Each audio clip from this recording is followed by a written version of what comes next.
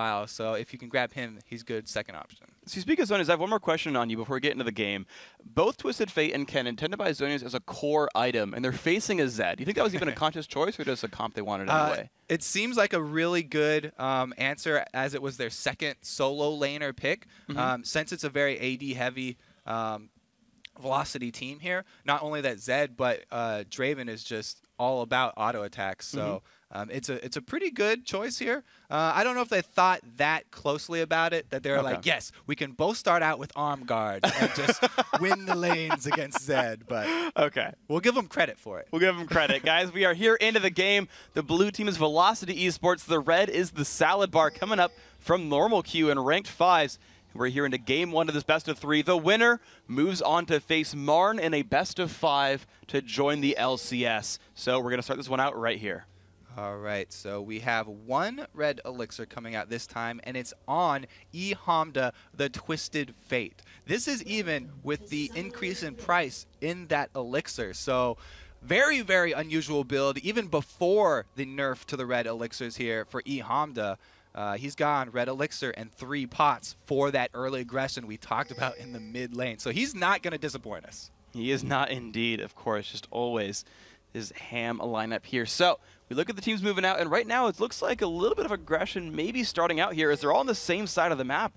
A lot of early wards coming out on the top side and a lot of bodies in the bottom half. Yeah, look at that straight line all the way down the map here for Velocity. Blue side is perfectly warded up. They will see any invades here, as we do see one kicking off here with Salad Bar coming in, gold card ready. Yeah, they do walk right through a ward. As they do that, though, they ward the Wraiths, and they back right off. Now, I talked to Dyrus a little bit about the early ward starts, and he said basically like an early Wraith ward basically lets you know which buff your opponent's starting at, because if they start Wraiths, you know they're starting red. They know they're going blue. If they wanted to invade it, they'd be able to. Yeah, Wraith ward, one of the most important wards, and that's why you see the pink ward coming down so quickly from Velocity to clear that one out. They've cleared the only deep ward that Salad Bar had. So this is going to give their jungler, NK Inc., complete anonymity. That's going to be nice for him, of course. Anonymity was supposed to be the Salad Bar's opening here, but it seems that Velocity wants to police that a little bit themselves. Ghost Zero grabbing the red buff for himself, while NK Inc. is getting help from Chris to grab blue. So both junglers starting on the same side of the map, but with different buffs.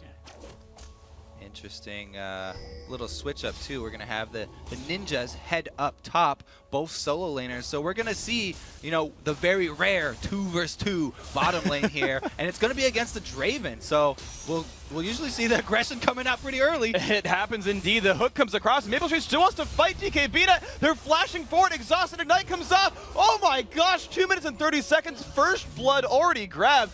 Maple Street phoning home for that one. And you can see the experience Maple Street has with Draven. He backed off that kill. He was like, yep, the bleed from my Q plus Ignite is going to kill you. And he already turned his focus over to that Thresh because he knew that guy was going to drop. Good first blood. Very, very beautiful start right here. Of course, we were watching the mid lane as Zed fights on against TF. So far, pretty equal. Both junglers have grabbed their double buff. So, Kobe, where do you move now if you're a double buff jungler? NK Inc., you can see he's circling around to put some pressure back onto eHamda as he's shoving up this mid lane here. The junglers are actually going to find themselves, both of them, and NK Inc. goes for a run. He does get stunned, but he doesn't get the knockback there. Valros is not really going for this one, actually jumps back with his Shadow Clone. Ghost Zero almost puts some pressure in, but he is also in a back off, so nothing much has happened here. So Ghost for NK Inc. down, but also Flash for Ghost Zero. That's really big because Flash has a longer cooldown, and he's the one who actually wants to have the upper hand in ganks focused on that mid lane. The NK Inc. really beat him to the punch. The only problem is, oh, that Warden Tribush just runs out before NK Inc. gets there. So this is the perfect time for him to gank. He does have the charge available. He's looking for Hirishin coming around the back. He's going to jump into the brush, try to buy some time. And look at that, gets right behind NK Inc. and gets pushed towards his turret instead.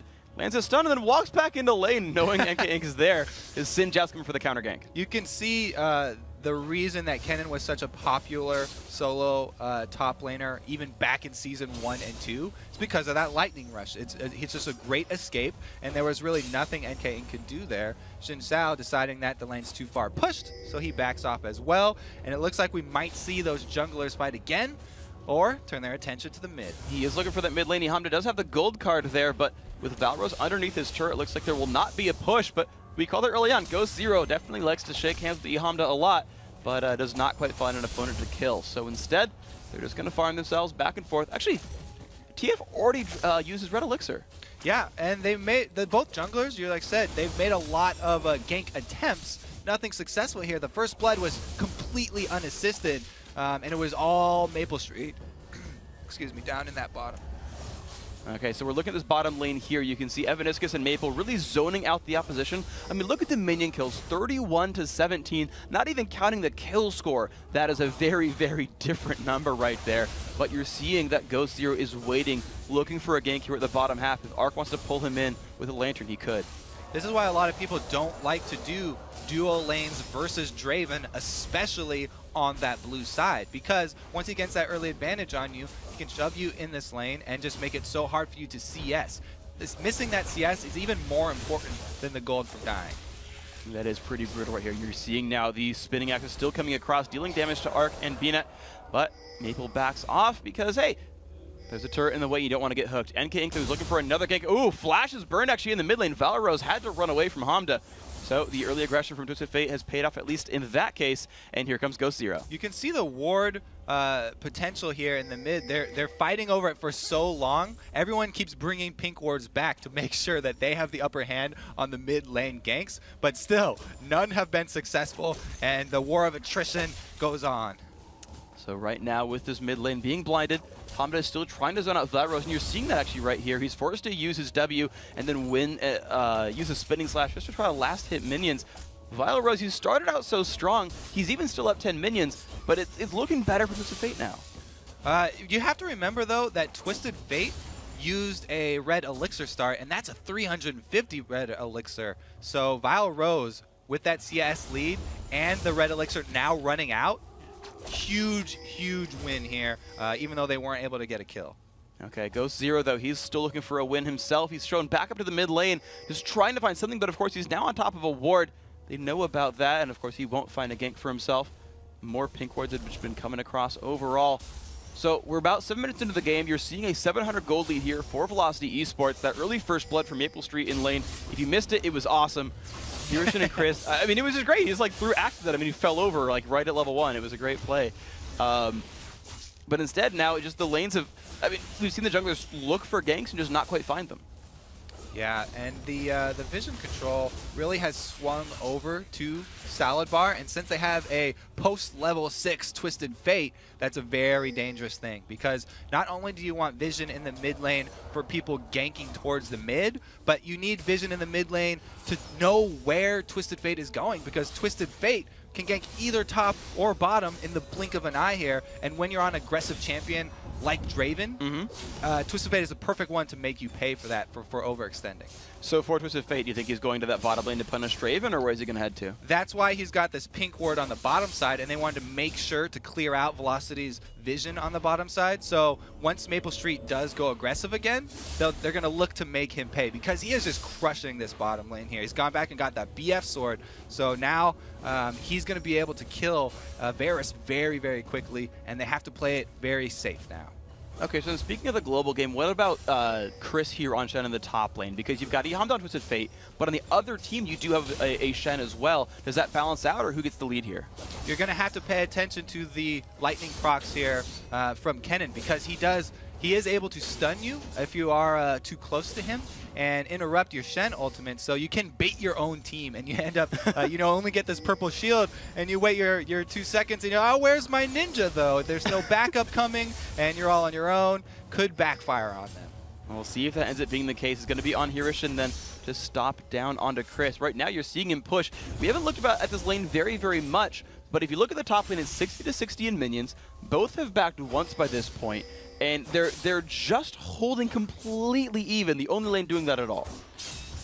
Ninjas, looks like Ninjas are on equal footing here. And the only thing is we have a rejuvenation bead for Kennen. Not quite optimal. A little bit of action coming in mid here. But again, the ward coverage it's the bottom lane actually. Oh my gosh, DKBnet forced a barrier out. The auto hex coming through. Will Ignite take just enough? No, the shield saves him. And there comes eHamda onto Evaniscus. A lot of damage there. The roots coming across. eHamda picks up the kill onto Evaniscus. There is one picked up. And can they get away from this one in time? Arxie/recalls. Chris still in a battle. Oh my gosh, the Draven damage output. Can't Twisted Fate run. He locks the gold card, stuns Chris, runs away. Chris has flash. No, not going to go for it. So a lot burned for Saladbar here, and everybody just barely getting out. But because the jungler showed up, they were able to get an extra kill. Meanwhile, Velocity's jungle, NK Inc. going towards mid, and they take the surefire gold with that extra tower kill to get them the global. And now they're going to move on Dragon here. They have it pink warded, but don't feel that there's enough time before the rest of Saladbar head back. They are heading back, but Hirshin in the top lane, though. You talked about that mid lane turret, that surefire gold getting answered. Hirshin's looking for this top lane turret right here, and it's down so low right now, only at 513 health. However, Velocity, they've sent their duo lane to the top lane to keep that turret alive. Yeah, so they've burned the Shen ultimate already, so they know that they're not going to have the same global chance to counter a Twisted Fate now, and they want to get that aggression up in the top lane. Try and shove it before Saladbar are able to switch back. Saladbar taking this opportunity with the pink ward at Dragon to try and take it. So it's going to be a 4-on-3 if they can do it actually with Kennen back in the base. Of course, it is still just 4 of them. You have Tekram coming nearby. They're going to look for a stun right here. He's looking for the steal. Goes in and goes zero. Look at the damage onto him. The ult comes out from Zed as well. Hamda taking a bunch of punishment, getting knocked back. Ghost Zero going to fall over. There's a kill picked up for Virals. Hamda falls over. 2 for 1 so far. The box comes out, and they're still going to push in for damage. NK Inc. getting slowed down, and DKBnet finds a double kill. Now it's Chris getting hit by Flay, trying to run away. Can he get over the wall in time? Taking more damage. Oh, the threshold keeps him locked up. They're still trying to find damage. Chris finally jumps over the wall, but DKBnet flashes. He's chasing him down. He has the red buff. Can he put out the damage? The ult comes across as well. That's going to be enough damage. 4-3 in kills now for the Saladbar. And that is trying to fight a 4 versus 5 here. Well, actually it was not. It was a 3 versus 4 because we had the duo lane there up top, and they paid for it. You know, they got the first kill there. They were hoping that Dragon would put out enough damage to make up for the other person missing. And Velocity, they just take that trade, the Dragon for the top turret, but they also come out behind in the kills. You are right about that one. The Dragon for the top turret, indeed. So you look at the turret score, and it is 2-0 for Velocity. They have pushed the map a little bit better overall, but they're down a Dragon, they're down in kills, and yet even still, they are winning in gold because of the turrets. And they've really been able to make Twisted Fate not have as big of an impact on this game as he wanted to. First with all the early wards, and then with the one Shen counter gank. Now that the turrets are going down, it's going to be a little bit harder for them to use that gold presence. They're going to make a nice invade here on the blue side because they were protected by their pink ward and know that there's no vision from Saladbar. Oh, BNet, you are so incredibly dead, and Maple Street finds the kill. He is 2-0 with 107 minions. He is by far the richest man in this game. The all-important pink wards. They know you don't have vision of us, and we go take advantage. A free kill means a free turret, and that's going to be every single outer turret down for Saladbar now. You have to worry about not only split pushing from Shen, but also Zed. Everyone talks about how amazing Zed is at split pushing because of his 1v1 potential and his wave clear. He doesn't even have to have that global to join the rest of the team that Shen does. That is going to be a powerful thing for them. You're seeing Velocity Esports now trying to reset around the map. Chris has his ultimate back available, holding that top lane. Was holding it against eHamda a little while ago and forced a Twisted Fate back. And they're basically just kind of holding on right now. Yep, Velocity are fine. They've got their global pressure back. They feel like the Shen coming in is going to be even more impressive than a eHamda gank here on Twisted Fate, because whoever eHamda does catch is just going to get that nice big Shen shield on top of them, and they are just going to continue to use the map pressure that they have awarded to start putting their wards even deeper. You see the first one going in on the red side jungle there, as Jin Xiao takes his double buff, or his red buff. So let's take a look at these jungles actually, and their items really, because they're building in really different ways. So NK Inc. on Hecarim has gone for the fast Spirit of the Elder Lizard, whereas you're seeing Madrid's Razors for Ghost Zero. Yeah, the Spirit of the Elder Lizard was the most popular item as when Hecarim was really in his heyday, everybody just loved that thing so much because the true damage will proc off all of his abilities in an AoE, and since he's such a tanky, sustainy jungler, he can be in the middle of your whole team and just get everybody burning down. It's just a very cost-efficient item, and it gives Hecarim really the stats that he wants. Cooldown reduction, definitely one of the most important things for him as well. Meanwhile, Xin Zhao always very auto-attack base. He wants to get the procs here from the Mad Dreads. So very normal choices here from both of the junglers. And we also see double Seeker's Arm Guards, like you're talking about, coming out from the solo laners here of Salad Bar, trying to protect themselves from the assassination attempts of that Zed.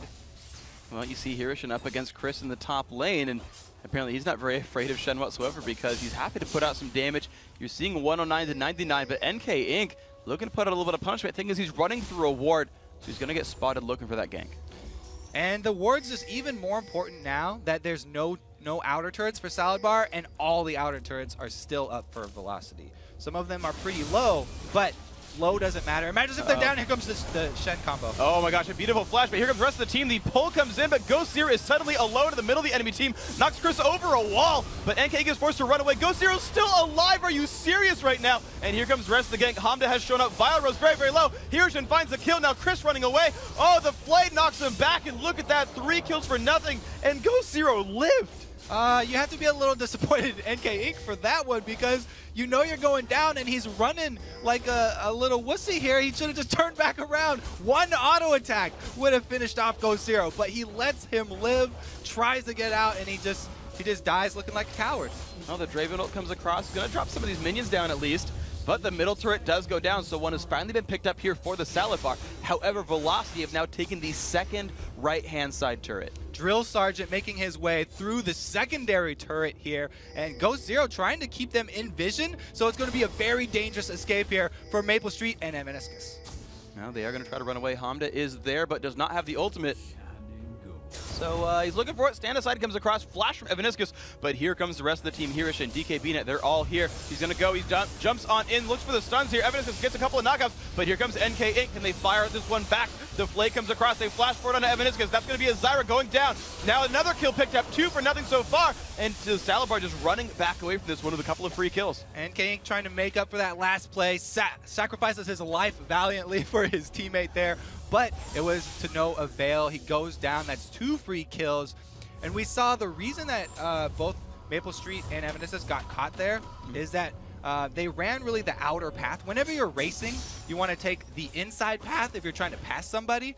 It's a bit longer, so they stayed on the outside trying to hug the bushes and stuff. But if you are going for the pass and you want to go the inside route here, take them on the turn, and both of them do end up getting caught. That's 2 kills added onto the Salad Bar.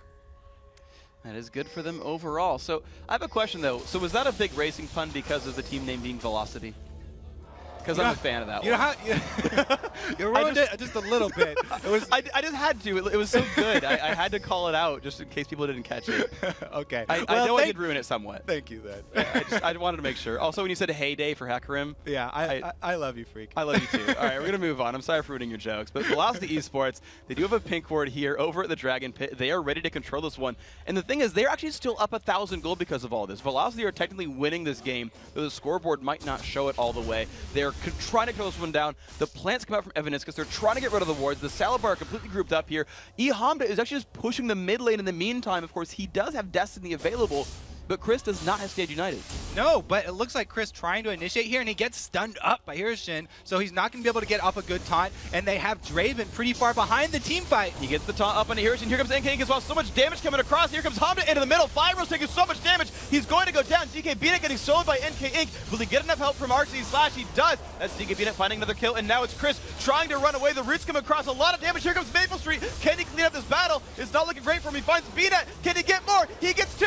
Can he get Hirishin? He's trying. He gets stunned. Shadow comes across. He's still alive. Evaniscus falls down as a triple kill so far. Hamda looks for Chris. Can he get the damage? He does. There's only one member alive here for Velocity Esports, and that is from Maple Street. And he's going to make like a tree and leaf. That was a great disengage from Salad Bar. They were able to hold off the engage of Chris just long enough so that the distance that Maple Street had to run to that fight made them win here, because Maple Street, you saw once he finally arrived, he was able to pick up kills, clean house, but because Chris trying to start that fight before they had the Draven there, they paid for it. Now Viral Rose going on a little chase here.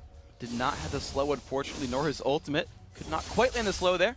And of course, Flame missed. So Viral Rose left to try to sweep up now in the mid lane. You can see still, and this is the thing that boggles my mind, because we're seeing the fights go to the salad bar every time now, right? 13-7. Velocity are still up 1,000 gold. They're playing the objective game here, and you can see they're not hesitating at all. Even though they lost that last team fight, they're not phased by it. They're going to go right back there, take the dragon, that's free gold, and they don't have bounties on their heads. So that's actually a big thing. Because Salad Bar are getting all the kills, they're actually gonna rack up these bounties that if Velocity do end up taking them down, then they'll start to pull even further ahead in gold.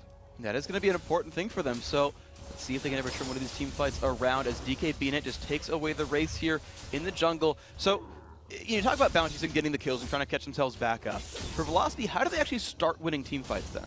The problem is that we have 2 Zhonya's now completed here for Salad Bar. So it's going to get a lot more tricky for Velocity. The main thing is they want to have their coordinated team fight engages, because like we said last time, Chris was a little bit too far out in front there. Maple Street was still farming bottom and had to run a while up, so they were missing out on a lot of damage output for the beginning of that fight. So if you're looking at Velocity, wow, he does. He got it with the piercing arrow there. Nice shot by DKBnet. And of course, immediately they ping. The thing is, he pinged as though there's a ward in the brush, but it was actually way above it that the ward was actually there. Just had enough vision there. Anyway, good snipe. Maple Street gonna still try to hold on to this mid lane. Interesting thing is, the entire game, they've actually given NK Inc. the blue buff, or tried to. Obviously, that one got stolen. But Viral Rose and Chris, neither one wants it. Yeah, I mean, you've got the ninjas. They use the energy. It's actually really strong on Zed, even though he does use energy and not mana, because Zed is one of those champions that the cooldowns are low enough on his abilities that you gain a large damage output with that blue buff from the energy regen and the cooldown reduction. So not a bad thing on him, but Hecarim loves it so much. Like we said in the beginning, the more that you can use that Spirit of the Dread, it just makes him so tanky later because he heals ridiculous amounts. Okay, so the team looks like they're grouping up for something. You've got all of the Salad Bar now on the top side of the map. They've got Oracles, they've got wards on Baron. They're starting to really try to strangle the map and sort of black out the Fog of War from Velocity. Right now, you've got Velocity trying to like shove their lanes out, and they're playing to their tune at this point. They're actually going on Chris. Ooh, good dash away there from Chris, but he does get stunned up. Barely makes it over to his turret. This one is extremely low, so it could fall down now, and this could be the very first of the outer turrets to fall for Salad Bar here. They do end up getting it. Yeah, they do. They get the top turret there to join the mid turret as there are only 2 kills so far. There we go. They did have the bot. Yeah, no. It's fine. I didn't mean to call you out or anything. Number 2. Number 2, indeed. Ehamda now pushing down the mid lane as well, but he's got to back off. There is a angry Zed nearby. You do not want to piss off Viral Rose. Chris is going to get moved on a little bit. Destiny does come by. There's the gold card stun. Can they get enough damage across? Of course, that is a very tanky Shen. Draven shows up and says, get away from my soldier. And this might just be enough. Actually, Maple Street cleanses off the gold card. He was afraid of Salad Bar jumping on him, but they didn't go for it. That was a good idea by Salad Bar. Generally, you want to put the pressure on the champion with the global so that you can take away that surprise aspect. Only thing is, Chris, a tank here, and able to make a nice escape. Now we're going to have a 5-5. They're going to start on by. There comes Arcee slash on Evan as Zed comes in from the back as well. Look for DKBnet on the back lines, but we're going to watch Maple Street right here try to put out the damage and lifesteal through it. He's so low on health. He's been exhausted as well, but he just will not go down. Finally falls over. There's the bounty picked up, and we can see that 2 members versus 3 members have fallen so far, and TSB are still pushing down. Ehamda looking for a card right here. Locks the gold, finds Evaniscus, but Chris puts out so much damage. Zhonya's off from the Shen. Will it be enough to keep him alive? DKBnet still very, very low. Chris tries to find one. He does. Now he's on a Hirish and a very, very tanky Shen, and the Salad Bar has to run away from Shen in a 3 versus 1. Ooh, Ehamda, just so much cojones right there. Knows that he's holding that Zhonya's in his pocket, goes in, and they're able to trade another one for it. So they do come out 1 kill ahead, but there's going to be Chris here who's actually going to have the map to himself now. He is. Everyone else just runs away from him. Who needs a map? Apparently Chris does right here. So pushing up the top lane, Sunfire Cape and On Fire Ninja. Pretty happy about that one. And just shoving these lanes out. You're actually seeing the bottom lane actually has a bunch of minions shoved towards it as well. That was pushing down for a while, so Maple Street's running over there to try to clean that up soon. It's dangerous to keep going bottom now, too, because it is the point in the game where killing Baron is a possibility for either team. And vision on that is going to be essential. You see the ward just timing out now for Velocity. The Baron's been blacked out for them, and the one that they do have in this river about to run out as well. So the entire top side of this map is no man's land for Velocity. Okay, so that's going to be a rough thing for them. Maple Street, he finished shoving out the bottom lane. Looks like he's going to be leaving that spot very, very soon. Of course, again, the ward control is the important thing here. With pink wards revealing green wards and just trying to strangle out the map control. So the Salabar have been looking good for a while. Yet they're still down this like exactly 1,000 gold as it happened for like the last 20 minutes. But because it seems like they're winning, what move do they make to try to push this game over? The Salabar, they want to try and catch someone out again. A good target would be having one person solo lane versus Chris, and then have eHamda teleport in on him once again. If they can actually lock that one down and burn down Chris, then that would be a huge win. Catching out the split pusher is always big. But like we said, Chris was the last man standing in that other team fight, so he is no pushover here. Looks like eHamda going to have some few friends join him down at this bottom turret, and they look to get that global. The rest of the Salabar is actually moving down, looking to see if someone wants to stop eHamda. This turret's going to be there as Chris does not have his ultimate available, so it is a 5v4 for the next few seconds. TF ult comes across. What's he going to go for? Blue card locked! Oh, wrong card. They just put some damage onto NK Inc. Ghost Zero goes in anyway. Put some damage onto Evaniscus. Almost lands the hook. Arcseed Slash. Just going to miss that one, but they still push in towards the turret. Chris still pushing the top as well. Gold card locked this time, but it's not quite find a champion to hit. You're seeing this turret 4 seconds left on Chris's ultimate here. If they do another engage down bottom, then he will be able to join. Also, we had a little happy trigger finger there from eHamda. He popped off his ultimate and instantly locked the blue card there. A little bit of a miscalculation, but they're going to try and grab the dragon. So they're going to trade Dragon for their second upper turret right here, but NK Inc. wants to go in for a battle. Of course, they do have Chris to teleport if they want to. No, Velocity says, you know, we'll let you take that one away. Go ahead and kill the jungle off. We've gotten the turret. We'll take that trade. And Velocity, I mean, look at Chris. He's just inside their base now. Yeah, he's continuing to push. Now that they have no more vision, he's going to pull back out because they don't want to overextend at this point. They look for some good counter jungling here, but they do have AD and support missing. So this is a 3-man counter jungle here. If Salabar do get some information, then they could actually make him pay for this one. All right, now they won't just yet. They're just pushing down the mid lane. The red buff was stolen away, but here comes Hirishin finding NK Inc. on top of a ward.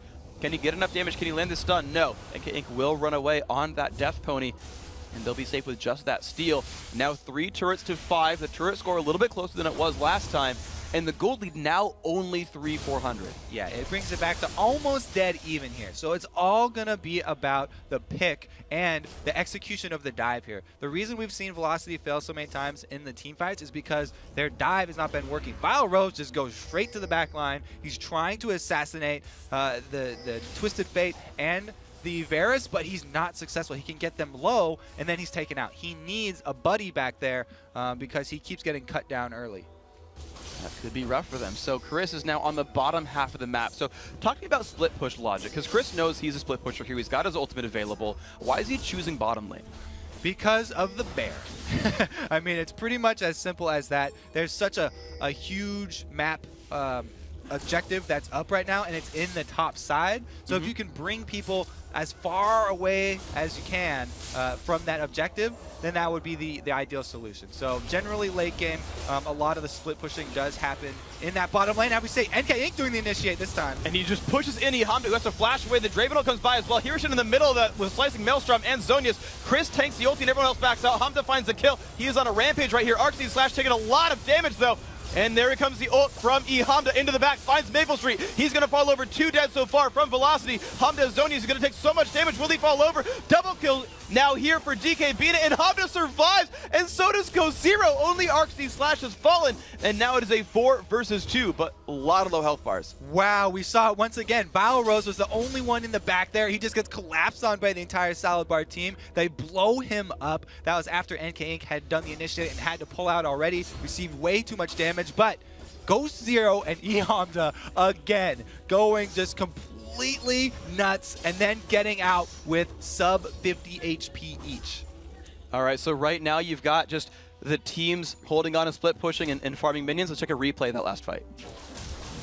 All right, let's take a look once again. This is Initiate by NK Inc. He's going to get the Shen ulti on him after he takes this much damage, but he still is going to get blasted down. The AoE from Kennen too much. He has to leave the fight. So that leaves Val Rose all alone over there. Thresh Box setting up their defensive perimeters here slows down Maple Street, and so they're able to lock him up, take out that huge damage source, and E Hamda not hesitating to go back in. That beautiful Twisted Fate secondary engage and use of the Zanyas. Just really strong play here from E Hamda. So I want to point out some of the kill scores here because we basically talked about the two hard carries there, right? E Hamda and DK BNet were going to be the ones going crazy and picking up the kills. And you look at that, right? 5-1 and 10.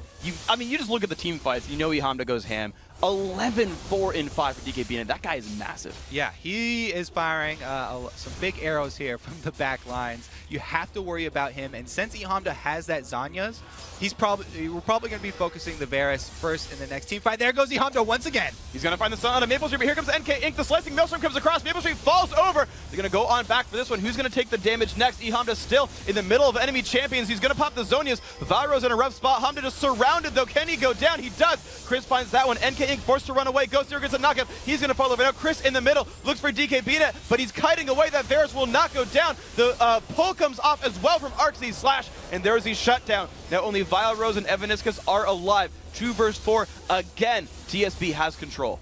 So this time, Val Rose was actually one of the few to survive the team fight, but that's only because the rest of Salazar gave up their chase and went to try and protect their leader, E Hamda, as he was stuck in golden form. They weren't able to get him out, but they completely win that fight, taking the first turret down and moving on to the inhibitor turret. And there they go. The minions are gone, though. Hirshen forced to face tank this turret right here until the next wave shows up. Val Rose is trying to keep this turret alive with Evaniscus, and they actually do a good defense right there from Velocity Esports. But, I mean, this game, it's crazy because the fights, I keep coming back to it, but it still baffles me. The Salazar have been winning fight after fight after fight. The gold lead, less than 2,000. You can see that E Hamda taking into consideration the difference in global cooldowns here. Every time he's able to burn his Twisted Fate ultimate for a secondary time for the second engage there before Chris was ready with his. Now finally that longer Shen ultimate is up and they would be able to answer here, but just a really good job there by E Hamda with another engage, and he actually got Maple Street with the gold card this time, which is exactly how they want to start him off. So that is what they're going to look for here in this one. The ult from TF almost available. Evaniscus manages to spot out Ghost Zero and Hirshen. Does have a plant there, a couple of wards as well. And they're just trying to drop these down. Of course, Oracle's on Ghost Zero. They are trying to control Baron right now.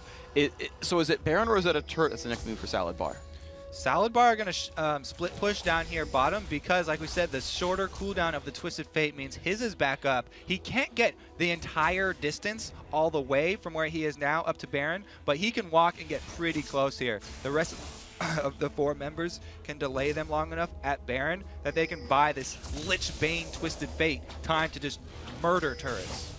All right, there we go. NK Inc. though is looking for this the Baron area right now. E Hamda calls out, I've got a free turret, and he does right there. That has gone down, trying to wave clear, and he doesn't quite one-shot the minions at least, but he does deal really good turret damage overall. He's heads up against Chris right here, so the 2 split pushers at the bottom side of the map and a 4 vs 4 everywhere else. Yeah, so you can see how his item choices, you get a little trade-off here. He doesn't go Death Cap, so he can't one-shot minion waves with his wild cards, but he got the very important Zanyas and that up with Lich Bane for tower damage on Maple Street caught. They have found Maple Street. They did, in fact. The map quest worked for him, but here comes Chris in the middle of everyone. Will they turn back on this one? NK Inc. shows up. Can they get the damage up? But Arxie Slash low on health. Evaniscus, though, he's going to drop down. This fight looks to be a disaster for Velocity right now. Kill after kill after kill picked up. Only Chris is alive. He finds himself a kill on the Ghost Zero, but that is an ace and a quadra kill picked up for TSB.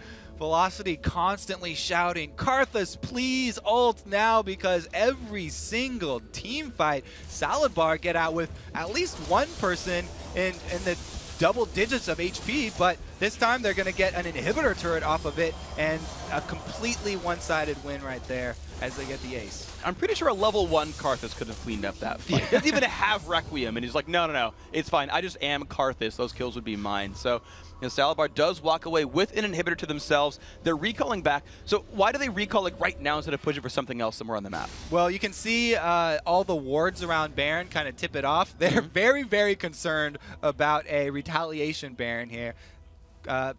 Good for them. They've got plenty of vision because what's that, seven wards there in the Baron? I think they've got it pretty well mapped out. So would you say that it's more than just the supporters warding? Yes, every single person. You can see there's even a couple green wards still in the inventories. It's not even enough to have the Sight Stone for Thresh here. He's also picking up those single wards, and he's got the Oracles now, so he's going to be able to clear out the vision of Velocity. Having the middle inhibitor down means that it's easier for eHamda to push because the minions are going to be a little bit stronger, but he still has to be careful about getting caught out. Okay, so right now let's take a stock of what's going on in this game. You've got a 5,000, actually 5,500 gold lead for the Salabar. They've been controlling the map for the last 30 minutes or so. They're trying to control the Baron. They've swept the wards away from pretty much everything here, so they've put Velocity into the fog of war. They know very, very little about the map. eHamda's pushing in the bottom lane, has his teleport available, and they're ready to fight. This is really not a position anyone wants to be in League of Legends. When you're Velocity, you just feel under pressure constantly right now because time is working against them. They have to make a move. They know they have to make a move because eHamda is just destroying their base, and the threat of a Baron is constantly there.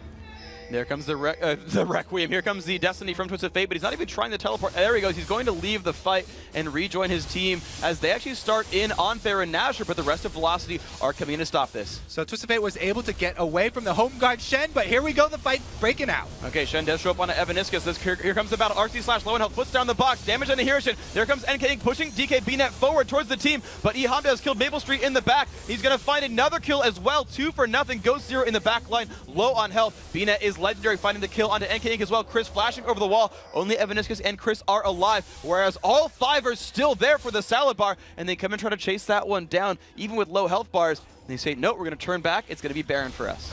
Again, Ghost Zero barely getting out. This Locket Shield just keeps on saving him, and he is completely tanky against armor units. Oh, it looks like Evanescus is going to have a little bit of a problem here, but they missed the shuriken.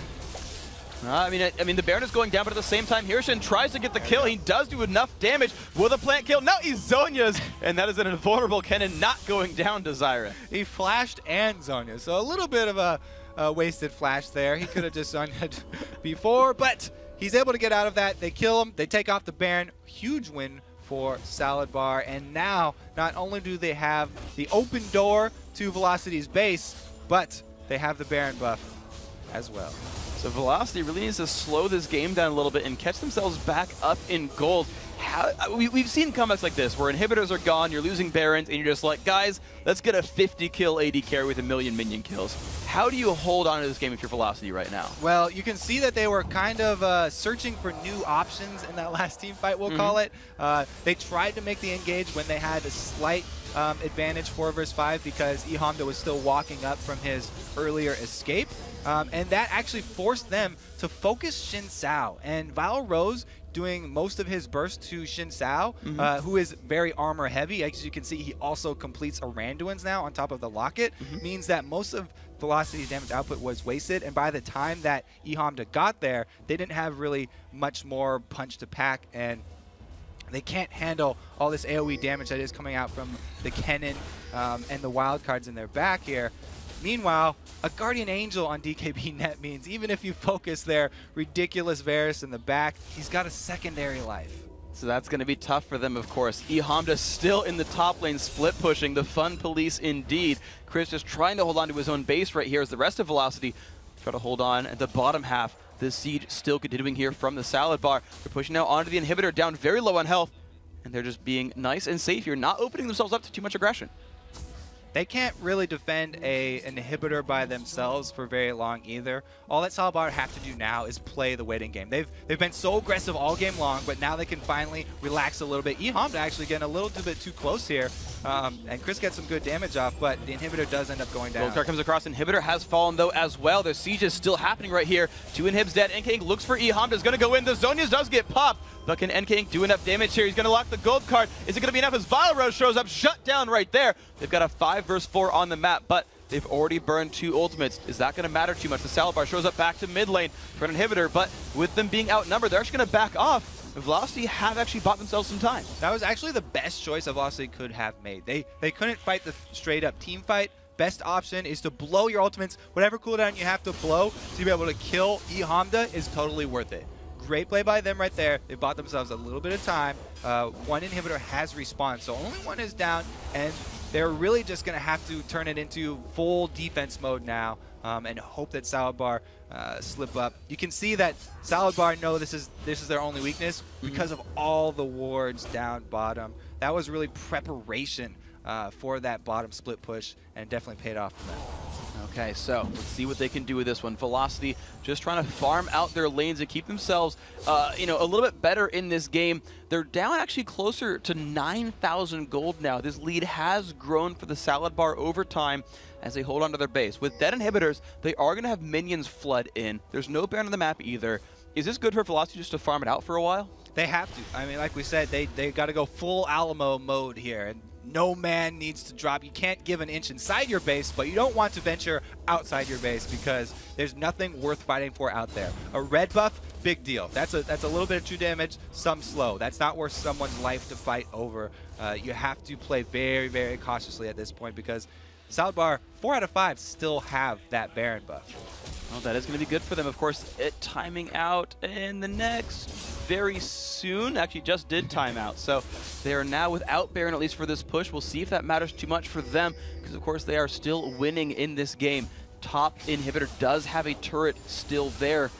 Might not be the best place to push for them. Chris, the Shen is holding on to the bottom lane, but the rest of Salad Bar pushing up the mid lane. Again, this inhibitor, no turret there. They're looking to push it down. Very, very dangerous for Velocity to engage without a turret.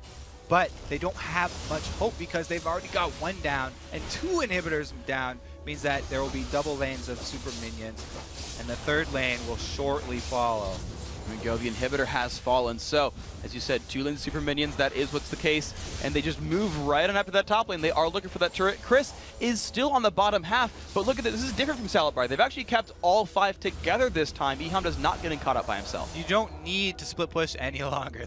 The rest of the base is actually gone. They've destroyed everything down there, so they're all going to go top now. Looks like NK going to start it off. He does indeed dive in. They've got Ghost here in the front, though. NK taking a bunch of punishment. Nice Draven ult comes by as well. Hirshin in the front with Slicing Maelstrom. NK is going to run away from this one pretty safely. Chris in the back lane. There comes the Zed ultimate, trying to find damage. He's been exhausted. BNet does lose it, and there's E-Hamda trying to run away. Double kill picked up. Oh, this is really good for Vilerose. Velocity Esports are trying to turn this one around. Vilerose pops his Guardian Angel. They find a 3-for-0 in this battle, actually. Velocity Esports have definitely slowed the roll of the Salad Bar. Perfectly played there by Velocity. They buy themselves some breathing room here, and they're going to have to use this very wisely because they're still very far behind, and they've just showed their entire hand. That was mainly Vilerose using his Guardian Angel there. He got into the back line, and this time successful with the assassinations. Flashing over the wall to finish off Ghost Zero this time, not letting him escape once again, was really the turning point there.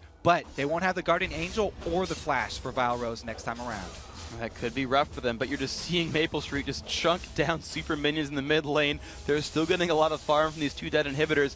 Baron, Nashor, and Dragon, though, both up in 50 seconds. And if I recall correctly, they will at least be down 1 inhibitor while Baron is up. Can Velocity even challenge that? They will, and plus they don't have the option of, having Chris in their base trying to clear out minion waves because his ultimate is not back up now. There's still a minute left on this one, so there's going to be some overlap time there where Baron's available and Stand United is not. It's really going to be tough for Velocity to try and poke Salad Bar and keep them cautious enough without getting engaged upon. Okay, that's going to be their game plan here. E-Hamda, again with a blue elixir. He's looking for the blue buff as well to max out that cooldown reduction. He's got a nice bit of ability power. And let's see where they end up moving. The Salad Bar know that Baron is coming up. They're actually not even trying for Dragon, even though it's up right now. They say, no, the only thing that matters to us is Baron. 43 minutes in. I mean, look at the kill score, 32-17, but the gold only 6K difference. They will lose. So even without the possibility of Chris coming in, we just give up Baron. We're going to try and clear out these super minions because those will destroy our base if we leave for a single second here. And they're just going to count on a second team fight being executed as perfectly as the last one. The crucial part is also going to be that Zyra Stranglethorns, which was so effective in the last fight. You have to get the lock up there, the knock up on 4 or 5 members even of Salad Bar for Velocity to really have the chance now, because the Baroned up Salad Bar are going to come back extremely hard right now. They're finishing off almost everybody with 6 items here. So I actually want to point out, you talked about Zyra in items a second ago. I want to point out Zyra's build here. She got a very early Morellonomicon, is going Sork Shoes and a Haunting Guise. And you look at the, I mean, basically, why does that work out for Velocity here? Well, because, you know, Zyra started out as a mid laner. She's actually very effective with AP and cooldown reduction as well as that spell penetration. A lot of mid laners have actually been pretty decent supports. Zyra is definitely one of the top here. So we've seen a lot of Zyras really favor that cooldown reduction. That Morellonomicon is a very cost-efficient item to give you that little edge as support, give you some more bite without costing too much. You don't break the bank with that one. Okay, so some magic damage definitely being added to that lineup here. As the rest of Salad Bar comes down, they're looking for that bottom lane inhibitor that did respawn. Actually, I guess the middle one is still down for a few more seconds. They're going to push down on this base. They've got the Baron buff. Here comes Chris putting a bit of damage on a Ghost Zero. Lantern comes across, make sure the team stays alive. Hirshin finds some poke, but Salad Bar so far are alive, but putting damage onto this inhibitor. Having the Lantern down is actually a pretty good cooldown there. And that's a really big escape. We've seen the escapes be so effective for Salad Bar, able to pull people out of the fight at perfect times. And having that one down gives a little window for Velocity. But we'll have to see if they just want to give up another. Mid lane here, the middle inhibitor is still dead for now, but will eventually respawn. That top lane, you know, last time Salad Bar fought for it, they actually died underneath the turret. We'll see if they can get the middle inhibitor and try to repeat this and maybe get some success in the base. If they gave up the bottom inhibitor, they'll probably give up the middle inhibitor as well, and try and make that same team fight that they made at the top turret as they did last time. The only problem this time, Salad Bar, not only do they have Baron, but they've also finished some more items. You can see the Banshee's Veil on Ihanda is going to add some more tankiness to him, in addition to the Zanyas that he's been using so effectively already. Well, right now the Salad Bar looking to take more things from the map. The blue buff has been stolen away, and here comes the siege in the top lane. This turret is down to half health. Maple Street still trying to farm up and be a big threat here. NK Inc. is tanky as well, and here it comes. They're looking to push down the top lane. This is going to be the standoff now, because Stan United is up for Chris this time. So he's going to be doing the cleaning work, trying to hold off these minions in the other lane, while the rest of the team tries to keep all the damage off of this turret. They're not doing a good job, though. Here it comes. Here comes the dive on in. Ghost Zero in the front. NK getting just exploded right there. Has to run away from the fight right away. Chris in the middle just falling over as well. The box comes across. There is one kill picked up. Here comes Viros into the back. Looks for RC Slash and everyone else trying to now run away. So low on health. Pops his Guardian Angel, and everyone still is alive from the Salad Bar. Viros not a good place. Flashes the wall. Ghost Zero still gets him. The shutdown kill goes over actually to Ihanda, and there goes the turret. 5 versus 3 inside the enemy base. This is looking very good for the Salad Bar. So that was a bunch of single-man dives into the back lines of Salad Bar for Velocity here, and they definitely paid for it. First it was NK Inc. going in, trying to run away. Then Chris did his best, and now they're all dropping at the Nexus turrets. Oh man, everyone is falling over. Only Evaniscus is alive. Game 1 of the best of 3 will go to the Salad Bar, the rank 5s, also normal queue team. That's exactly how Salad Bar play in normal games. When you're queued up with your friends, this is what you run into. And you can see the frustration that's on Velocity's faces right now. That's what happens when you're just trying to have a little fun in normal games. I suppose if you have 2,600 normal elo, you can expect to play against guys like this. It's not like, oh, I invited my friend to start playing. Oh my God, the Salad Bar. But certainly amazing players. You just saw that right there.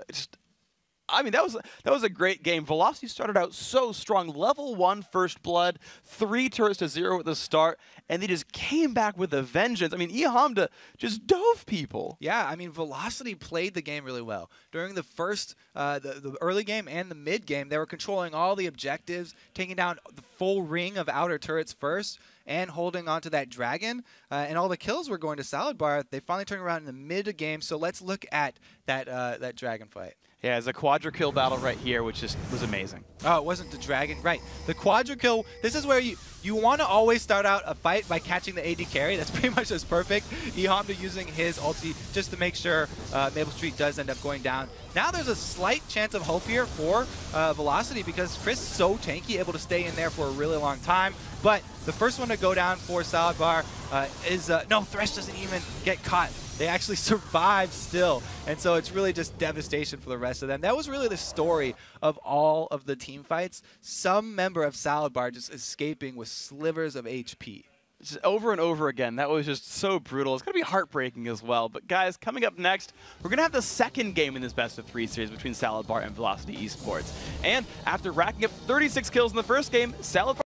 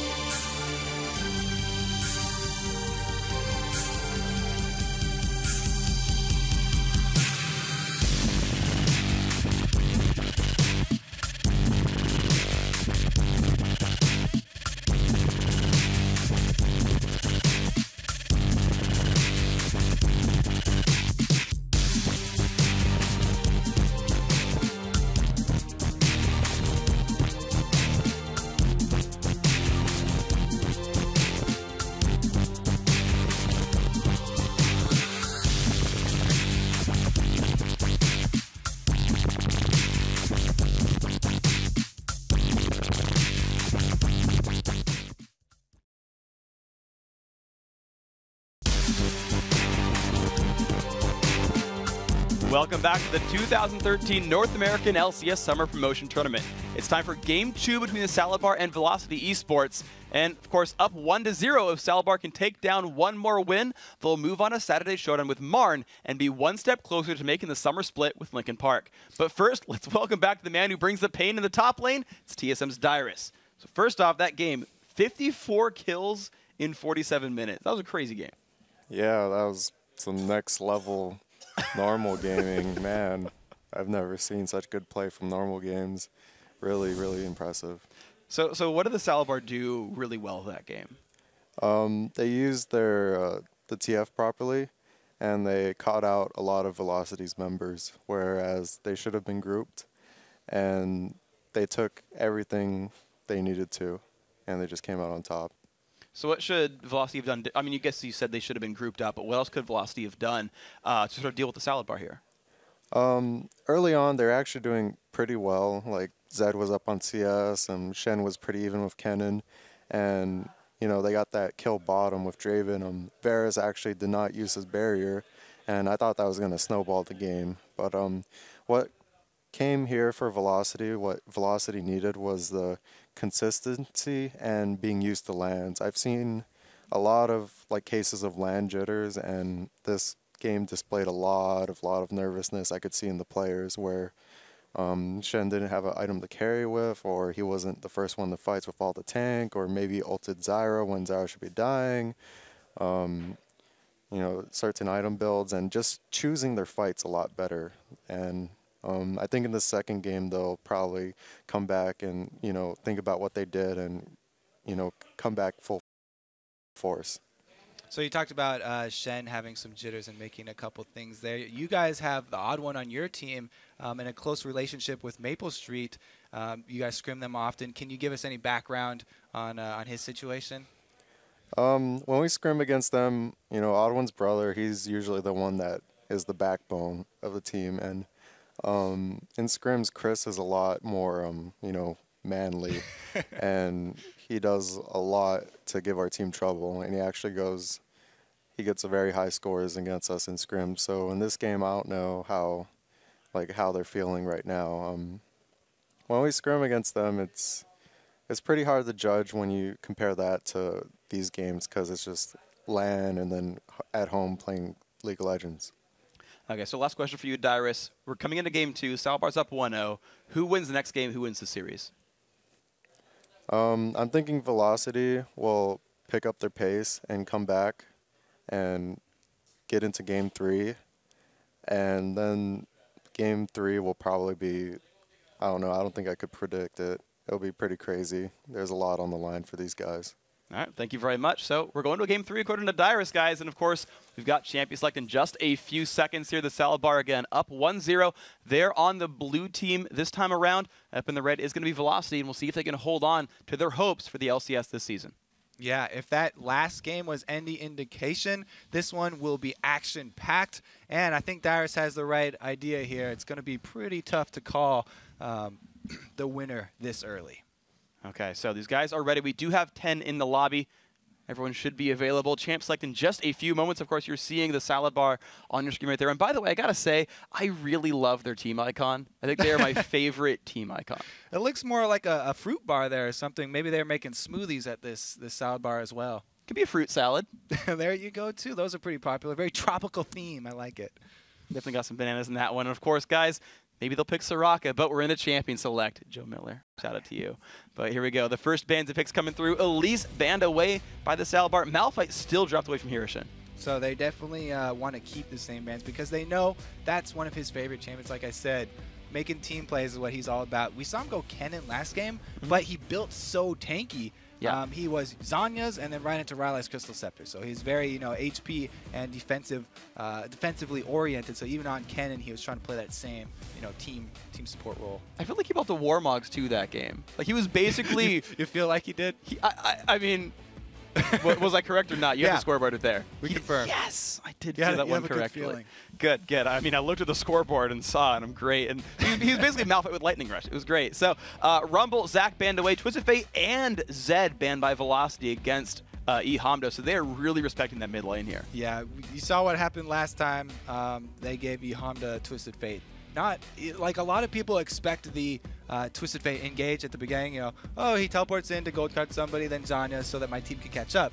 He was playing it as a secondary engage to pick off someone after the team fight had already started, and you know, a reinitiation, which was just really well executed, and definitely have to give props to him. You can see the ban right there. They're definitely going to give him respect. Of course, they're going to have to, though. And this time, though, without that champion here, it looks like the Salad Bar really wants the Thresh pickup there. It worked really well in ArcZ/ last time, and it seems to be the #1 pick after these guys are dropped out. Yeah, I mean, it was just because Draven, Maple Street Draven, that's why they lost the lane last time.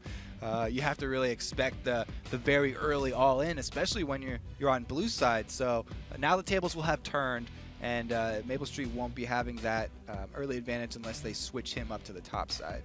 Okay, so that is going to be Thresh locked in, and immediately the brothers here for Velocity, the double ultimates for Nectin and Nasus. I love those Bash brothers. Anytime you get that double pick coming out early, you're going to look for more CC on the Salad Bar, more kiting potential, because the range on the ultimates actually isn't very that long, isn't very far. It's only 350 or 375, and that's basically, like double your auto attack range. Yeah. So if you can kite them and stay away, then you avoid so much of the magic damage that comes out from those ultimates. And that's going to be what they're going to look for here. So the Salad Bar, they've got 20 seconds left to make their choices and add something else to the mix. They've got Thresh so far.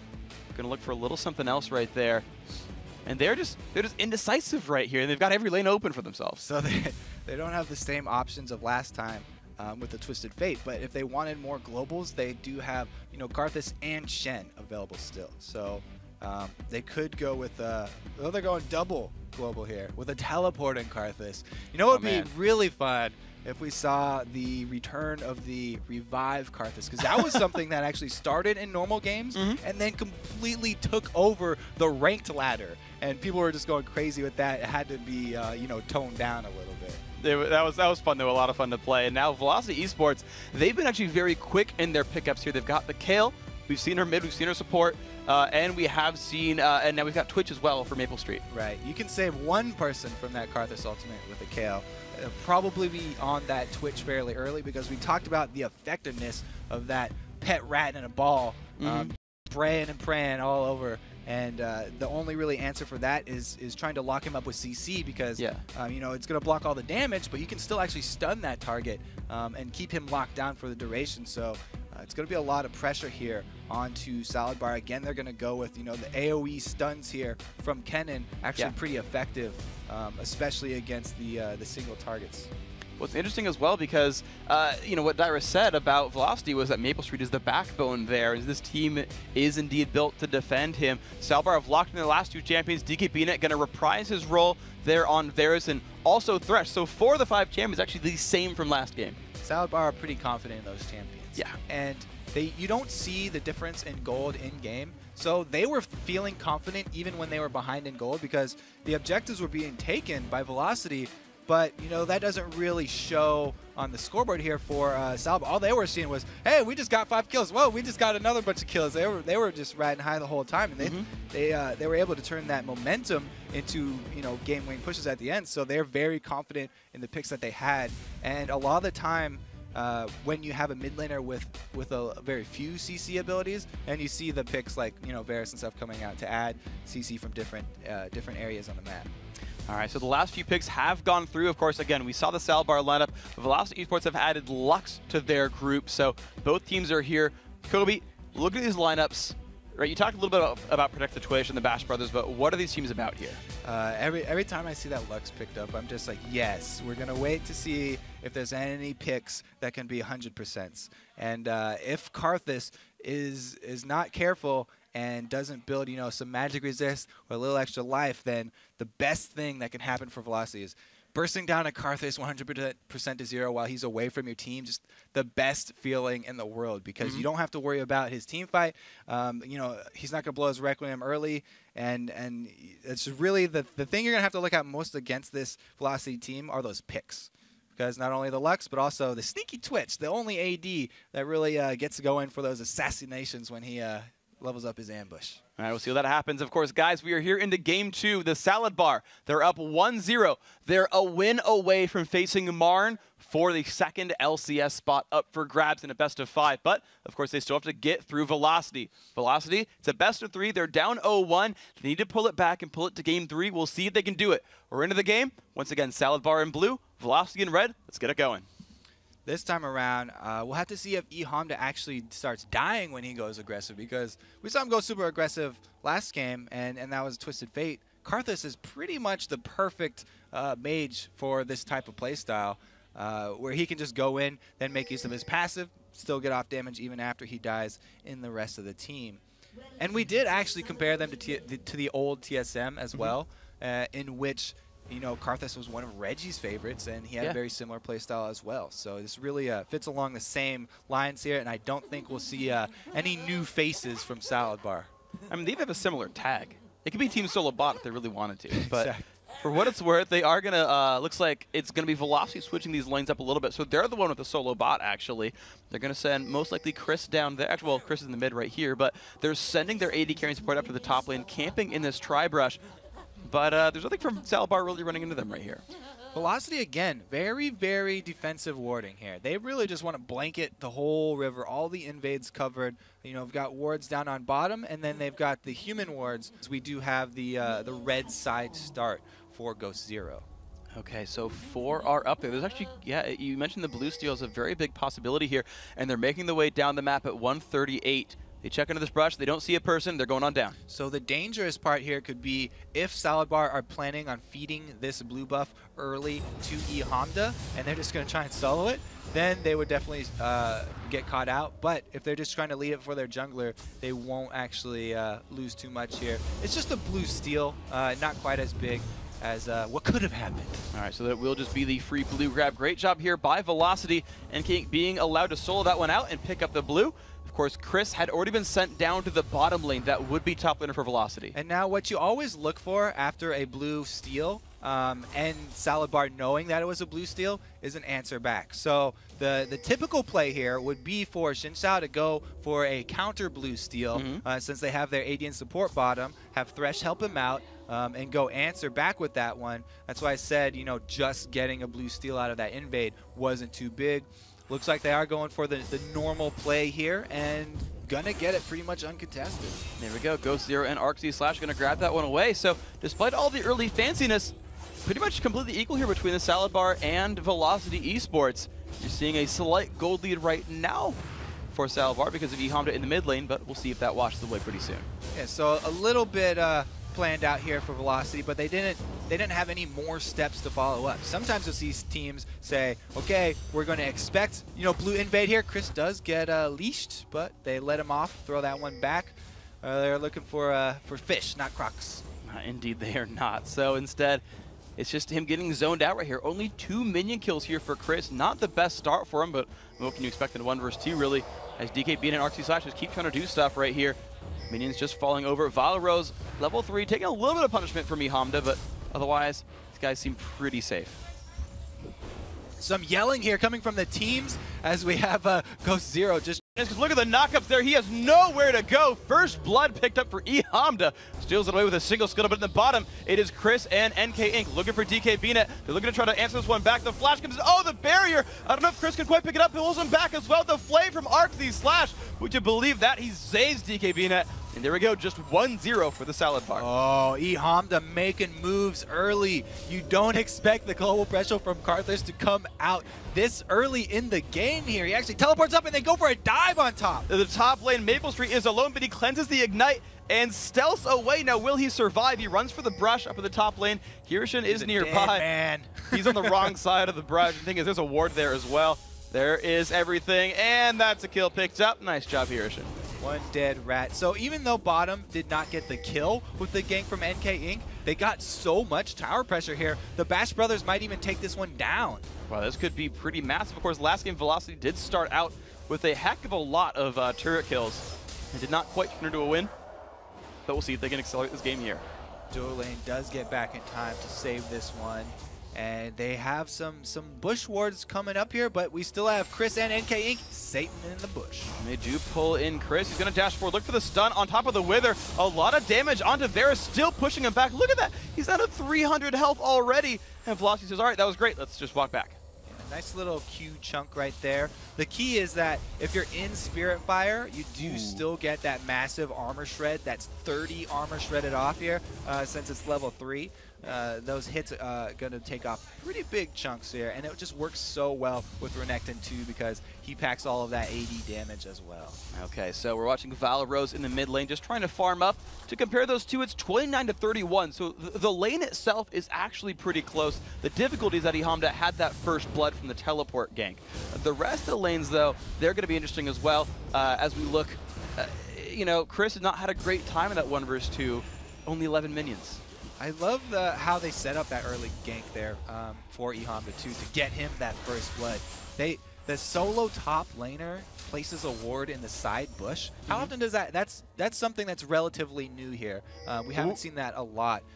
And they make great use of that teleport. Spot on with the wall and lay waste. Really rewarded Ihamda there. And a great early start for Karthus is always a bad thing, as we see 3 members just going to shove off this bottom and get a lot of damage on it. It's going to be a lot of pain indeed. I just love how beautiful that ward was. So many people love to sit outside that wall and expect the Tri-Brush ward, but completely mind game it. Well played there by Chris and NK Inc. And they're just going to move in onto DK Beanit. Remember though, guys, Ihamda on Karthus is level 6. That makes so much sense too, to put the ward there, because once they're in that Tri-Bush, it doesn't really matter if they're still sitting there, as long as you know they got in. Instead, they're going to move in onto Ghost Zero. A lot of punishment there. The chain comes across. NK Inc. leashes the dog pretty nicely, but NK Inc. does break free, and they're still not in range yet of Requiem, but I'm going to guess that Valorose is called out. Guys, by the way, Ihamda is level 6. Don't get caught. Yes, Lux as well, level 6, but she would have to roam, you know, about halfway down that river if she wanted to get off her laser.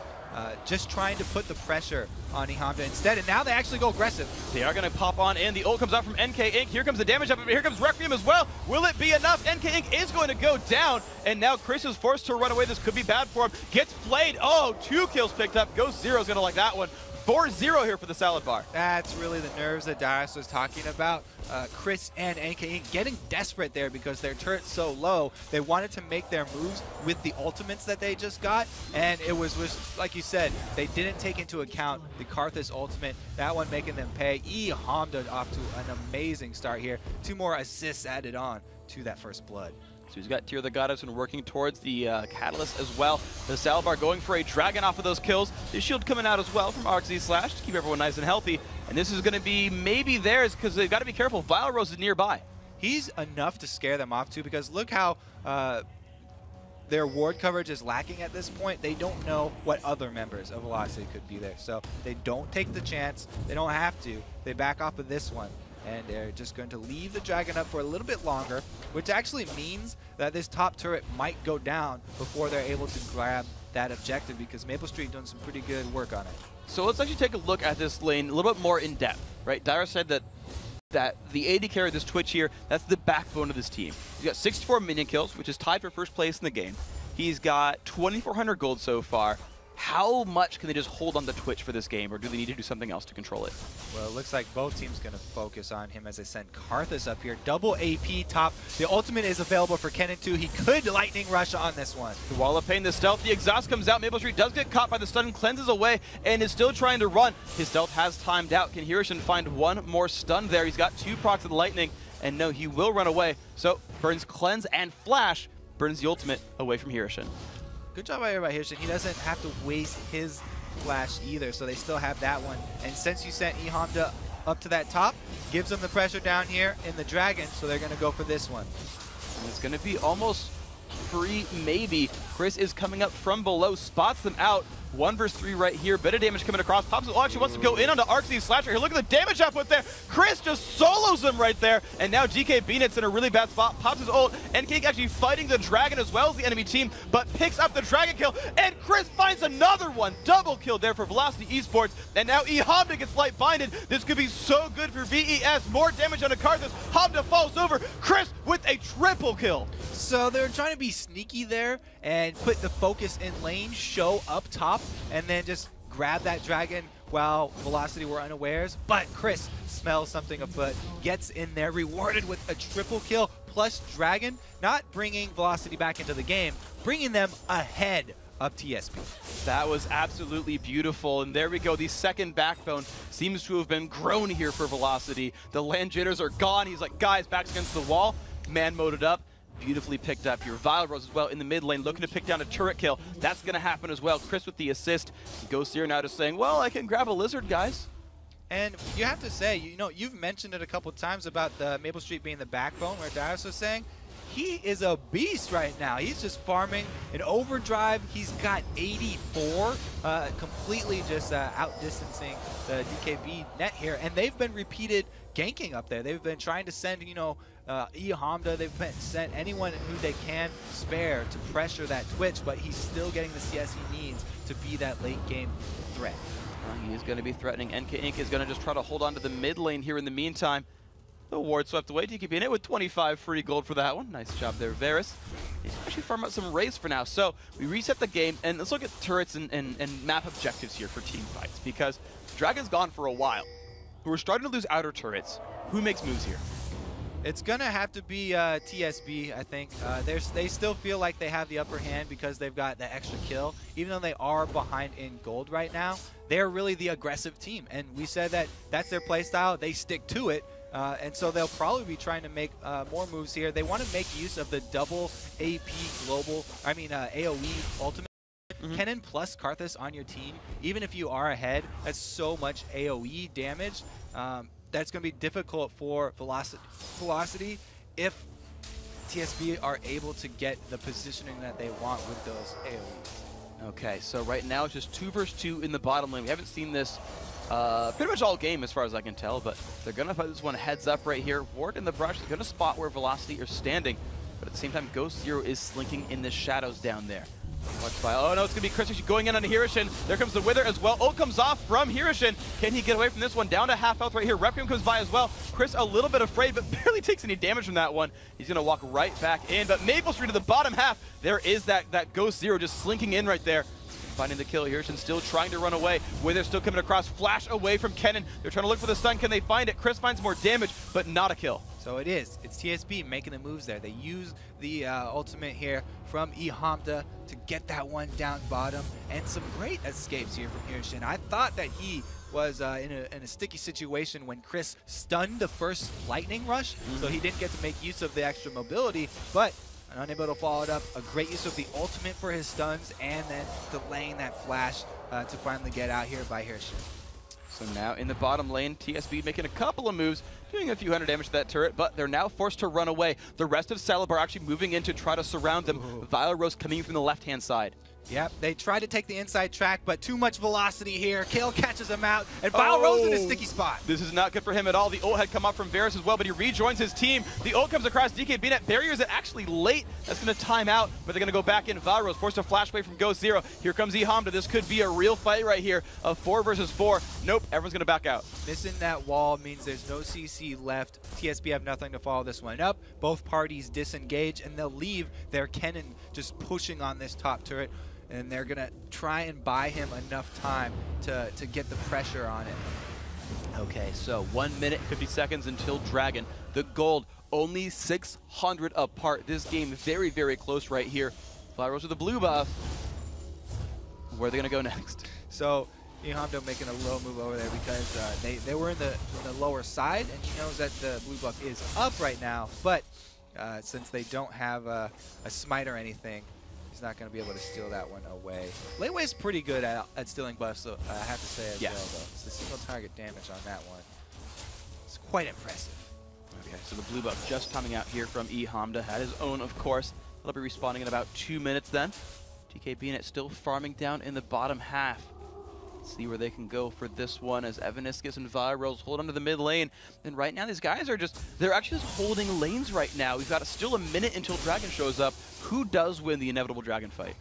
Well, we talked about so many times how TSB are the aggressive ones in this game, and the only reason they've stopped or paused really quick here is because the ultimate for Honda was down. Now that it's back up, again, they've got that global threat, and Chris actually might be fighting himself into a little bit of a sticky situation up top here as Maple Street tries to come up, and the lightning rush, another free escape for Kennen. Oh, nice job right there. Hirishin keeping himself at 0 deaths right here in this game. A great effort by him. And Here we go, 27 seconds now on Dragon. The impending fight is looming closer. Vile, Rose, and Hamda are going to be fighting heads up. And the interesting thing is, blue buff will not, I don't think it'll be up in time for Hamda by the time the Dragon fight starts. Is that a big worry that Karthus runs out of mana here? It's really the only worry when you are Karthus, is because if you run out of mana, it's the only time where your DPS drops really low. It'll actually go down to almost 0 because the auto attacks there from Karthus, not very intimidating. But he's got half a pool of mana here. It should be enough for the next Dragon fight. TSB definitely have the upper hand when they're grouped up in a pit right here because of those double AoE magic ults that we were talking about. And they have the potential to kite the Chris and NK Inc. Bash Brothers. So if they're able to stay out of range of those ultimates, then they definitely have the upper hand as far as magic damage is concerned. If Velocity start this one up and pile themselves in this compact Dragon Pit, they're in a really perfect position for the ultimates to take effect, and it looks like, just kidding. Yeah, Salabar just buy some items instead. No, they don't want to fight this one. I mean, the poke from Valrose was so good. I mean, you saw him blue buff, uprated Athene's Unholy Grail, just poke, poke, poke, poke, poke, really crushed the health bars down. And you know, great job by Velocity. Their sort of pokiness actually really worked out well for them here. So the Salabar now, they're forced to sort of be the ones hiding away and looking for a late game on Karthus or something. So, you know, what with the Salabar now suddenly the ones who were afraid? I mean, like last game they were winning all the fights. They're up in kills. Now they're afraid. What do they do here? Well, like you said, Vile Rose with the poke there, he's gone with the kind of shotgun approach instead of the sniper rifle. He's got that Athene so he can throw out more combos, more light bindings to try and grab somebody, but he doesn't have his death cap rush, so the power's not quite there to finish someone off when he does catch them. It's really an interesting trade-off, really just a play style decision right there. And if they do get someone out like that, you know, they were rewarded with a global objective, so you don't always have to finish off the person. And it actually brings them ahead in the global gold here. So still extremely even right now. Like Darius said, you know, this one going to be a toss-up. All right, so let's get ourselves back into that item, the item game a little bit more, because we start to see some more differentiation. So Varus, DK Bina, he's rushed a Bloodthirst. He did that last game as well. But a new build here from Maple Street, he's actually going for the Infinity Edge early on. You definitely want to prioritize the large damage crits when you're on Twitch, because that's how you just take out the teams in the late game here, and that's where he really shines with his spray and pray, when he's able to hit multiple people. And it also gives him that range that he needs to stay out of the very dangerous Karthus and Kennen AoEs. So he's going to really rely on that one to really kill Karthus before Karthus is able to get into the team. It's really what Velocity are hoping for here, you know, either a light binding or at least the slows from Twitch. It's going to be really a nice kite game here to decide who is going to be able to take out the next team fight. There's actually something else I want to bring up as well, because they've got Nasus. Now, this is the 3.6 patch, so Wither does have less attack speed slow now compared to 3.5. It's the live patch. You guys are all playing on it at home. So even with Wither, DK Bina has not run Cleanse. Normally, I see that so often when you fight a Nasus, to run Cleanse on an AD carry to remove that Wither. Is that going to hurt him a lot, or is it okay now after the nerf? Well, you know, it definitely does. It still reduces your attack speed by a ridiculous amount. So you don't want to ignore that one. But, you know, Cleanse can be, you know, just one and done. And if he decides to go with a Quicksilver Sash next, then it's an equal trade-off right there. And you can have that one up for the team fight at least. Plus, Varus, he's more caster-oriented than auto-attack-oriented than some of the ADs. You know, he still wants to get those passive procs for his Blighted Quiver, but it's not going to hurt him quite as much as it's going to hurt more other AD carries. He can still get off a really good burst, even with attack speed slow. All right, so DK Bina making the choice for Barrier there. We're seeing Velocity Esports trying to strangle out the map and playing almost standard lanes at this point. So another thing that's very interesting to me is that we have no Aegis of the Legion very early here from Velocity, since I keep talking about this, the magic damage that's all here from Salabar. The AoE magic resistance aura would be a huge boon to the entire team if they can get that one up early. And I believe that the team fights are going to be really up in the air until Velocity actually decide to grab that item. Okay, but they are looking for the bottom lane, though, instead. And they'd actually just backdoor the turret down. NK Inc. finds that one for himself. Chris in a little bit of trouble against Hiroshima, but walks away from that one. Hamda, though, in the mid lane is happily almost split pushing. You can't even call it a split push, but no one's fighting against him. He might just answer this turret. Yeah, and Karthus is actually a really strong tower pusher. Ooh, he does flash, but he still gets caught. A lot of damage coming off the laser hits as well. Hamda's so low on health, and Chris just finds that kill right there. Hirshin in a bad place as well. Requiem comes across. Will they do enough damage? The shutdown comes out from Hirshin, but NK Inc. looks to try to equalize. So low on health. This Kennen trying to run. The Wither slowing him down. There's the E. Spirit Fire grabs the kill, and the Bash brothers take it 2 for 1. Great pickup here for Velocity. Now they're the ones on the move. They're going to push down this middle while they have a split push NK Inc. up top. So there probably won't be another objective off of that, even though, you know, they get the 2 for 1 trade. That's great. They don't really gain much advantage as far as map objectives are concerned. Okay, so the game right now, 2,500 gold. Velocity Esports are leading. They're looking for that game 3, and they're getting their way toward it. Now, last game, we actually had Velocity leading for the first maybe 15 minutes or so. Then Salabar just turned it on in team fights and won over and over. Do you see the same thing happening here, or Velocity in control? It could very well happen here because of the team fighting potential from Salabar's makeup. We've mentioned it way too many times. And the lack of that Aegis of the Legion that I was talking about actually going to hurt Velocity. So definitely they still have the potential, even though they are behind in gold. We saw them pull it out just last game, yeah, and just really go on a run there with the next few objectives. 40 seconds on Dragon means that this one is going to be the next point of potential. We still have Kennen just constantly split pushing up top though, so if they do go to contest this Dragon, they'll be without that secondary AoE magic damage ultimate, and it's just going to be Hamda trying to assert his will. Okay, so NK Inc. is actually the jungler sent up to the top lane actually to split up against Hirshin. You know, last game we had a lot of split pushing, right? We had the globals from Twisted Fate, the global from Shen. We had a lot of split pushing. People try to time their cooldowns against each other. Hamda this time around has and so he could actually go solo something and then show up to a team fight. Are we going to see Karthus split push this game? That's what I was talking about when he was on mid lane. He's actually really strong at taking down towers because he can clear waves effectively with his abilities while auto-attacking the tower, and you get so much extra tower damage from AP that you don't have to be, you know, an AD champion to be able to melt those ones down. The free dragon does go to Velocity because of that split pushing Kennen top, and they're really just making this trade over and over, sort of unlike Salad Bar right now. Not really looking for the fights. They're looking for the Karthus to scale up, and now they go for the engage after the Dragon's already down. They do catch out Evanescus. Find a lot of damage. Evanescus is forced to flash away, still saving his Kale ultimate though. Oh, the snipe from DK BNet finds 1 for nothing, but there comes Maple Street. He's actually forced to cleanse and flash away, but there comes NK Inc. in the back line. He is alone though. The snipe comes out, they find the AD carry, and now can Nasus run away. Looks like Chris is gonna come in to clean up right here. Hirshin running towards the front right there on Kennen. Pops Zonius. Maple Street in the back, but he's gonna fall, actually gonna pick up the kill on Ghost Zero. Hirshin tries to find it. No, he will not though. And this is looking so good for Velocity right now. The Salabar forced to run away with their tail between their legs as Chris chases them away.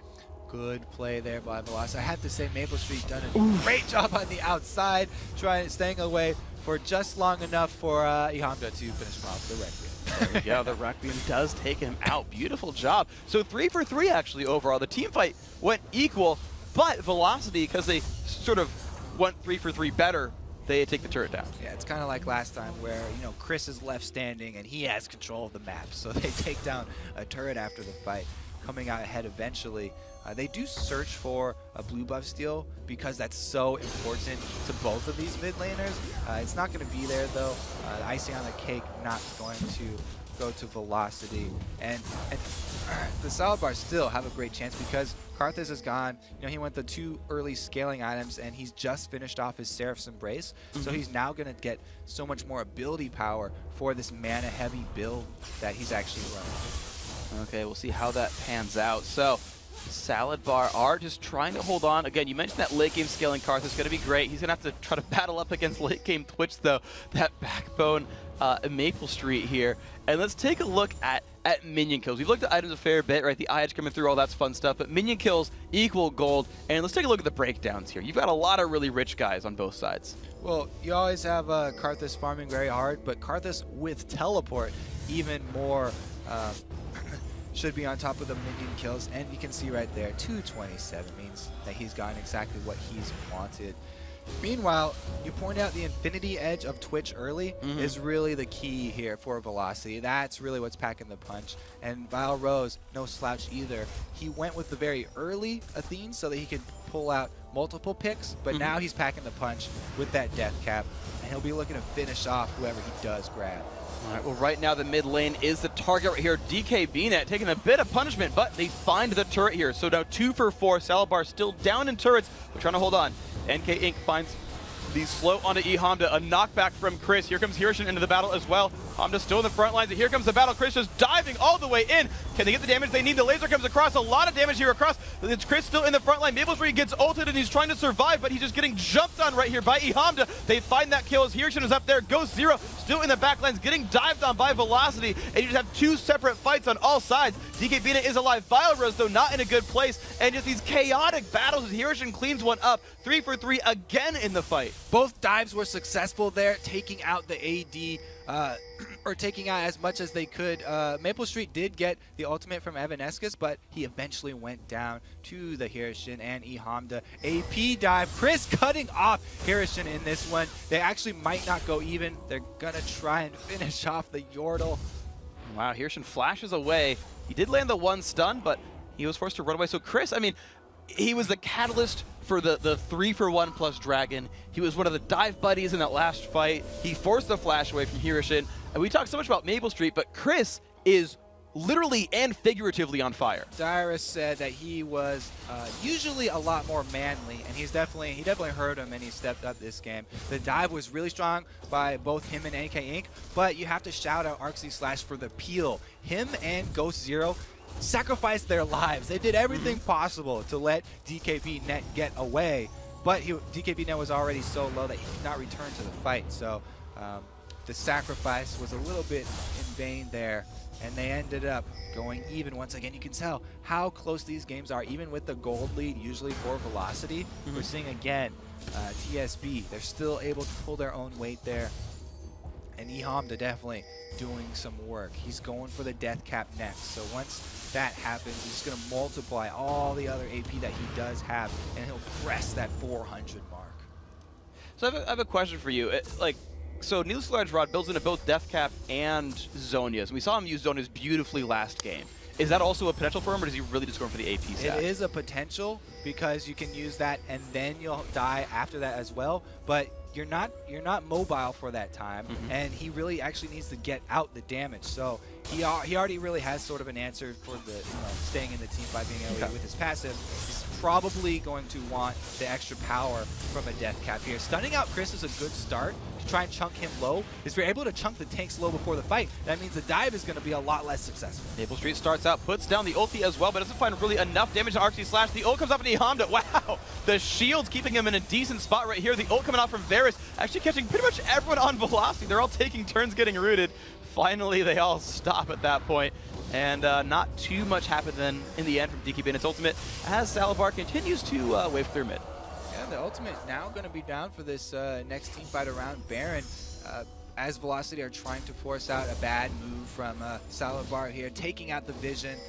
And they want Salabar to come to them. All the ultimates are ready here, and the chase begins from Velocity. This could be rough. DK Bennett needs to kind of show up from the side. Arxy Slash trying to knock back, but there comes Maple Street. Here comes the ultimates from everyone, and the battle has begun. Maple Street has been ulted, is not taking much damage. Ghost Zero knocks him back. Maple now exhausted and falls down first in the battle. Now Chris is in the middle. Hirshin low. They're trying to find kills on the backside. Karthus falling over, but here comes Requiem. This could be bad for Velocity. Only Vile Rose is now alive. Oh, he gets 1 kill. He's going to force back Ghost Zero. DK Bennett manning up for this one. Can he kill off Vile Rose? The shields are still there. Tries to snipe. Gets it. Triple kill for DK Bennett. Good, nice light binding there by Vile Rose to at least pick up Hirshin in the end. And they're able to actually go 4 5 for 3, which means that the map now actually belongs to TSB. It was a great engage. We talked it up so many times, and there it actually happened. The double AoE ultimates here from Harrison and eHamda paying off even through the bulwark that was up for NK Inc. They just murdered everyone right there, bringing everyone low. DKB actually was coming from the town at that point, so it was beneficial because he came in after the fight had already started, and the dive was not there from Velocity this time because Chris had already used his dash to get onto ArcZ Slash and wasn't able to get over there onto DKB net. So having your AD up last, not the worst of all. Not really. So it's Maple Street looking at Dragon. He's going to find that one. We just saw an AD carry try to solo it. This guy is backup here, so the rest of Maple Street's block is here, and they're going to be able to take down this Dragon pretty successfully, picking up more gold for Velocity. So how eerily similar is this game? Velocity are up 2,000 gold, and the Salad Bar are winning all the team fights. It does look strangely reminiscent of our last game there. Velocity, this time it's no surprise that they're taking the objectives. You got Nasus. He comes in and said, yes, this is mine. He's the perennial Dragon Lord over there, able to take it out. Didn't even have to burn his ultimates. And now they're actually moving back over to that Baron area. They're trying to deny the vision once again. Even though the last one didn't work out, they executed a little bit poorly. They were the ones chasing. They're taking all the poke before the team fight starts. And like we said, if you poke down the front line before it starts, that dive, not able to get to DKB net, and DKB net is able to clean up. Okay, so let's see if they can do that cleanup indeed. Right here, it's actually Velocity saying, whoa, you're looking at our mid lane. Let's go ahead and defend that one real quick, as ArcZ Slash does put a couple of wards down across the Baron area. Velocity now 5 strong, looking to control this one. Rylays has been completed for Hirishin, and the waves are getting cleared back and forth. They're very close right here. Yeah, and eHamda, he did go with that Death Cap that I was talking about, going to be a huge boost for them. He did go for the power, and his Requiem going to be a lot more dangerous now. He's got 500 actually, and 33 ability power behind that one. Okay. Ooh, this is big. With Maple Street showing bottom, they're going straight for the Baron, and that 500 AP Karthus will melt right through that thing. They just don't have the confidence to do it. Oof. Now, VS does show up there to stop them. Maple Street has to run away and doesn't manage to clear the bottom lane at all. So those will pretty much all die to the turret. Half health turret on the right-hand side of the map.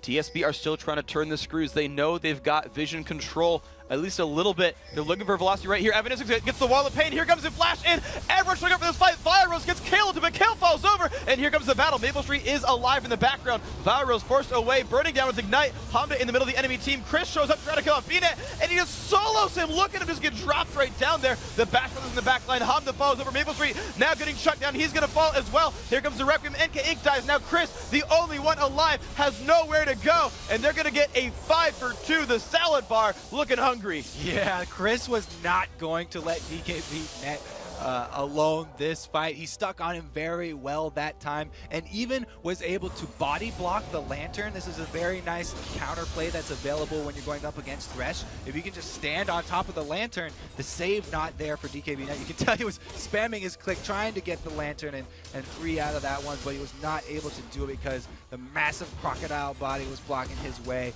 and they are able to stick on DKB net, but they lose the fight because the Fatality Requiem here coming in from eHamda and just claiming everyone's soul.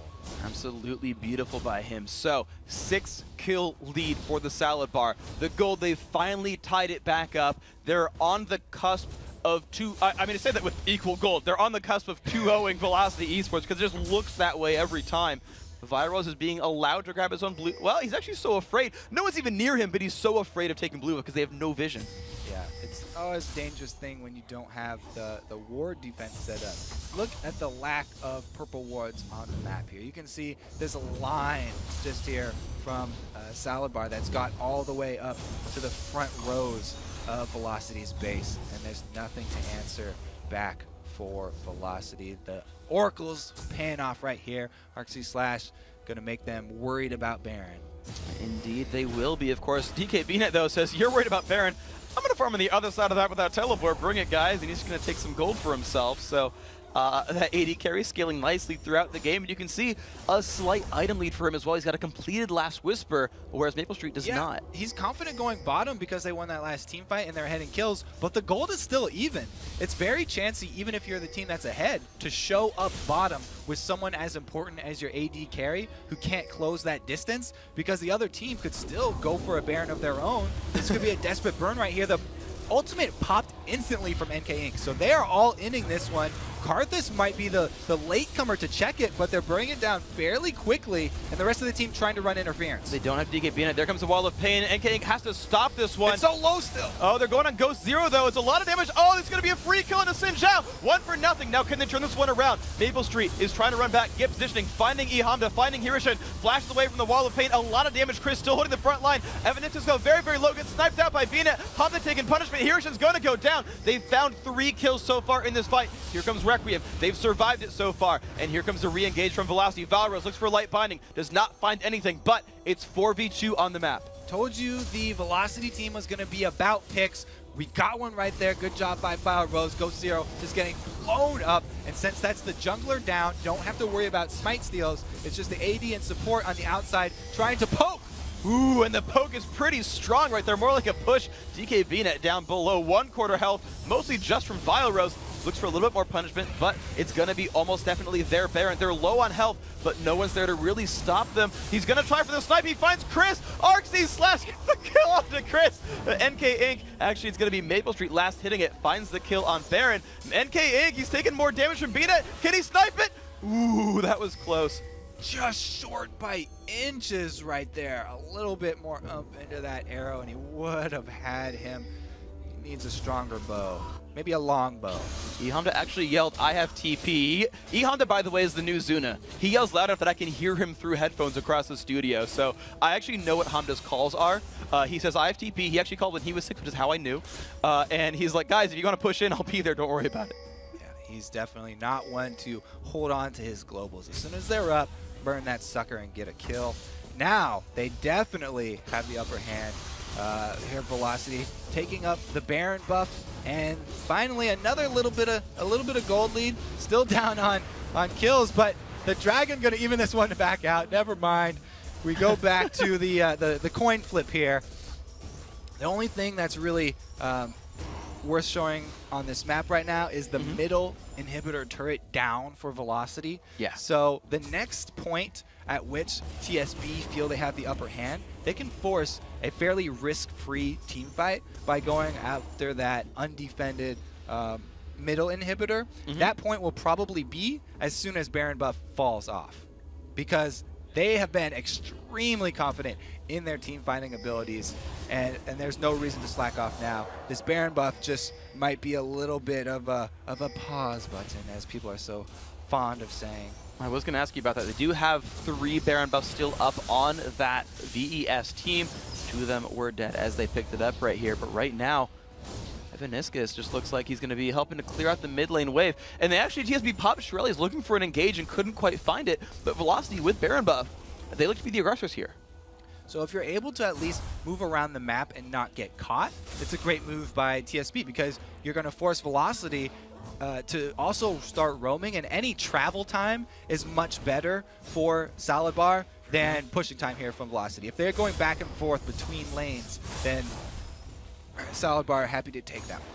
Okay, so right here he yells, and they're going to start on this battle. Maple Street not in a good place, but he is invisible right now. The catch on a Ghost here, and here, look at the damage output there. Maple trying to reposition, gets the Kalos as well. Will it be enough? Hamda is just on top of everybody right now. So much damage. Maple falls over. DK beat it with a double kill so far. Hamda does fall over, but here comes Chris. Can he do enough here? He's been man mode all game so far. Looks for Bina, and Ink is low. Can Bina do anything about this? So low, but NASA will walk out from this one. Bina is the only one alive on the team, and Chris says, you are mine. And look how scary he is. Just mans up that battle, and they win a, well, 5 for 3. Yeah, they were a little bit overconfident right there. They didn't respect the Baron buff. They got to catch a good pick. They were able to just explode Maple Street even before Kale was gonna be into position to ult him.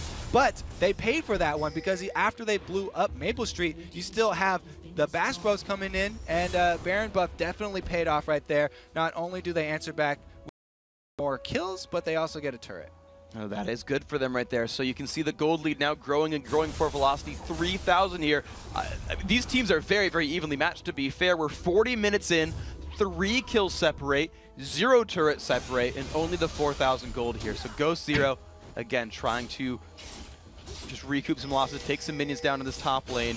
Baron is down, Dragon is down. There's nothing much available for these guys. I think I have to reset the map. I actually find it very interesting that E Honda is going for that Zanya's next instead of the penetration that he could go with. You know, you always want that late game penetration from a Void Staff because you're going up against these divers. You're going to have to take down Chris and NK Inc. eventually. It's not like you can avoid these tanks. And even though they're stacking all this magic resistance, you're going to have to, at some point, deal the damage to them. So it would actually be a lot more cost effective as far as damage is concerned to grab that Void Staff like Kennan's doing. But E Honda going for that Zanya's feels like he wants to be on the battlefield for a longer period of time. All right, well, that will be his prerogative. He does have enough money to combine it to Zhonya's, but the battle might just be forced a little bit too early. Velocity really on the front steps right here. And the Salvar just trying to wave clear. I'm hoping for Hamda's sake he actually runs back to base and buys that item real quick. But I want to put out a different build as well, because Evaniscus, once again, is building ability power on his support. He's got, again, the Morellonomicon and a blue elixir on his Kale. Again, Kale is one of those sports that will also benefit greatly from ability power and cooldown reduction. The efficiency of this Morellonomicon has made it very popular with a lot of different supports here. Meanwhile, you know, Thresh down there, probably not one want to go along the same lines. He's gone with the more tanky stats because he does get a little closer when he lands his death sentence. Decides to usually Superman on into the team and get in the fray where he's going to need that survivability that you get from, you know, extra HP of Shirelia's as well as some armor here from a Warden's Mail. So Velocity are pushing down onto the bottom lane. The Salad Bar trying to hold on to this one. Light Binding does not quite hit. A little bit of damage from Lucent Singularity, though. However, Wall of Pain stops those minions in their tracks, and Salabar have held onto this one. Valros, again, looking for poke. Does not quite land it once more, but low cooldowns, nice amounts of mana. He's still going to look for stuff. Again, Lucent Singularity comes out, finds some damage onto E Hamda, and now this turret will be theirs. Without Baron buff, without anything special, they're starting to siege the map down. Well, they don't have Baron buff, but they have both blue buffs. The blue buff control, we said at the beginning, was extremely important for both AP carries, and it really affords Bao Rose the 40% cooldown reduction to be able to constantly throw out his light bindings. And if one of those ever lands on DKB net, the combo will just be enough for Velocity to go in. Even if they aren't able to burst down DKB net, that would be enough damage to force him, you know, to the back of the fight so that he will be afraid of being on the front lines and auto-attacking. It will lower the damage output of TSB. Okay then, so right now it is Velocity actually slowing things down once again. They got that turret, they added another one to the score, so it's now 6. Dragon and Baron are coming back up, so they bought up items and they're saying, great, the Baron dance, it will begin in 15 seconds. Everybody pull up your chairs. We're gonna have some tango. The Oracle's on Kennen now, and that's actually, that would be my choice as well, because Lightning Rush means that Ward Bates will be a lot less punishing, and especially since Hirshin does build that extremely tanky Kennen that we've gone over with his Zanya's and his and his Rally's Crystal Scepter, would be a lot safer than having you know, someone like DKB Net pick that one up. All right, so right now it's Velocity. Again, you're seeing that ward dance. They get put down and die right over and over again. Valros lands the light binding. They're going to go in on Hamda. He's Zhonya's with the initial damage, though. And here comes the engage. Ghost Zero jumps right on in. Down to half health already. Maple Tree gets the KO, and he's going to start exploding everybody. Hamda's going to fall over. Chris into the back line trying to hold on to Hirshin. Maple Tree is still taking more damage. NK Inc.'s going to fall over. The rep team does so much damage. However, you've still got most of VES still alive. They've come out of that one 2 for 1 so far, and they're now just forced back to the Salabars. Ghost Zero has no health. Evaniscus almost has no health too. He barely, again, got out of that one. True to Velocity form, escaping extremely low after the Requiem. Not enough to finish him off. And the 2 main components of TSB's team fight are down right now. So they have to be scared about this and play the tower defense extremely, extremely carefully. DKB Net didn't even go back for mana here, so they're probably just going to have to give up this inhibitor. Oh, he's going to look for Chris right here. Chris does land the stun light binding. Or sorry, the ult comes off from Lux, but does not quite hit anything there. The pull is there onto Chris. They could have the damage they need. Kalo comes across. That cooldown reduction is so good from Evaniscus, but they did get the inhibitor for their troubles. They do come out. Now the pings are immediately onto Baron. You still have to be worried about a counter Baron this late into the game. Even though you just got the upper hand, you feel great. Yes, we won that team fight. We got the inhibitors down. You can't forget about the other objectives that are still up here. As you can see, Velocity doing no such thing. Warding up here and keeping Vile Rose on the outside of that Baron. So if TSP even make a move over there, he will be firing off combos constantly to poke them down and dissuade them from trying to answer back. Well, that's going to be very, very scary then. Right now, the Salad are playing. They're taking their turn in the ward dance. It seems they're kind of alternating. So, okay, we're going to sweep wards out. You guys have your chance later. We're going to put some pink wards down. Even with an Oracles, they're still putting pink wards down. And they're making sure everything is nice and dark there for Velocity Esports. Of course, these guys, they have light bindings and lucent singularities. They can light up the night a little bit themselves. And their own vision within the champion kit is always really nice. Each team actually does have a way to check bushes, so you don't have to face check. Over on TSB, we have Karthus with many tools, his Wall of Pain as well as Lay Waste. And here Shin can throw shurikens as well. Velocity, like you said, the light binding, a great tool so that you don't end up looking like a fool. And so right now, Salabar, though, they're actually just going to fool around in the mid lane. Clearing out wards once again. Oh my god, Artsy Slash going to get so rich off of these. More ward gold.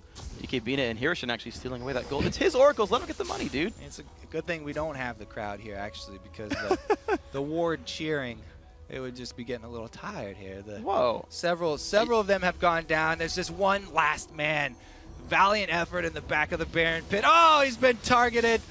And he explodes in gold confetti as well. And they immediately just explode this Baron. Look at that meltdown so quickly. So much damage. They're going to go for this one. The blue team picks up Baron Nashor. And there is Hirshin in the front. NK's going to pop down everything that they can. The invasion comes in from Ghost Zero. A beautiful ult comes as well from Varus. Will it lock up Chris? Now Chris is going to get out of range of the box comes across. They're going to run away, but so many slows coming out from Thresh. I think he broke 4 walls in that battle. Ghost Zero stuck in the front. Chris finds the kill. He's on a rampage. Eham, they're trying to put down damage. Another wall of pain comes across. Has to pop Zonia's as well. Can he get away from this one? No, he will pop. Biorose finds another kill. So here comes Requiem. Arcsy Slash pushing away Chris. They just find the 2 free kills, though, as no one is dead from Velocity. Chris is just an unstoppable monster at this point. Built completely tank, and no one can put a stop to his rampage here. He's just diving into the back of the teams here, doing whatever he pleases, disrupting the entire team fights, landing out the stuns and keeping people locked up. They can't get around these these 2 towers here, the Nasus and Renekton. Beautiful job then by Chris, really. He is absolutely disrupting that enemy team. As you say, he's down at the bottom lane and happily farming away. He doesn't even have anything else to buy at this point. I'm surprised he's taking the farm at all. He's got 975 gold currently. We'll see what else he spends it on. Of course, Dragon has gone down, so Velocity, yeah, they lost Baron. They'll take Dragon, and they're still now up 6,000 gold, so they're doing pretty well here. Yes, both teams are doing pretty well. 28-28, we finally have a tie in kills once again, but it definitely feels like Velocity are the ones in the driver's seat here, because really whoever's won the last team fight always is the one looking to make the next move. And since the middle inhibitor is already down, it makes their job so much easier. All they have to do, siege up around one of the bottom or top turrets and wait for the minion waves to push, force someone from Salad Bar to just be slightly out of position. So slight that just, a few seconds this late in the game of someone not being at your team fight can be a huge difference. That's going to be, could be 1,000 damage in differential damage output during the team fight. Well, that could be really, really massive. Right here, we're seeing Velocity happily pushing on the bottom side. They have everyone here. Of course, so does the Salad Bar. So again, here's what we're going to look for. Light bindings from Pile Rose constantly being shot out here. You can see he's just going to keep on trying to poke until they land a good pick on one person. Meanwhile, TSB, there's one pick, and they actually get a Zanya's. That's a huge cooldown that's going to be out of Kennen. When he does go in for the next time, he won't have that failsafe. This could be risky then. Velocity Esports still shoving on down, using their area of effect abilities and the light bindings to try to put threat onto the salvo bar. You mentioned the light bindings. Watch as every single one comes out, because that will mark the engage. Will they dive a turret here if they land one? Easily. No Zhonya's down. We've got Karthus at half-life. This is going to be the moment of truth here. Oh, a hook does land onto the worst possible target. Chris, the alligator from space, is not who you want to fight. And there we go. The turret is falling down below half health. Here comes the engage here from Ghost Zero. Just jumps on in. Ult comes across. Maple Street is still alive. Light just everywhere right here. Here's forced to run away because of no Zhonya's, and the kills are now coming through. Chris chopping up everybody. Ehamda about to fall down as well. Expunge takes that one down. Double kill for Maple Street, and only one member is dead versus 3 from the Salabar. DK BNet forced to run away. He's not going to like this very much. Light just coming through. A triple kill now from Maple Street, and only Hiroshин is alive. Vyros has so little health, but it just might not matter. They're pushing through the base. 2 inhibitors are dead. This could be the Nexus. Requiem not even coming out from Ehamda. Yes, you did lose that very decisively, and it's probably going to be the game, but he didn't even fire that one off. Well, instead, it's going to be a slow onto Hiroshин. His second turret going down. There comes the ult as again from Lux, and this Nexus will drop ult for no reason. Games now 1-1. Velocity have tied up this best of 3. Called that one. Good job, Dyrus. It is going to go to 1-1 for our game 3, and this is definitely just going to be a toss-up between these two. We've got the Salad Bar and Velocity equally. You know, I can't even count how many team fights have gone to each one, so we're going to say it's around even here. You know, both of them trading blows here. Some kills, extra kills going to Salad Bar, and then Velocity answering with some global objective. It's really a lot of give and take here, and both of them sticking to their guns. They haven't switched up the playstyles that much. It's interesting to note because I have seen so many games where a team, they'll win game 1 and pick the same team in game 2. I mean, the Salvo, right? 4 of the 5 same champions. But this time around, Velocity managed to counter it. Let's take a look at that last team fight, though. Okay. Let's take a look at it. I mean, we get the this. You have to remember earlier, the last pick was already on Kennen, so there's no Zhonya's, and we just have the engage from Salad Bar. They actually are having, you know, Velocity the ones kiting, which is the perfect position for Velocity. They feel like they're ahead in this one, and you get the overextension of DKB net right there, and he has to flashback out. All of the cooldowns from Salad Bar were burned trying to engage onto Velocity because they could not wait any longer. Vile Rose getting so low right there, but as we said earlier, no Requiem was pulled from Ehamda, so he does escape with his life. So beautiful job by them. They managed to counter the strategies out and did very well. So guys, coming up, it'll be the third and final contest between Velocity Esports and the Salad Bar. The winner moves on to face Marn. The loser goes home. Plus, we're going to have TSM's Dyrus returning to tell us who he thinks is going to win Game 3. So stick around.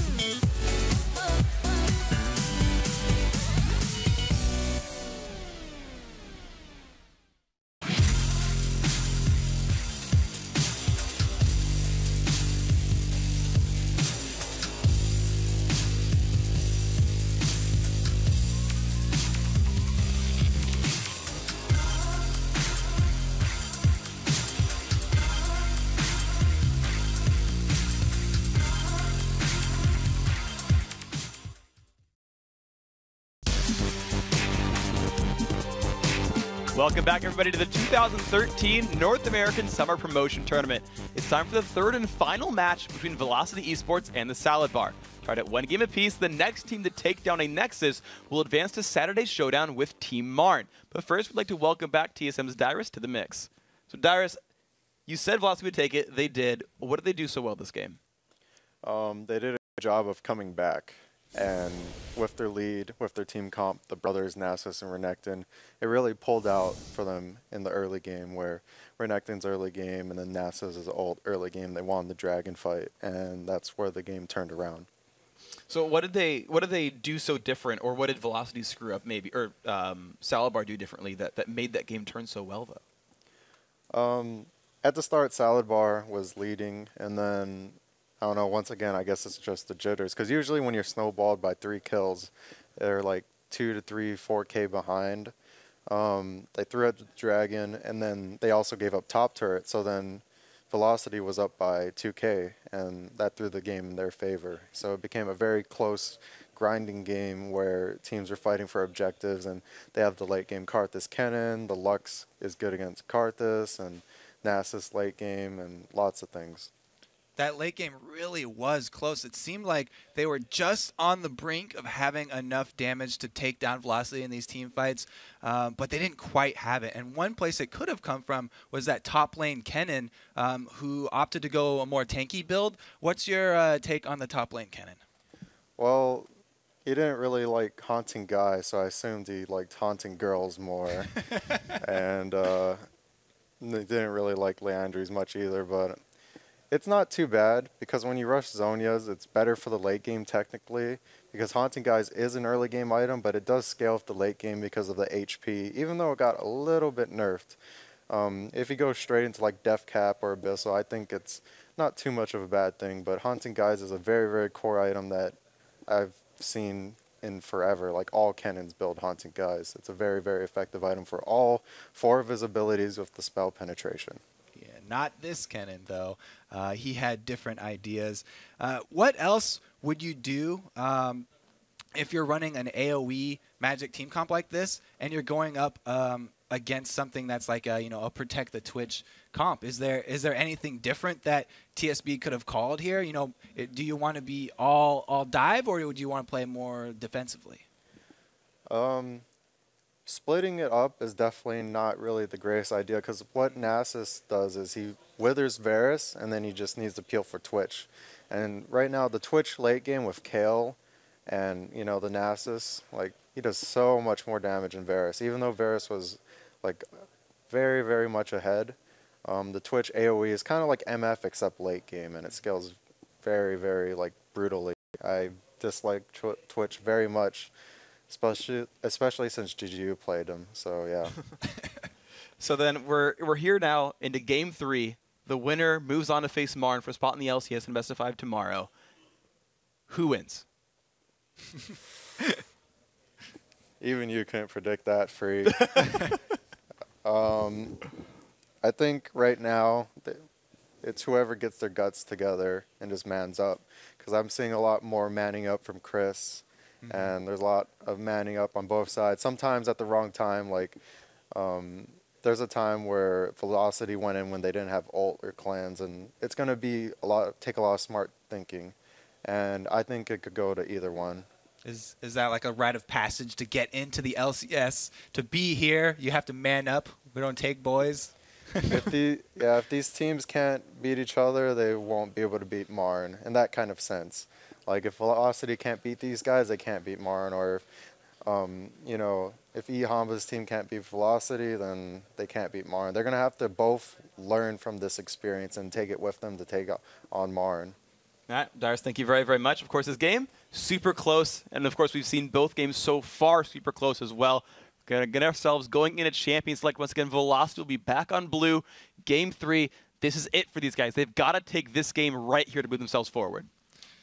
They definitely want to be moving forward. Moving backwards would be disastrous, because they're already at 1-1.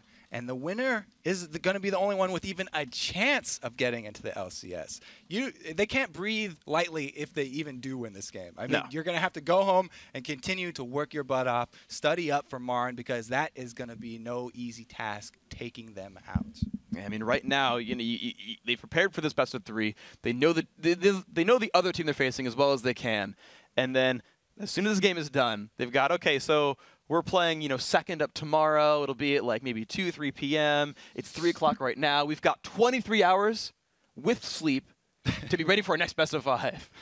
That's got to be hard. It's pretty fitting that Velocity have a drill sergeant, because you really have to schedule out every single hour of the day tomorrow and make use of it to the fullest potential. All right, so here we go, guys. Game 3 is happening. Velocity in blue, the Salad Bar in red, Malphite TF taken away from eHamda.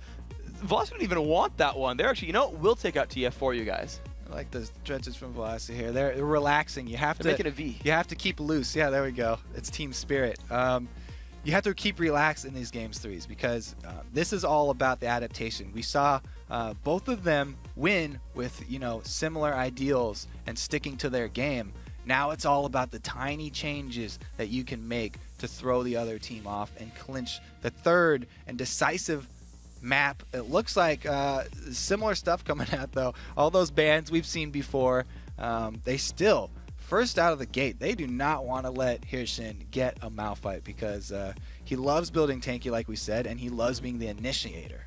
Wow, so the Salad Bar super respecting Thresh, and right away Chris is like, dude, Renekton worked last time.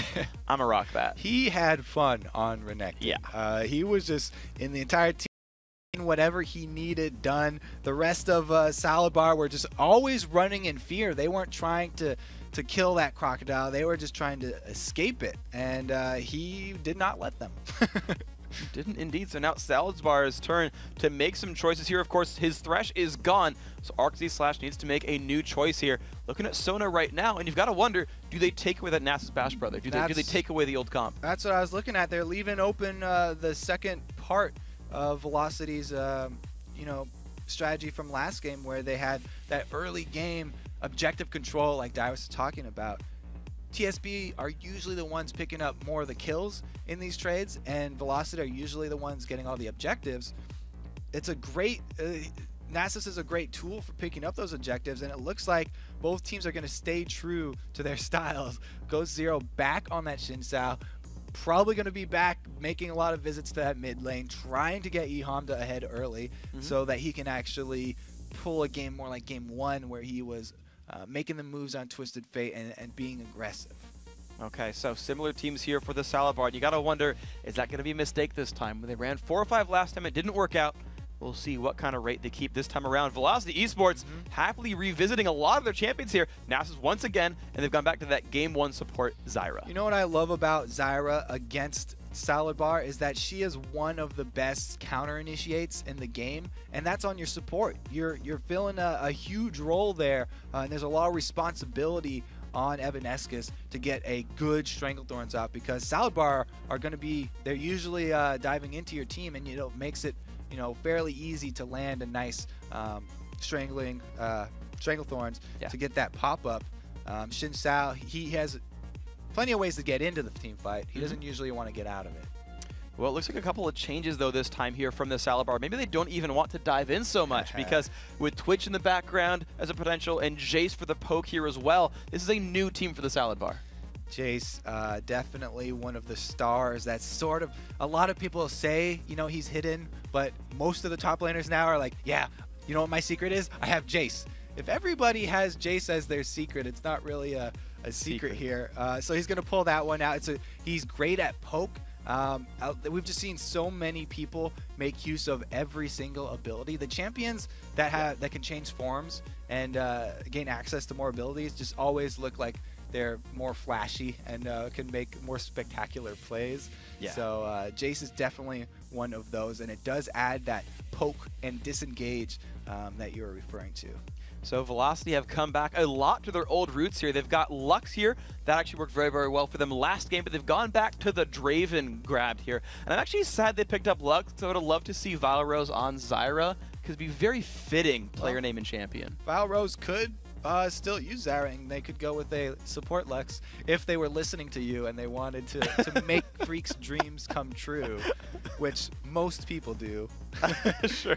But yes, Maple Streak back on Draven is going to be really fun. This probably won't catch DKB.net off guard this time. Last time he went down early to that bleed ignite combo, so they're definitely going to be watching out for that early level 2 because blue side Draven bot, that's very dangerous. You either want to stop them from doing double golem, be Hamda on Jace, so he's going to be spending a lot of time in hammer form to get the early beatdown because he is a aggressive forward playing character, not a poker. So early game Jace versus Lux, who takes that matchup? That's skill shot. That's literally, that's a skill matchup here because those are the tools that they have available to them. The bindings that come out could mean death for eHamda. But likewise, if eHamda plus goes 0 are able to land the combo, Lux is extremely squishy. And the shield early game is not that giant, life-saving giant shield that it turns into. So it's pretty easy to get a nice combo and burst Lux down that early game. We'll have to keep up the ward game. We saw it so many times between these two. They put a lot of emphasis on the early wards, especially in the middle. Okay, so here we go, guys. Into the game in the near future. You're seeing Velocity Esports in blue, the Salad Bar in red. Oh, here it comes. And they're off to the races. 1 red elixir. Guess who bought it? eHamda with the red elixir. Yes, no surprise there. He even bought one on Twisted Fate. So glad to see he's sticking to his guns. Gonna go aggressive, gonna look for kills, and Lux is gonna have to pay attention because Ghost Zero will not hesitate. Probably right after double buffs. He'll make repeat visits to that mid lane. And if she is ever without her flash, she had better have both sides of that mid lane warded. Well, then for her sake, I think she's going to have to hope that eHamda does stick to his guns. If he goes to hammer, she's going to get slowed and knocked back. So that will be a rough one. But in the meantime, right now, it is actually aggression from the Salad Bar. They're actually poking out with the gun right there, putting wards down, making sure they can see what's going on. But Velocity knows that early ward did come down from Arc's Slash. We'll see if they counter ward it. Velocity do the exact same level 1 every single time here. And that is very dangerous. If they actually end up getting through to the LCS, they're going to have to mix it up because LCS teams will make you pay for predictability. That is a huge weakness that they will have to shore up, getting the vision on the sides, and they'll just have to coordinate something to do a counter. Meanwhile, it's the classic wolf start here for the 2 solo laners, and it is going to be that switching of the duo lanes so that we don't have a repeat of game 1 where Maple Street just gets first blood at 3 minutes. This could be interesting, of course. Right now, it's going to be Kennen with a little bit of wolf experience going down to the bottom lane here. He will be facing up against that 1 versus 2. Goes 0, getting help from Arc's Slash, takes away, actually smites away his own red. So not a lot of support on that one. And meanwhile, NK Inc. did get a smiteless pull. So a little bit of difference here between these 2 junglers. Yeah, and they give a little bit more experience to the solo laners by having them start the wolves and share that. It'll help out a little bit. You can see eHamda level 2, Valrose level 1, and already there he goes, taking advantage of it. And just a lot of damage in the hammer from you. Called that one exactly right. He's just going in for that battle. Again, looking for pressure right here. Can he get the... Not going to quite shoot Valrose in the face just yet, but certainly scaring Lux away, and she's actually getting zoned out of experience range. Yeah, eHamda's got a great feel for range there. He's just stepping on the very edge where will start to target you, but not overstepping his bounds, getting as much zoning as he can, Rose, and holding off that level 2 as long as possible. Oh, there we go. Level 2 has been picked up, though, so this could be the first opening for Valrose to do something useful in this mid lane. Actually, we've already seen that Ghost Zero went down to the bottom lane to hold on for Hirshin and keep that turret from going down early. We saw him do this before, too. When Hirshin is on that Kennen, he needs help in the early levels to hold his turret, but after he gets up there past level 5, he's done a great job of wave clearing and keeping off the duo lanes, keeping his turret alive longer. Well, right there, Chris and NK Inc. actually beautifully clear that entire wave, though it all goes to Nasus. Chris tried everything low, and then Spirit Fire was like, yoink, thanks for the gold. Yeah, so Chris going to be starving a little bit early here. Only 5 minions down for him. And he also did not start with any wards. The Cloth 5 means that if Ghost Zero wanted to make a jungle gank up to that top lane and do a 3 versus 1 tower dive, if Nasus will ever leave his brother, then it would be a lot easier to pull off because there's no vision here for Chris. All right, so we had actually just seen that eHonda looked for a gank at the bottom lane right as a ward was timing out, and they saw it and they backed right off. Now NK Ink's been spotted as well. They're just holding on to that lane, 2 versus 2. Honda already using his red elixir, takes an ignite from Vile Rose, but is still trying to fight. There comes a shock blast. Nice dodge by Lux. And Vile Rose will hold on to this lane pretty well. There's a little scare tactics here coming out from Vile Rose with the igniting a half HP Jace there, trying to get him off. Ghost Zero walking right past the ward. You can tell he wants to make the visits to the mid lane, try and take down the squishy Lux, but the wards, oh the wards, Vile Rose not going to leave himself blind. He is not indeed. So far those mid lane ganks, that camp, that tent that's been pitched there by Ghost Zero, just it's not letting him really go anywhere. He's not found anything at all. And you actually heard the interview from Medio say that you know, the #1 thing that I see American junglers do wrong is waste time.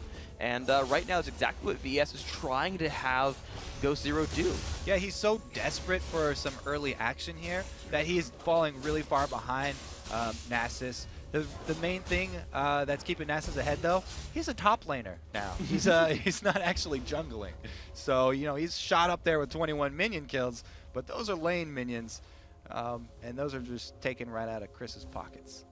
Okay, so we've seen, of course, that Ghost Zero is doing the exact same thing. Finally has shown his way back up there. Of course, Vile Rose just wave clearing after eHonda already backed once. And this Jace has gone Doran's Blade Longsword. So we normally see tier from champions like this, but he's going for early attack damage. Yeah, he wants to get that burst down.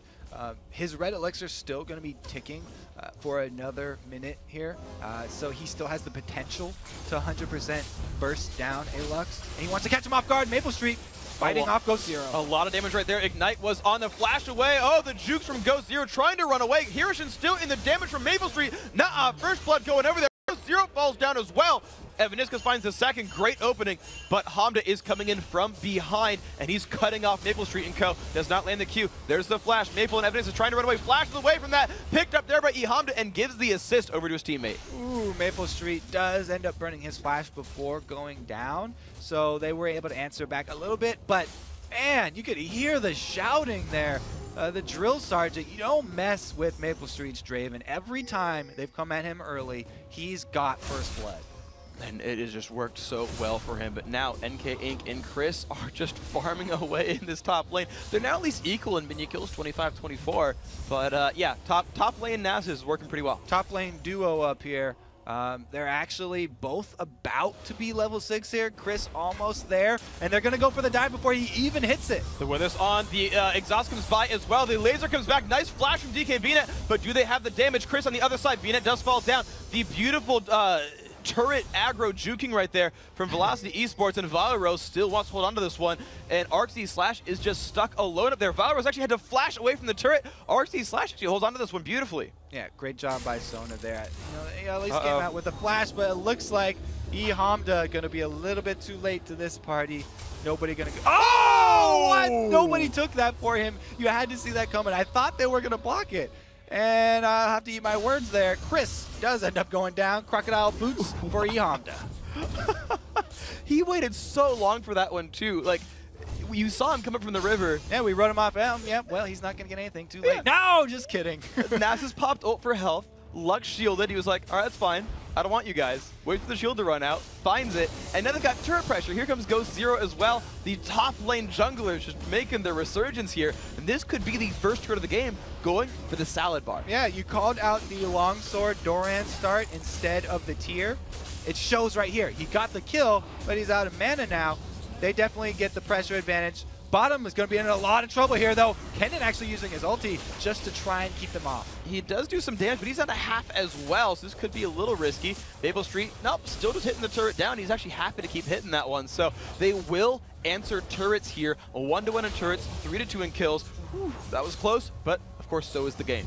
Yes, no surprise here. Another very close game. eHonda really doing some cleanup work here. He's roamed down bottom, picked up that kill. He's roamed up top, picked up that kill. He's really the only, you know, saving grace for Salad Bar right now. If it wasn't for eHonda's roaming, they would be sort of dead in the water. Well, but he does do very well so far. He's 2-0. He's got 2,800 gold, almost 2,900 gold. And there we go. He sees Vile Rose. He finds another battle right here. But look at the pressure. Velocity steals away the blue buff.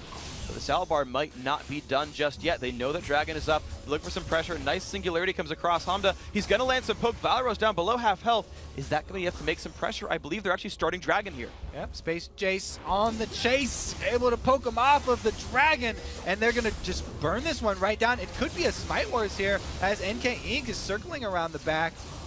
Here's the width. They've got to be a little bit careful. DK BNet shows up as well. Arcee Slash down very low on health, but Chris will pick that one up. Uh-oh, there is Draven off on the side. Middle taking a bunch of payment. Hiroshine in the battle as well. He cleanses away. Goes 0 in on the mix, and there's the kill. Honda picks that up, making it 3 for 3.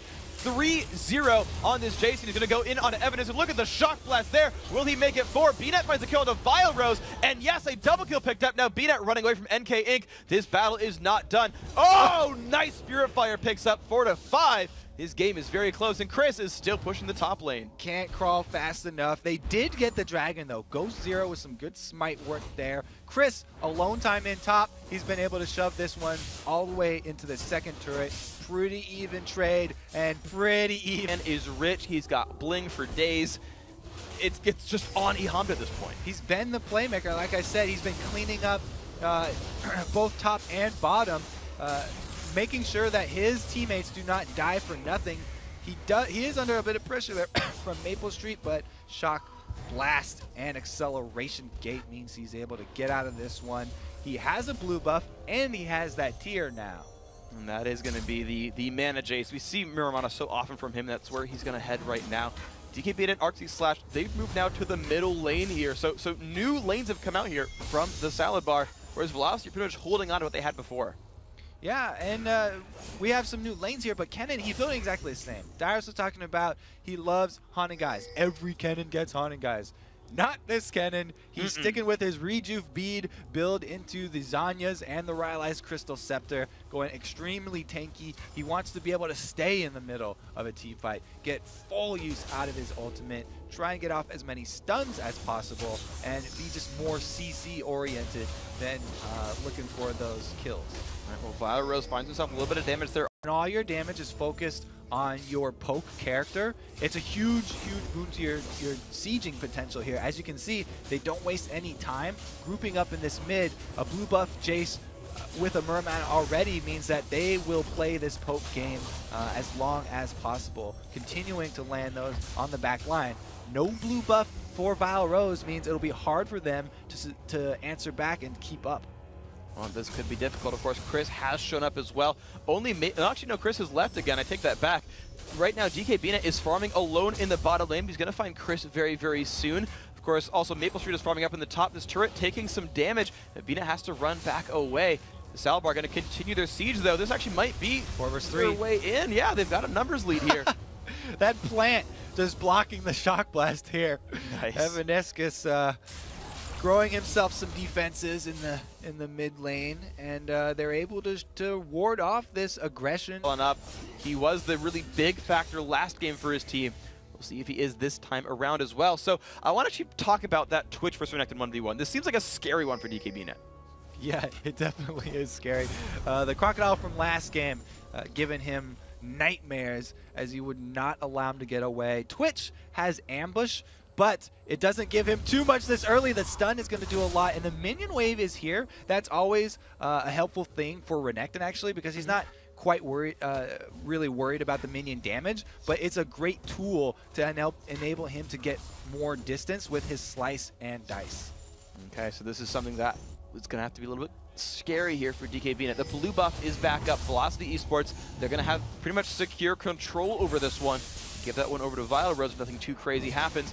Maple Street still farming away. He's made his way to the bottom lane this time around, as Dragon is up in a minute and a half, just farming away double golems. This guy's just taking gold all the way across the map. DKB really does have to be careful because we also have Evaniscus joining Chris in this bottom lane. And even though he does have Cleanse and Flash, there's also a Flash available for Chris. So you can just mirror the Flash and try and follow him if they do get him into a bad spot. It looks like the ward coverage isn't going to be enough, though, for Velocity to continue their aggression in that bottom lane. DKB Net will happily pick up the rest of his farm. Okay, so still scaling on through. 113 minions on Twitch. He says at 4,600 gold, but you compare that to from Maple Street, who's got 5,100 gold. So as far as that matchup is concerned, Velocity's in good shape.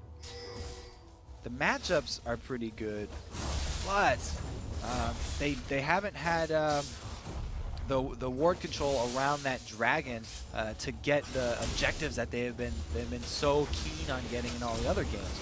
Right now, pink ward advantage here for TSB, and they don't. There will be no vision of the actual health of the dragon when that one does come up for Velocity. Good thing for them is they do have Lux, so like we said earlier, you can get that vision with your Lucent Singularity, and then Lux has just one of the best champion kits to steal away a dragon if she's able to land all of her abilities. Basically, all you have to do is spam out every single key at the dragon, and you can get 1,000 damage over there. So they, if Salad Bar decided to go for this one, they'll have to keep that Vile Rose combo in the back of their minds and factor it into their damage calculations. Okay, so we'll see if they can get that one.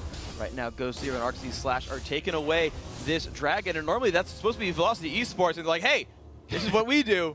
Back on off. This dragon's us. Yeah, meanwhile, top, we have this age-old battle of Hirshin and Chris kiting each other. Wow, this Shock Blast going straight to Vile Rose's head right there. He might have to back off. If he recalled in vision of that ward, TSB would not hesitate to do the dragon, but makes the smart play going deep into the jungle and actually makes the recall. Salbar might even go for it without the vision. Well, they do know that Valrose was low enough that he couldn't contest this battle at all. Plant comes off, and good guy Evaniscus is actually starting Dragon for them, but they're going to go in on NK Inc. instead. He flashes him, knock him back. Crescendo actually whiffs because of it, but they're going to fire in onto Nasa. Can they do the damage? Ghost Zero gets a knockup. Ehonda helps to pick that one up. DKB in a bit of a rough spot, but with Spray and Pray, he's far enough away. And now what will Salbar go for? They've got a 5v4. There's no jungler, but they don't want a Dragon. No, you always have to worry about that Lux. Now she's back, and there's the laser. If she had waited just a little bit more. Ehonda very low, but he's a long-range character, and he could still fire those off to get vision. So both teams backing away from this dragon. Nobody has the tankiness left here, as Nasus did go down due to the face check, thinking that dragon is always his. And it was proved wrong. He peed in the tree and everything, but apparently TSB just does not care. So Maple Street, again, farming up at the bottom lane. 150 minions. He is still scaling very well throughout this game, but he is not Twitch this time. Thank you, Freak. But he is not just... I don't think he's going to scale quite as hard as last game. Who? Maple Street, the Maple Draven. Street? Yeah, I mean, that's pretty much that's all wrapped up in the champion. Everybody talks about the amazing game, early game of Draven, because he can go so aggressive and make use of his Wicked Blades plus Spinning Axe combo. But you're right, late game, he's a position-dependent AD carry, which is one of the biggest weaknesses that you can have when you're a squishy champion like that. If there's a shining white light on the ground indicating where you're going to be going in the next team fight, then the other team can definitely make you pay for that. All right, now Chris is putting out some decent damage. Of course, he's getting poked back a little bit as well from Ehonda, who's got a heck of a lot of damage, by the way, with a BF sword picked up there.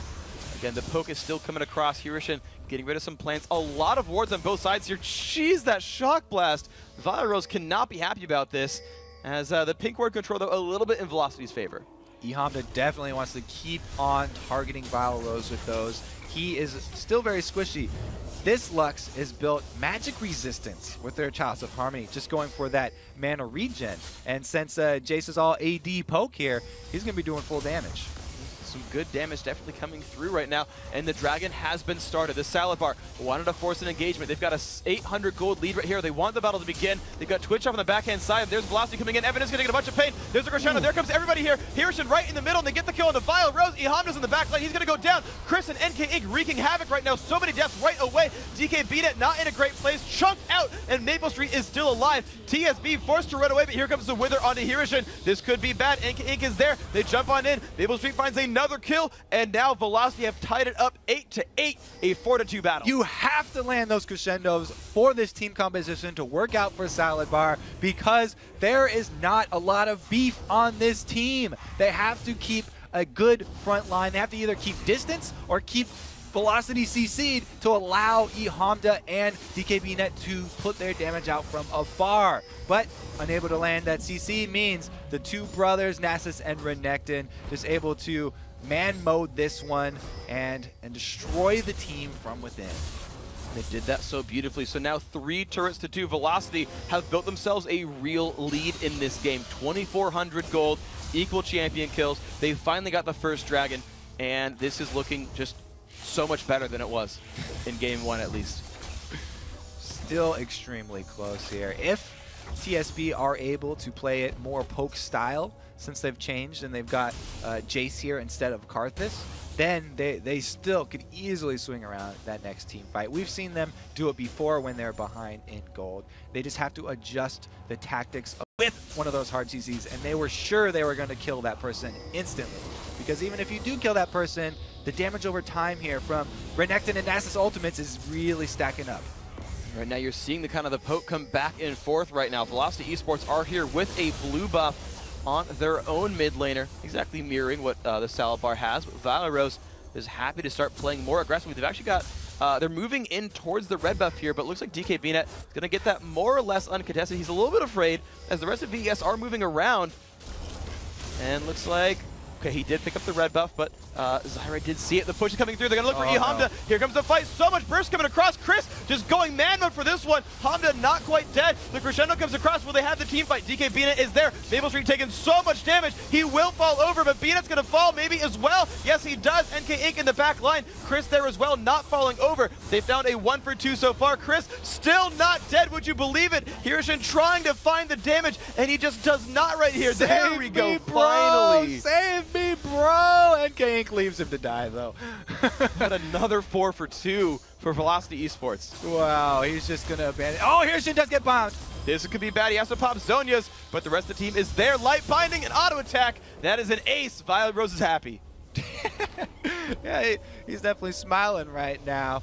And that meant that the backline of Velocity, even under 2 turrets, they were in between the 2 turrets here, still coming out ahead because Chris and NK Inc. able to tank those turrets so easily. Look at the armor here on Chris. Again, he's building just almost completely tank. He's only got that extra damage from Sunfire there, but 176 armor, nothing to laugh at. Not at all. So let's see where these guys are going right here. Velocity just still grouping up in that mid lane, getting rid of minions. Maple Street once again split off to the side to farm on that AD carry Draven and get himself through the game. The Salad Bar, they've got to kind of recollect themselves. They used to be winning every team fight. I mean, even in game 2, they were like winning team fights, but not quite winning the game. Suddenly, they're not winning team fights anymore. What do you do with your Salad Bar? Well, like I said before, you have to switch back your tactics here. You've changed your champions, and you need to play accordingly. We no longer have Ehamda on the character that's going to jump in and start this whole massacre off himself. He's Jace. He wants to soften them up first, poke them down from the back lines. So if all our gold is on Ehamda and he's on a champion that relies on poke, you got to play poke. Let's see if they can do it right now. The Oracles is here from Evaniscus, and he is sweeping away the vision, trying to black out TSB, keep them from knowing what is going on. They're still pushing through the jungle. They're looking to strangle this game, and it's fitting that they have Zyra while doing it. They've now clamped down on this top turret. They're all here ready to push it down. This is going to be theirs. Yeah, they've circled this one out, and they've claimed it as their own territory. A good zoning combo here from Evanescus. Pushing them away, so the Salad Bar still trying to just regroup and find an opening here. They're down 4,000 gold now. DKBnet is rich, but you've seen the dive buddies just hamper him time and time again. He's 2, 4, and 3. They found kills onto that Twitch so often, Velocity. That is good for them so far. Yeah, there's not much of an answer this game either for the Nasus and Renekton. They build full tank. They go straight in. They're diving deep onto TSB, and there's not much of an answer that TSB have. Their tank is Kennen. Kennen's going to be running in there, using his Slicing Maelstrom. After his ult wears off, he doesn't have many answers here. So the longer team... DKBnet and Hiroshima still trying to get themselves some gold and scale on through. Nothing quite available on the map. Dragon in 27 seconds. And Velocity Esports, they're starting the ward control. They're getting themselves down there. Recalled back for items recently. They're sweeping out the lanes, getting them pushed, and ready for the next engagement. So the problem with peeling against the Nasus and Renekton dive combo is that when Nasus and Renekton have their ultimates popped, if you're peeling them, then you're next to them, you're taking all that magic damage from their ultimates, and it burns your front line down quicker than their front line drops, and Maple Street will be happy to just murder your tanks while they're trying to peel Chris, and there will be no answer. You can see Maple Street, he's a short range AD carry, so he's looking to kill tanks. He's not looking to get to your back line. He's got Last Whisper, and he wants to penetrate armor, take out yours. Okay, that will be his goal here. We'll see if he can do it. Right now, blue buff is under contention, but Dragon is being picked up by Velocity. I think they're happy to grab that trade, honestly, and that has been picked up. Their Dragon goes to them, and Inc. burns Smite for it. Blue buff Ani Hamda is... Actually, it's not even Ani Hamda. I think DKBnet got it with the poison on Twitch. Not sure if that was really on purpose here, but Velocity... There's actually no wards at all on Baron, and neither team has controlled that yet. I know Shock Blast, whereas Twitch really just looking to be the AD support from afar. He does have that Infinity Edge, though. Yeah. So he's got the potential to crit everyone on your team. You could be rolling the dice here, looking for that the lucky shot that's going to mean everyone drops a quarter of their HP, but still going to have to get through all of that armor and all of that tankiness that is the front line of Velocity here. You can see Bina opens up on a Maple Street in the mid lane. Look at the damage of it. Maple Street might just win this battle anyway. Oh, the ult comes across. NK Inc. finds the kill. They trade back, though. Yep, both of them have dots. Both of them end up dropping. Maple Street did flash away, but it wasn't going to be enough. So, even trade. Both AD carries off the field. That's actually good for Velocity, because TSB really counting on the Twitch crits and the poke from Hamda. The poke hasn't been here, so now neither are the crits. And there we go. The turret's going to go down. This will be number 5 for Velocity. They are looking to control this game right here and strangle it out. They've got vision control over Baron. They're actually camping near the Lizard buff and moving their way over. The Salabar needs to find some way to react right now. All they can do is push down the mid lane and look for maybe a 3rd turret kill final. But we don't want to overextend or anything. If your Lux does get caught out, you can still get bursted down real quick. Okay, so right now Velocity hold on to a 5,500 gold lead. They've been in control for most of this game. Maple Street got first blood. They've been doing very, very well. Vile Rose just sweeps out the mid lane, clears everything down, and they feel like they've stopped taking damage from the Jace poke. It feels like he's been hitting people less overall, and Hamda hasn't been chunking people out of this battle. And you're seeing Velocity just start controlling and scaling through this. The problem with Shock Blast as your poke is that it will hit the first champion it comes into contact with. And now that Chris and NK Inc. have built so much armor, they'll just stand in front and body block every single shot blast. They'll play catch, they'll grab those things every day. They don't care about hitting that, because TSB's only hope is something landing on both Maple Street and Vile Rose. At this point, Salad Bar are really just, they're going to have to look for a flash crescendo on Draven and Deluxe to be able to pull one out. If they can get that and just explode the damage output here from Velocity, then they'll have a chance, and they'll have a 5-man team left over to try and take down these raid bosses that are NK Inc. and Chris. We'll see if they can drop some purples for him, because they might just need the... All right, so we have Phantom Dancer and Infinity Edge combo now. At least there'll be a higher chance of these crits for DKBnet, but he still is going to need that Last Whisper before he's really able to make a showing like we saw late game Twitch before. And this could be interesting. So, late game Twitch, no armor pen just yet. You've mentioned how many times just the armor stack is so difficult to deal with from Velocity. Hirsch, of course, building tank, not a lot of damage either. Yeah, and now we have the same duo of Renekton and Draven trying to pull out a Baron, and they get it so quickly. That ultimate from Nasus is just map objectives in a bottle. Yeah, indeed. So beautiful job there, Velocity. Do pick that one up quite successfully. And now it's their time to move on forward. And look at this. Pushing in. They have Baron buff. Have not gone back to buy, but that's just fine. They'll just take the stats from Baron and push on in. Got the region against the poke. They're up against the front door. They've got Baron buff, and they are knocking hard. Huff and Pluff, and they're going to blow this turret down. Down to about 2/3 health. The damage might come across. No flash crescendo just yet. The Salbar holding on to minions, but again, half health turret. One more time, and that turret falls over. City are ready to go for the kill. Violet Rose got chunked super low, had to burn flash, and there comes the engage. DK VNet pops his ult to try to deal more damage here, but there's no one to actually fight right now. So actually a wasted spray and pray here. Well, they still have low Vile Rose, so there's a small chance, you know, a sneaky flash crescendo, like I said, that would land on both Maple Street and Vile Rose.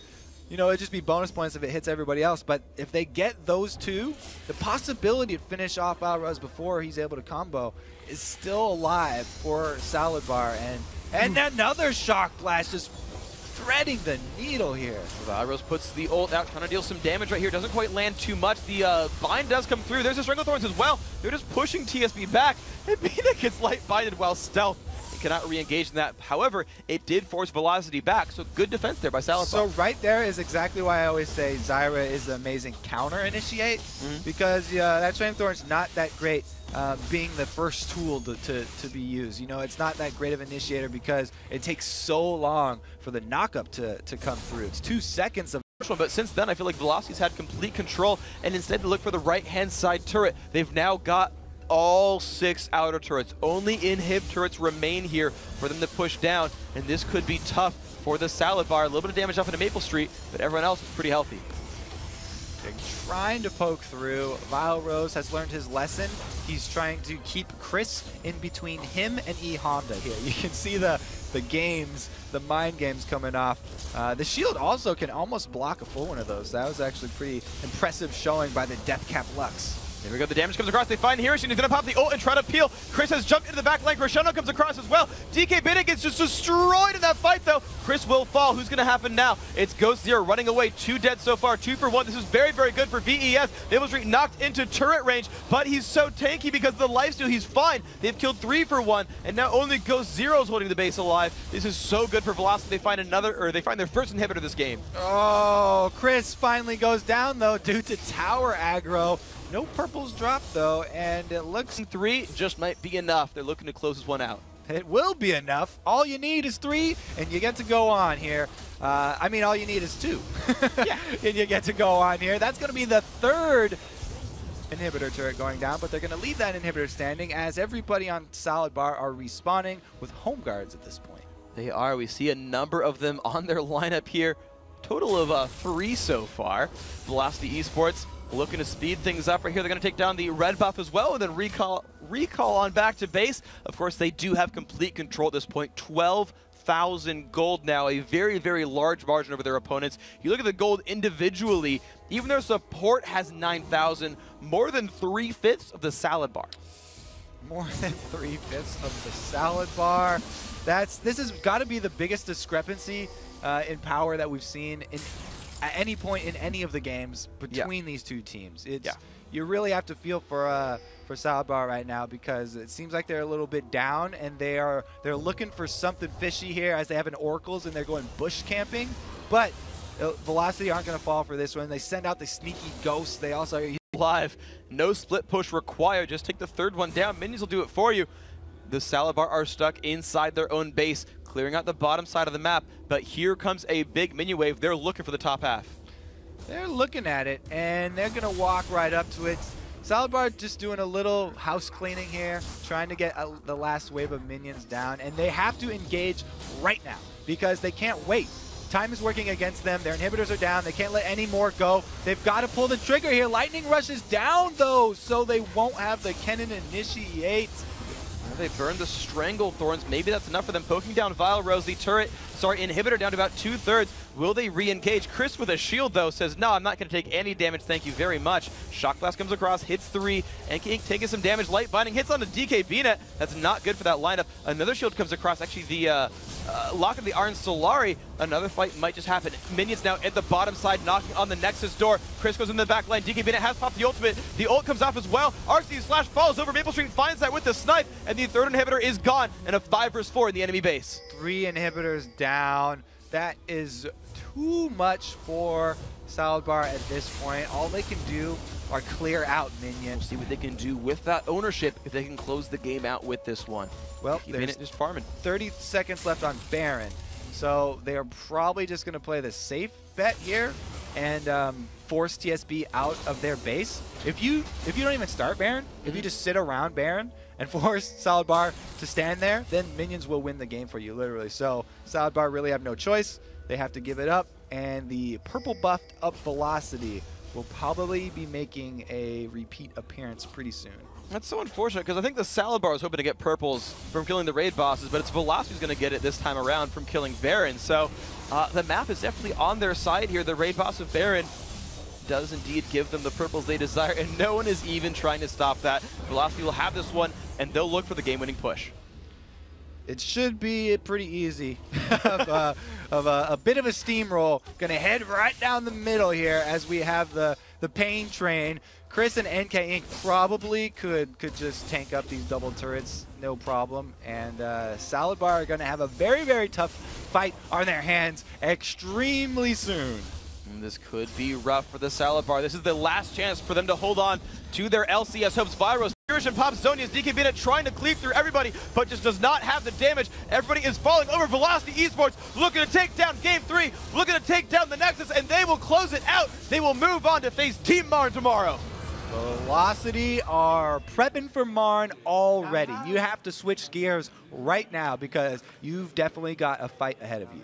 And this is going to be still a road ahead for these guys. A great performance here. A wonderful job to come back. And that's one thing that hurts so many challenger teams as well, is how to recover in long series, right? Because teams like TSM and CLG, these guys have been playing for years. They've been in BO3s their whole lives. They know how that works. These guys bounced back from a rough game 1. They've got a best-of-5 still ahead of them. They've got to keep that mental fortitude. Yeah, you could see how close this game was. It was ridiculous, this series, back and forth, and yet on the cams, not much of a celebration from Velocity because they know this is just one step. They've got a long ways left to go. Even though that was such a close matchup, they've got point, right? They've got to realize that, again, there's a road ahead of them still. They've got a battle in like 22 hours, a best-of-5 that they have to win and push themselves forward to.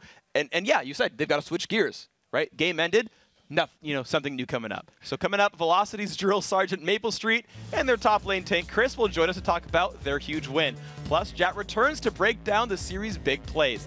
The 2013 LCS Summer Promotion Tournament will be back in a flash, Tibbers.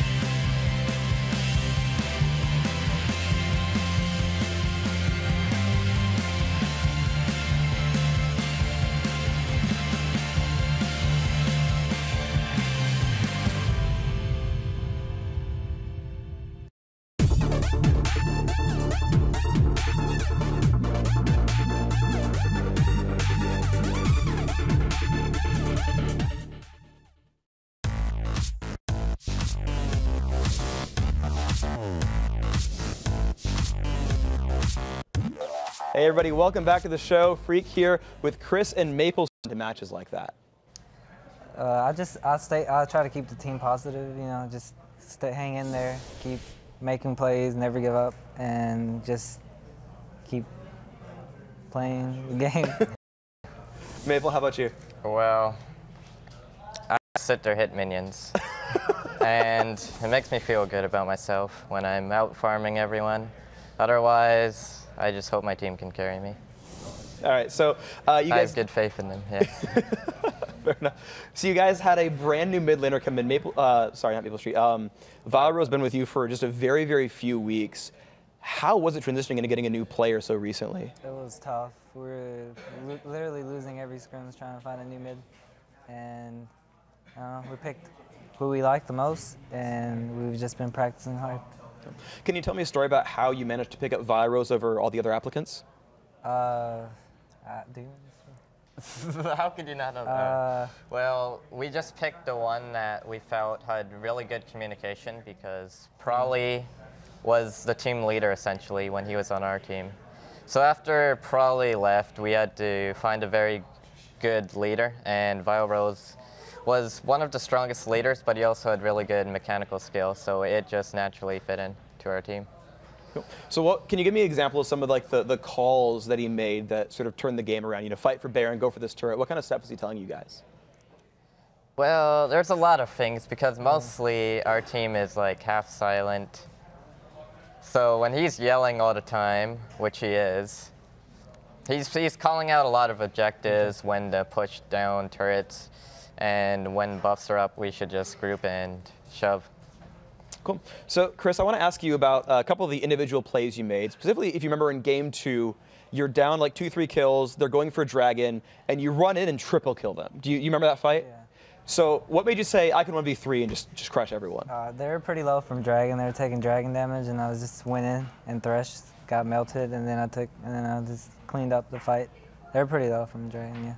Cool. So, I mean, good job on that one then. So, you guys are going to move on to face Marn tomorrow. Now, Chris, you specifically actually fought them back on DirtNap Gaming in the spring qualifier and lost 1-2 in the very, very final set.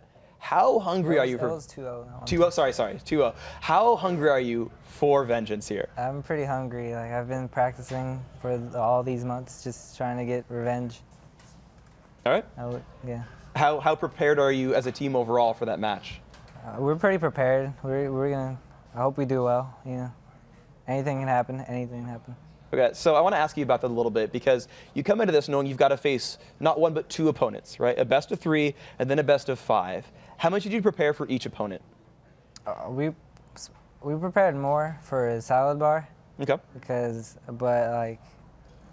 I guess we prepared both equally, but like a little bit more for Salad Bar, because we didn't want to get knocked out, and then Marn wouldn't have mattered. So. All right. So the final question for you guys then: best of 5 against Marn tomorrow. What's the score? 3-2. 3-2, yeah. 3-2. It's going to be a very good match for spectators to watch. All right. You guys had a lot of really, really great games. Sorry, you don't want to say anything else? I don't know. Well, we prepared so much for Salad Bar, and then we baited out a TF pick, and then TF crushed us. So we could have planned a bit better, but we're happy that we won. Yeah. Oh, yeah. Definitely. All right, well, guys, congratulations on your win and good luck tomorrow. BU5 against Marn, and you're in against LCS. So, or BU5 against Marn, you're in at LCS, but let's send it over to Jat to break down some of the plays from that great best of 3. Thank you very much, Freak. And I actually wanted to break down one play here from the second game where we have to keep in mind Velocity was already down. Actually, we're just going to swap back to the final game, apparently, where we actually have the tower dive where Velocity came in. We'll get this right eventually. Here's Velocity. This is the second game. Big thing we got to watch here is Velocity is essentially daring the Salad Bar to jump in and initiate them because Chris has actually tanked about 6 turret shots in a row, and Velocity's just going to walk in and take this. So if we actually just roll the clip, we'll see the Salad Bar, who has Baron buff, actually coming in on a few of them. So we see the initiation. Let's pause it here. We actually, if you pay attention to Maple Street over on the right side of the screen here, had the Kale ult absorb most of the initiation damage and then also cleansed out to make sure he wasn't stunned. And this entire fight was all about the Salad Bar's team trying to engage onto Maple Street. And because of the Lux coming in, because of everything else, you will just get to see that they weren't able to initiate onto Maple Street. So let's roll this at half speed to see what happens. No one gets to him. The spray and pray destroys the Salad Bar. Once you realize Maple Street hasn't been hit, we roll the rest of the clip at full speed.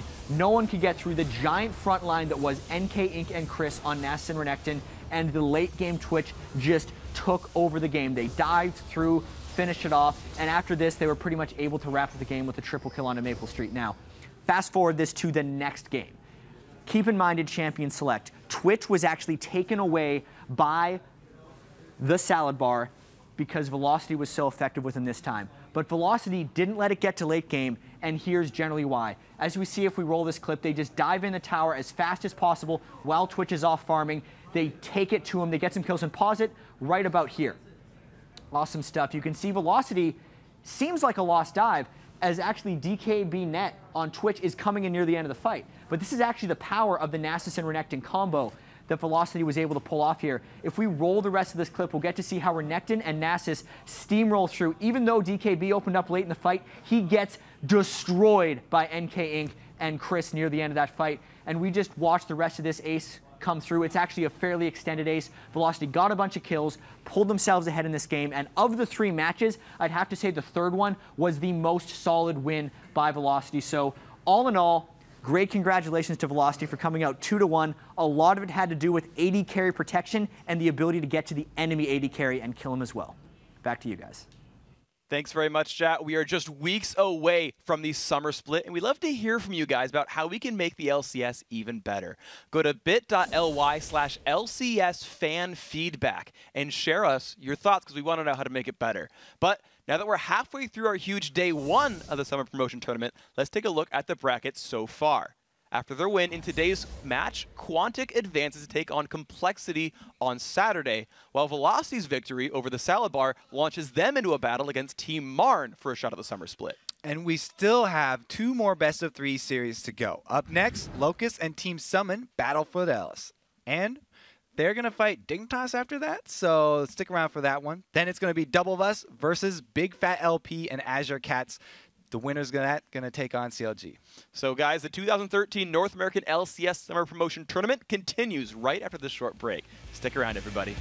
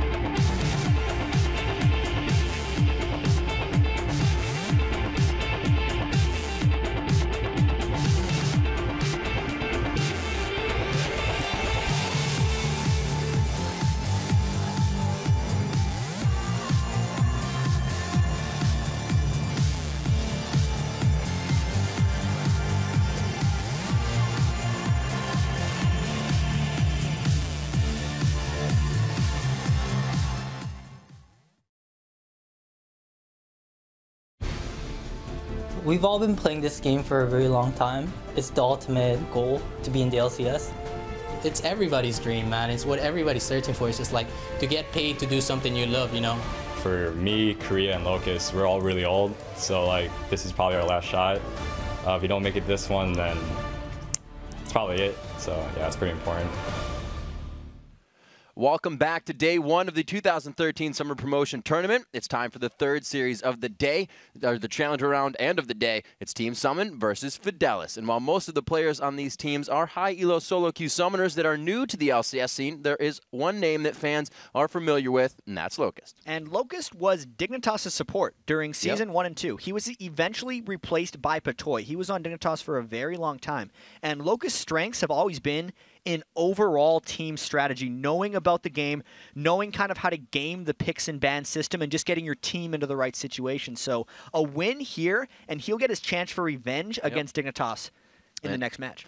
And standing in Team Summon way is Fidelis. These guys came up through the Ranked 5 qualifiers, and they are ready to prove why they deserve to be the pros. And the best-known player on this team is probably Arthalon. He played with Meat Playground during last qualifiers for the spring split of the LCS. So he's actually really tall, by the way. He's like 7 feet tall. He's super, he's just, you know, there's something with that camera angle that makes him look a little shorter, but this guy's a monster. I mean, fans will also know Prophet on their team as well. He played for Dirtnap Gaming with Prawley actually in the spring qualifiers. So he is another guy on his kind of second road around to trying to make this one. And an interesting dynamic between these two teams, actually, the AD carry for Fidelis, Virus, used to be on Locust team back when they were trying to qualify for the spring split. So there's a bit going on in this match. It's kind of like once you're a free agent, you can pretty much go anywhere. Now here back into the LCS, they get to face each other. So let's get to know the rest of these teams, starting with the lineups. Beginning the squad, spawning in the blue corner is going to be Team Summon. Grim Samurai in the top, Sicko Scott is the jungler, Captain Korea in mid,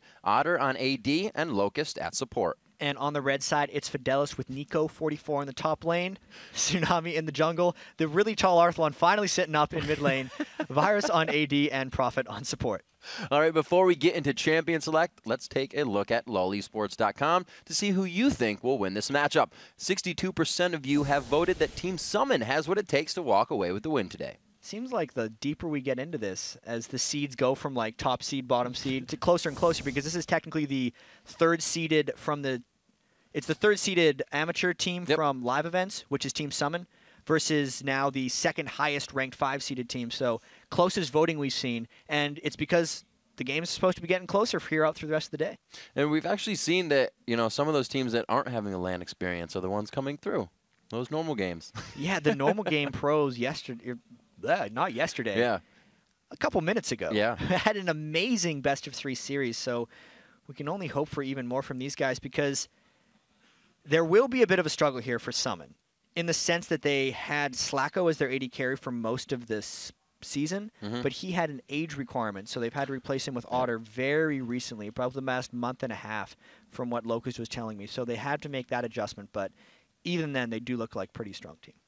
Well, coming out of both Challengers, obviously, and the qualifier tournaments, there hasn't been much homework. We've seen pretty much for every team to go at and figure out what they're going to do. They've somewhat played each other, but patches happen, different teams happen. They like to play completely different styles, which would cause somebody to kind of switch up a champion pool even. And a lot of these teams are really trying to stay underground, if that makes sense. They true. realize that the potential gains are so high once they qualify that it's worth it to not really try to popularize themselves before the qualifier actually happens. Right. Double Buff, who we'll actually get to see later today, is the best example of that type of team. But for these guys, they've been sticking low as well. I mean, Locust is the type of player who actually doesn't play that much on his own. He much more values playing with the team environment. So they've been doing as many scrims as possible. And all these guys, when they scrim, they make sure to leave the game after it's done or before it's done.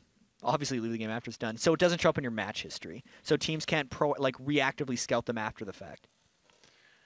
We'll have to see as they're waiting to get into the game. Back and forth, you can see there Arthalon sitting in the middle, like we said, taller than everybody else. So we're waiting to get this third of the series of the tournament, the Summer Promotion Tournament, underway. No relegated teams yet. This comes in tomorrow. But like we said, it has happened. It happened in Europe. 3 teams have been switched up in the EU LCS, and it can more than well happen like in NNA. And after the first game you and I saw, where Quantic just shellacked Team Astro Poke, a lot of the LCS teams are going to take notice of that. especially Complexity because they're the ones facing them. But even Dyrus talking in the back after how great Quantic was playing, saying like these guys are really good. Like they could beat anyone in the LCS. And I think even though Quantic is the standouts of the group, it definitely goes deeper than that as far as this qualifying group goes. Yeah, they are said to be that dark horse that's going to fly through everything and kind of knock everyone out. I mean, if Quantic's a dark horse, we need to redefine what dark horse Yeah. actually means. Quantic's like the steady favorite in this tournament. Oh, right, yes. Yeah. Didn't want to say Quantic. But we do have 2 members only of Team Summit in right now. We're still waiting for them to get in the game. Well, like we said, Locust, kind of a community, not community favorite, but the fans will watch. They know that they know the name. They know he's the strategizer for the team. But if he can be locked down right away, if they focus that champion pool, then that's all he has for the team is words. It's going to be a matter of, do you ever try to factor out support picks? I know in the LCS spring season here in NA, Sona was actually the most picked champion, because a lot of times she's the most popular support, but you don't necessarily target bans at a support player unless you're daydreaming and you're trying to ban out Thresh in some of these situations. But it's probably going to be Locust on Lulu, Sona, or Zyra, maybe Thresh. I don't know if that's his type of champion. He typically likes to just macro the game, not necessarily try to make big plays. And Prophet is actually a very similar guy. Back when he was on Prawley's team for the first qualifier, he was the one actually calling the majority of the shots for them. So both of these supports very knowledgeable about the game, and they might be playing chess. Eyes definitely as well. Arthalon, as we were saying before, returners, Arthalon, Prophet, both returning. We can remember Arthalon's play on Gragas and both Kazakhs being one of the first, not the first, but really one of the many to start the aggressive Kazakhs middle. And Arthalon is a crazy player. Yeah. He was playing that Kazakhs middle back in the first qualifier. Yep. Hasn't stopped since. Continually Good to know. threatening people in solo queue. He has a very large champion pool, but also he does bring in those slightly unconventional picks. Like, Gragas is not something that you see from everyone. But when people do play Gragas, like Ascara or Arthalon, they're really successful at it.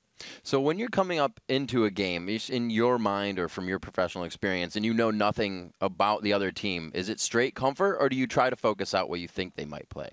It's a lot of give and take in these situations. So it depends on where they're going to target. So if you want to target out Arthalon in this situation, you would be banning the Kazakhs and the Gragas and saying, what else do you have? But if you're just saying, we want to make sure we have the initiation or that your support can initiate on us, then you first pick Sona and ban Thresh and be like, all right, now you're going to be able to not initiate on us in this situation. It's if you have trouble scouting, you pretty much pick a player and say, we're going to attack this person, and then hopefully it goes out. And since this is a best of 3, they're going to be able to reactively go at that after the fact, and if something worked really well that they didn't expect, you just ban that out immediately the next game. Right. We can see Arthalon with the hat.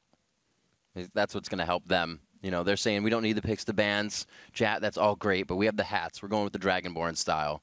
They're going to rock it out. He also has his turtle next to him, which is great, so maybe that's the strategy they're wanting for. Well, if hats are the key to League of Legends as far as Dragonborn's concerned, then they would still be in the LCS. I know there have been a few interviews which made people professionals. I remember saying, do this in your professional. I'll have to go back and watch, because there was like 1 or 2.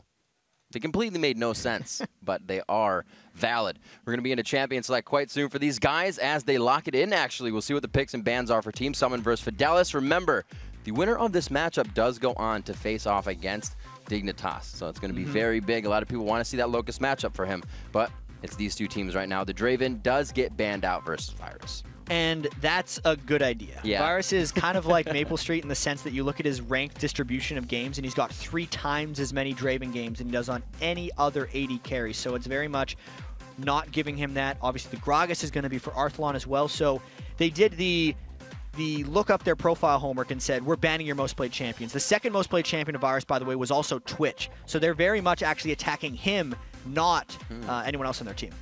It's not very often you see the AD carries really the ones that are focused, because they can always be protected by the team no matter what, even if they're uncomfortable at that time. It's one of those things, like, you figure out what the guy positions well on, because even though you think all AD carries are about positioning, the difference between playing Ezreal and the difference between playing Misfortune are very vast in the way you actually have to go in team fights. The Draven or a Twitch are somewhat similar in the fact that you can go close to people because their damage is just so high, and you don't necessarily have escapes, and you just bull your way into the enemy. So if they take those 2 out, there's not as many bulls left for him to pick as AD carry. Cannot dive himself into the fight, although he will be looking at red. Karthus is picked first. for the side of Team Summit. And Karthus is back. That's probably going to be for Captain Korea. We've been seeing so much of him, even in the LCS playoffs here in NA. Reginald and Mandatory Cloud were battling over him absolutely like crazy, and it's just a solid first pick for them. Super solid first picks on both sides. The 1-2 coming in, where there was a lot of attention, at least within the LCS games. Still, all those teams that have held their spots, with the 1-2 pick being the one that really turned the tide of the match. And the Kazakhs and Thresh are two champions that could easily do that. And getting the Thresh this early is quite strong. There was a fact that Locust doesn't necessarily play that much Thresh, so it wasn't a huge threat giving it up. But we've seen Thresh swing games absolutely back and forth. The Kazakhs swing games? What was I actually going to go for there? I'm not sure. No, it worked. The, it was the Kazakhs, I wasn't trying for a while. I know, it worked though. All right, well, I'll find it in the VOD. And the Kazakhs pick is something we saw very successful from Quantic as well. So a lot of in-your-face so far. You're going to have a Karthus going in on this one with a Zed as well. And yeah, they do pick up that Ezreal, that safe pick. So we'll have to see what this leaves Virus with. It looks like he wants to see the rest of the team before they even pick the AD carry, which is quite different. And it could be a fact of, hey, we don't have much left. So if they go for something like Varus, that's the de facto fallback. A bit of a disappearance of Caitlyn, as far as I can tell, because she was so loved during the last little bit of the LCS playoffs. But, you know, Varus is also extremely solid for Fidelis, especially since they're going with something like Kazakhs. If he's going mid lane, they want more to follow up their initiation with, and that's what Varus can aid them with. All right, Virus on Varus. That should be a fun one. He locked that in. That is going to be good for the initiation lockdown. They have the Cataclysm now, the box, and that Chain of Corruption as they switch. So let's just discuss what they're not using. Absolutely. So this is another one of those lane bullies that Virus would be able to play. MF can be very strong early for him. As far as the overall composition for them, they have the box, the Jarvan Cataclysm Jail, and then hopefully the bullet time that would come out across for them. So there is synergy working in that composition, and they're still trying to be somewhat true to their favorite champions. Arthalon being on Kazakhs, obviously. Virus, even though his first two champions got banned out, will still be able to play essentially a low positioning bull champion where you can just go in and fight people. So it does make a bit of sense. Let's see what they decide to lock in for this. They don't have that support out just yet, but they are just hovering around. This has taken them quite a while. One of the slower picks and ban phases we've seen between these two teams, and you can see they're a little unsure, but they're getting, it looks like, the picks they want. And that's a good, solid last two picks for Team Summon. Locust on Sona, his most played support. That's the type of support you want Locust on. And then Nautilus has been wrecking people, especially at the LCS promo relegation, or their summer promotion tournament, rather, was really just killing it. In the 3.6 patch, which we're on right now, it might have been the 3.5 balance patch. It was a 3.5 balance patch for Nautilus, but he got 4 seconds off the early cooldown of his W shield, and then also a little bit of base armor, which actually helps him in way more ways than you would first realize. One of the big weaknesses of Nautilus was his early clear, and since that shield was on a 26-second cooldown, like Nautilus's weakness was his early clear, and when you patch that up a little bit, it's great damage. You just can't use it. Yeah, absolutely. But now you can, and he definitely is making a resurgence as well. And he's one of the junglers I like to watch a lot because you don't see the grab junglers anymore. That initiation is really wave-based, and it's cool to see how they work it into their strategy throughout the entire time. We're looking at a little bit more area of effect coming in, and a safe pick with Rumble that they can throw around to any lane if there needs to be some movement. And looking at both these teams, there is just damage everywhere. So Fidelis has a whole bunch of threats. I mean, I believe... No, they're messing with me. They're going to be doing some more trades. Finally, Prophet is on. Jason's like, we're going to have a support Jarvan. It's like, no, we have a support Thresh, guys. And Thresh is one of the highest damage supports you get. MF, crazy lane bully. Arthalon going to be trying to clean up everything as the Rumble and Jarvan 4 ults go in. So if that's an all-in team if I've ever seen one, and that's the style of game Fidelis likes to play. Yeah, well, they have it all over Locust if they want it in the early part of the game. You hook Sona once, you're going to have it there. You all in with Arthalon on Captain Korea. That's easy. We saw it before with the Kazakhs onto a Lux. So the all-in, you're right, it's going to take effect quite soon for them. And I'm actually thinking that Team Summon probably isn't going to want to lane up against Virus and Prophet with the swap. They're probably going to be doing swaps as we've seen in almost every game. Get the poke lane in, put it against the 1v. And also that is going to give Sicko Scott, hopefully Sicko Scott, more time to roam around mid on Nautilus. I feel like the Nautilus-Karthus combos will be very, very potent if they're able to start pulling those off. Definitely a lot more crowd control brought into the teams than we saw into our first 2 games that were played in that matchup. But yeah, that Karthus wall into the Nautilus grab, like you said, could be a good lane focus for them. Looking on the other side for those ganks, Jarvan really could choose any lane to go to, but they're going to have to make those moves fast, as Fidelis likes to. We'll see what they have here as we are into the 3rd match here in the Summer Promotion Tournament, the 3rd best-of-3 series between Team Summon and Fidelis. Winner goes on to face Dignitas, but we have 3 matches possibly to go here. If it cannot be a clean 2 sweep, Rivington the 3rd and Jap bringing it to you, and we are live onto the Rift. So with these lineups, we haven't seen any level 1 matchups at all so far in this tournament. And there's been a lot of jungle movement, but yeah, they've never found each other. But they don't find each other. And I don't know if this is going to be one of the first games to see it. There's not huge amounts of early game pick potential. If Sicko Scott started with his hook on Nautilus, you would only ever want to do that once you have full vision of someone and try to catch them. We don't have any kind of TFs or Alistars or Cho'Gaths to do anything crazy, so it would really be about hoping someone walks into your group up of 5 if you want to pull off anything. We do have 1 ward being placed on the bottom side for an entry there, and they're going to actually hover towards their red, which is quite odd as they make their way. They see Sicko Scott, so they're going to have full vision there. They know all 5 are here. This is big news for actually Team Summit. And Fidelis is not thinking about backing off. Now they're going to back off. Okay. They get that flag tossed in, and they say, yeah, this is split. We cannot get past this choke point. Team Summon goes back to the original strat, and so does Fidelis. So they got the ward inside of Team Summon's jungle, and they're still thinking about going in, but there'd be no way they could go in without having total vision given up. Good thing here, there's actually a pink ward burned by Team Summon to get control of their blue buff back again. And I think that's probably going to end up being a win for Team Summon, however small. We'll have to see if that is used. They're not going to have that pink ward for the top lane in the early part, and we'll see if Sicko Scott can make use of that Nautilus, or if he heads down to the bottom side right after his blue buff. You see him getting help from Grim Samurai. Same thing on the other side. It's pretty much orthodox start for both teams here. Well, hey, man, Sicko Scott's got a 25 gold head start because he killed that ward. So 1 minion kill up already, early lead on Tsunami, and he's going to be able to crush that one down. But I want to see how much Sicko Scott's early ganks can match Jarvan the 4th's ganks, because both these guys now, especially with the recent changes to Nautilus, have an absurd amount of early presence. And since Karthus is going to want to be in a farm lane, the other ones are 2v1s, I think that we're either going to see ganks with the 1v2 lanes or just here in the mid. So Captain Korea hitting 2 quite quick over here on Arthalon. Arthalon's still level 1 and kind of trying to get there. Now level 2, doesn't really have that option to go for the all-in as much. Definitely isn't going to clear the HP bar, but we do see Thresh coming back up top. Could be swinging at Grim Samurai here for a quick second. I think they're going to make it out safe in the lanes. They start the farming. And there's been a definite decrease in the amount of Elixirs of Fortitudes bought at the start of games. 350 gold now for that item instead of 250, and Arthalon, the only one on this map to be going for it in the mid lane, still hasn't consumed it. That's the Kha'Zix all-in potential if he tries to go early. But Captain Korea doing a pretty good job thus far, zoning him back and actually keeping him pretty darn low here just with the Skittles. So it's no real guess, right? You see somebody with a red pot on Kha'Zix, you know there's going to be an all-in too. How has that not just been stopped since people would realize that?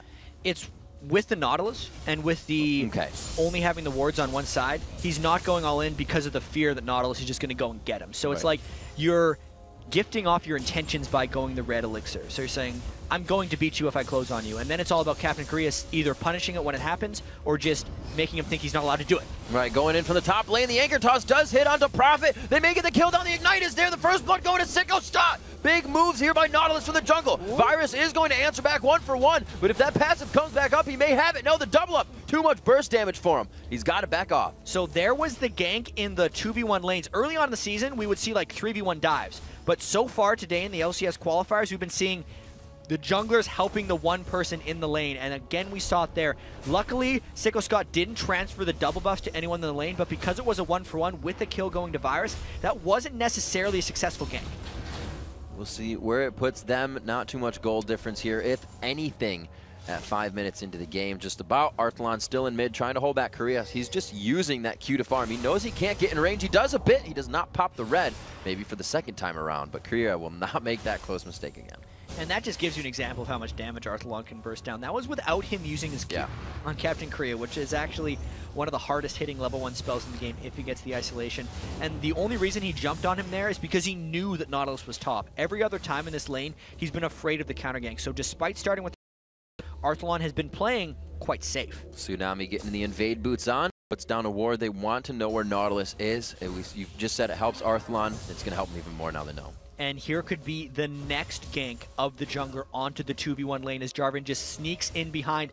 Tit for tat, these guys trying to go in. There's no red buff on Tsunami, though. Team Summon has just tunneled themselves into this one. They're going to wait for Otter. They're going to try to force the Arcane Shift, but he does throw and go for the flag toss. Very interesting there. Nico still going to the fight with the Flame Spitter. They have some damage. May get the Q coming out from Tsunami before they get out, but it looks like they're going to have to back from this one.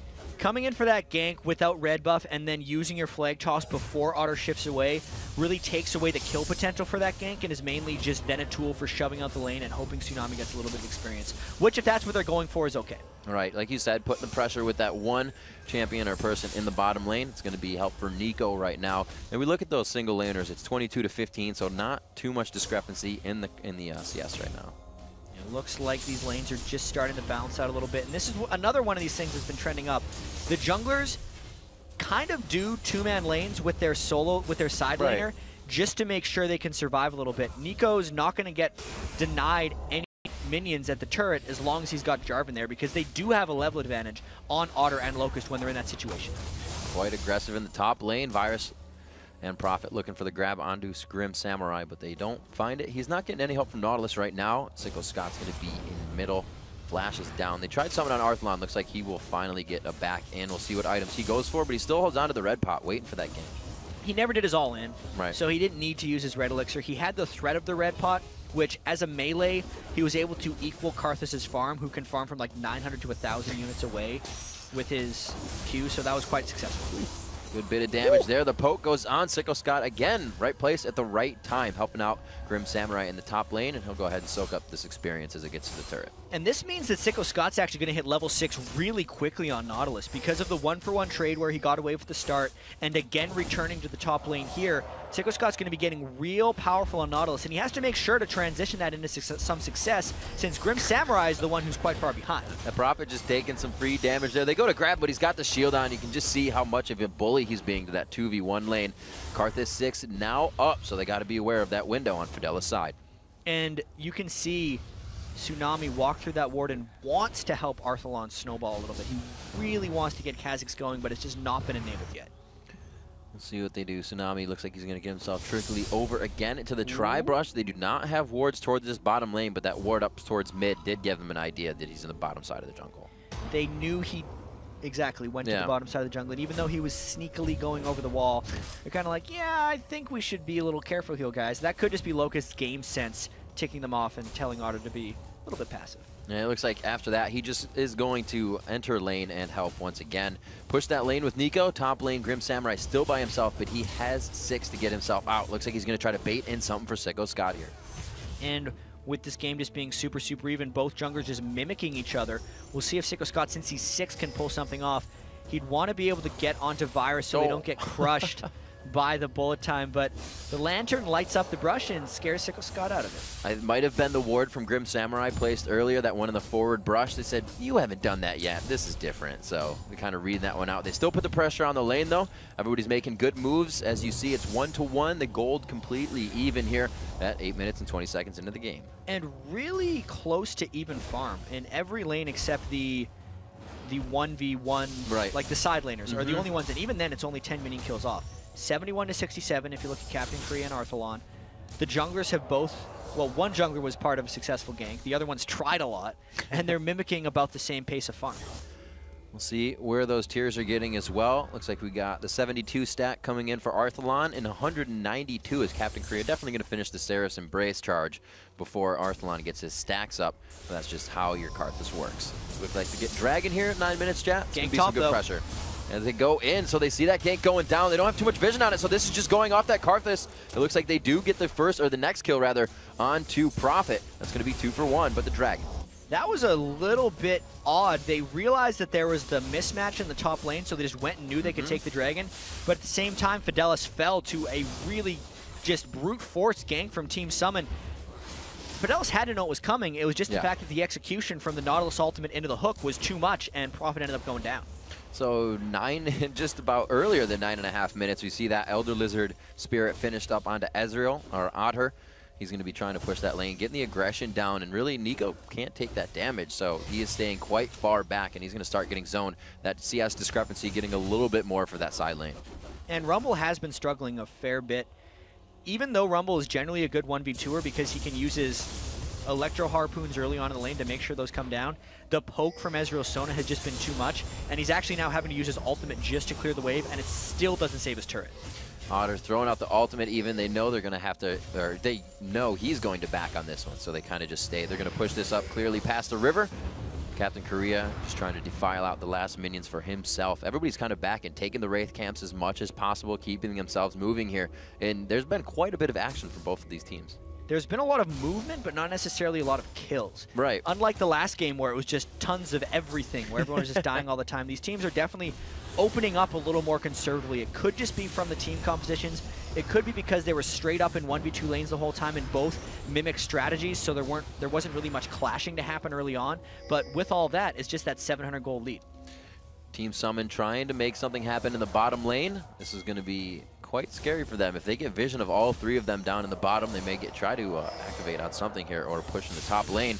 We'll have to see. They do have that vision, but it's going to be Tsunami down there as well, so I think it's just going to be turret damage. And Captain Korea Arthalon know they're 1v1ing. There it goes. The exhaust is quite early there if Arthalon wants to jump back in. Does not decide to do it right away. I think he knows he has the upper hand in this fight, though. So it was an Arthalon ultimate burn for Captain Korea exhaust, but here comes giant thing. Arthalon's like, I'm going to go this way. Oh, Sickle Scott says, I did see you. He is moving. The boots of mobility already on. The first anchor toss hits. That passive locks him up. He does get the jump away, and it does not look like Grim Samurai has the movement to get to him. Arthalon moved far enough up towards Virus and Prophet that it scared Sicko Scott of going over, because I feel like he could have continued to chase it with just a 1v1. He would have popped his ultimate and went for it, but he knew Arthalon had backup, so he decided not to go in. We'll see what everybody is having at right now. 102 to 108 CS, and really mid, along with that top lane, or the side lanes, we should say, as they are top and bottom, are the discrepancy in CS. It's going to start making that gold lead that's about 1,000 in the favor of Team Summon right now. Dragon is going to be quite helpful for one of these teams if they can get to that. It's a crazy thing because they've traded, essentially, you know, the Dragon went down, right. The farm is pretty even. The only real difference I'd have to say is, you know, that like 2 kills to 1. These teams are still evenly matched.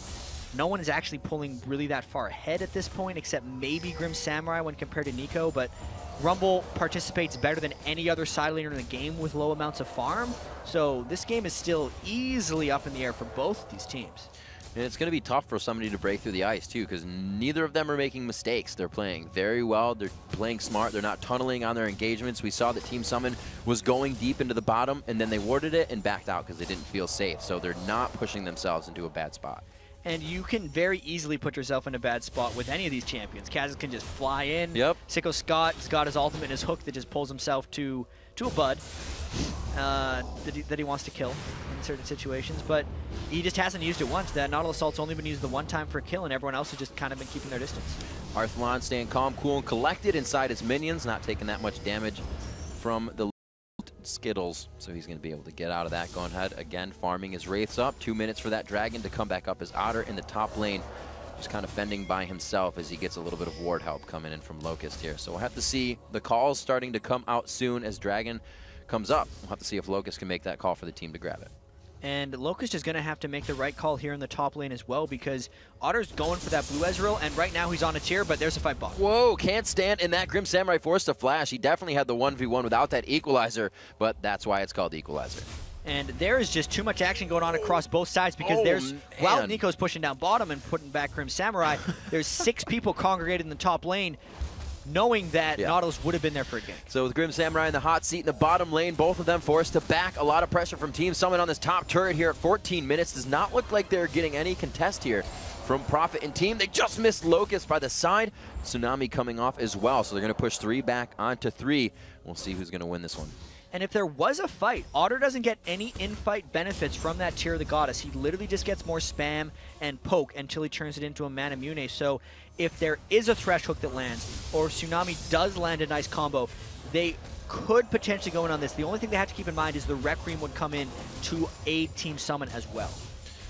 This is a great counter. I was going to say, you know, Jarvan can go in and Cataclysm, and then MF could ult, but then she's going to get Depth Charge. So there really is no engagement for these guys, because there's also the Crescendo on the other side, too. It's like, we're going to hit your turret until it goes down. You're going to have to deal with it, pretty much. And this is exactly what Team Summon wants, because they know Ezreal is weaker in this straight-up fight, so they want to continue to poke them. And there we go. They're trying to go in. They tried. They didn't have to do really much but walk away to get out of that bullet time. So they wasted a bit, and they know they can repressure if they want to. They're staying back quite far this time, though. And all the while, it's just a 2v2 on the other side of the map. We got Grim Samurai now matching up with Nico, who Nico is actually winning the trades fairly easily since there's no magic resist anywhere on Grim Samurai, but there is a Seeker's Arm Guard on Nico, so it's really an itemization win in the last time they fought each other. And then Arthalon and Captain Korea just continue to try to farm to their heart's content. Finally picking up that turret. The top lane spreads the gold a little bit more, 1.5 thousand in favor of Team Summon at this point. Coming up on 16 minutes, that Dragon is up, so the Dragon for the turret, but they're going to keep pressuring, and they may cause Fidelis to have to back off of this. And this is really interesting here as Locust actually gets hit. Oh, he got boxed up. He is not getting out of that one. It's going to be the Requiem coming down as well. Looks like they can finalize all the kills. Otter, one more shots and stay alive, and it looks like he will be cleaned up. Virus goes down by the hands of Sicko. Scott 4-2. Arthalon in a fight with Grim Samurai now as he tries to get over the wall. Samurai follows with the Shadow. Can he get the last attack down? No, it's not going to be enough. So start of that, great dive by Team Summon, I have to say. Even though they lost Locust, it really paid off for them. They got kills in some pretty good places. Seiko Scott got the 2 kills and 2 assists. Otter didn't die despite taking many turret shots in that dive. And the overall pressure of the map does seem to be in Team Summon's favor here, as they're 2 turrets on 0 and still pushing a 3rd. They still have the forward aggressive wards going into the jungle of Fidelis on the blue buff. That was previously a vision ward, so they've refreshed that one as well. They're keeping not a snowball, but their advantages pressed, and they are definitely using them. They do seem very coordinated, and I gotta see Sicko Scott's, I'm gonna get that name eventually. The shield on Nautilus is something people underestimate a lot of the time. That thing does 130 damage a second, essentially when you're or over 2 seconds over auto attacks. So it doesn't do damage when you break the shield. So if people aren't focusing Nautilus in team fights, he is doing more damage than you'd almost ever imagine out of a tank. But if you get damage on him and you break the shield, he becomes a little puppy dog and doesn't do any damage in these fights. So we'll have to watch if Fidelis recognizes that and is able to pop Nautilus's shields in team fights. Looks like they may go for the Dragon. They get a little bit of help from the True Shot Barrage. Nice attempt there. Valiant attempt. If anything, by Otter, that cooldown's going to come up quite quick. So if the fight goes on, they'll be quite ready for it. Captain Korea throws down the wall for really no engagements, just a little bit of harassment here as they poke back and forth. They know the Dragon has been grabbed, so it's kind of just a waiting game. Let's reset, see for the next fight.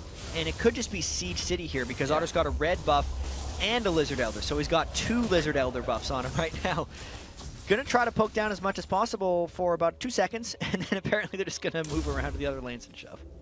No, it is kind of weird. Team Summon's already passed the river in bottom. They're kind of at the river at top. They don't need to pressure that. Mid would have been a huge opening on the map for them since they already have wards, you know, placed deep. Otter saw the huge wave and got a little greedy, but Arthalon's behind him. He wants to kill. Oh, he uses the Arcane Shift right there. He does have the flash up. The barrier's not there. Arthalon will be able to void spike that. Gonna get the kill coming in. It looks like they may get the assist as well. The shield gives the assist to Prophet.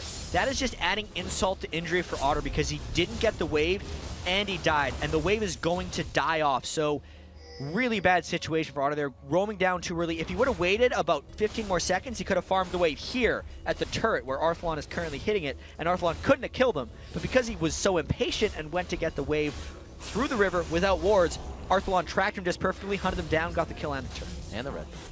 Beautiful. Unfortunate.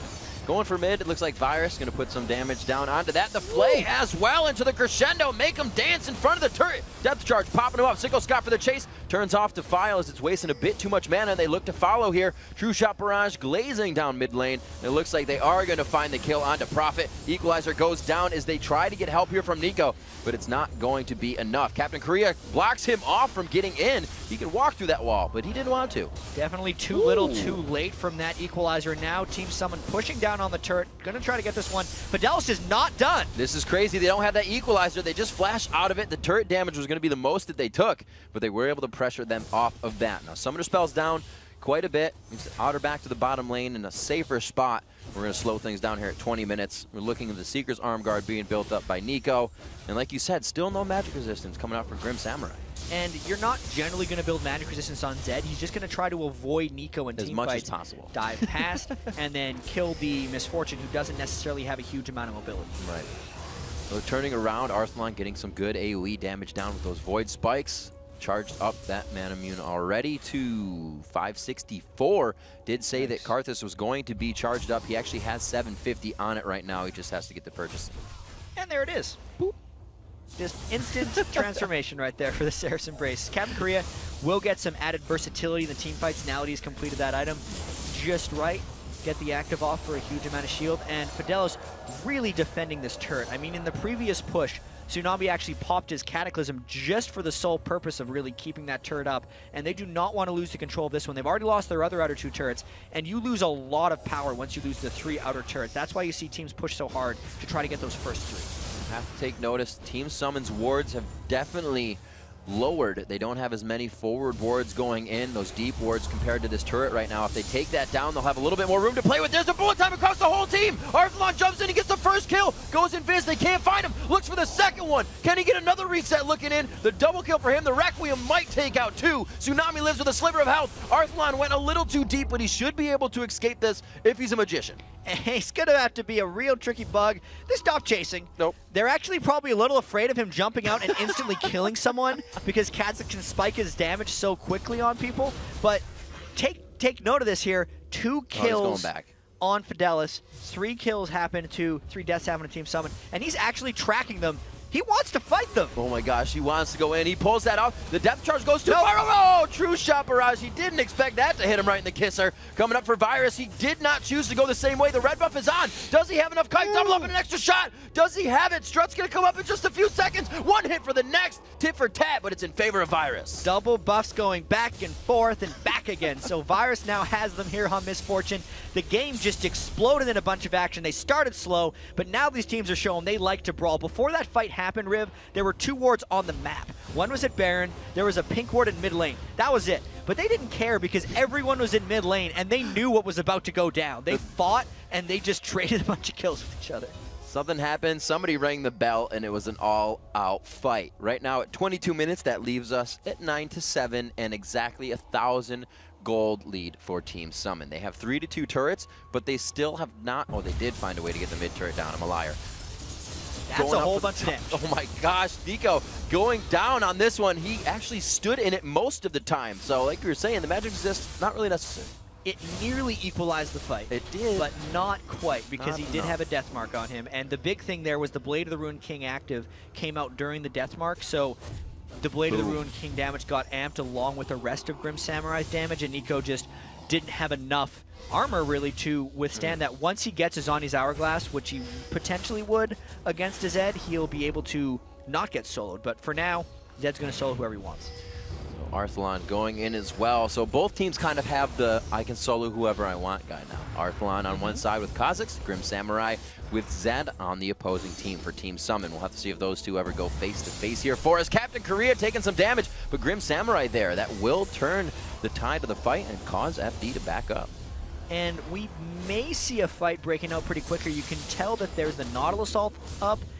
I think Team Summon would want to wait for the death mark from Zed, but the Dragon is up and the timer is ticking. So Equalizer has a few seconds left, as well as the death mark. So I think they're going to poke at each other for a little bit, and then we might see another brawl, because Fidelis is positioned to get the Dragon, and they have the Oracles to try to clear vision. They would love to have that death mark. Requiem is up here. If all things go too chaotic, they can use that, really get the initiation of the fight. Ender in. The wards are going out. The fight of wards before the fight of HP. The toss goes in onto Nico. Equalizer across the whole team. The HP gets bursted, but they make it out, and they just turn onto Virus. The back line getting hit. Prophet and Nico very low. Captain Korea is chasing them into the den. That is not the place you run in a fight. Triple kill coming in for Captain Korea. Oh, looking for the Quadra onto Arthalon. Does not get it as it goes to Sitco Scott. Prophet just makes it out alive. No, he doesn't. He gets the Quadra from the Requiem. He can't get to the fountain in time. 15 to to 8, a 24-minute ace, and a push down mid for Team Summon. One Nautilus anchor away from the Penta, but that was a great fight for Team Summon. They got the kill on the Virus at the start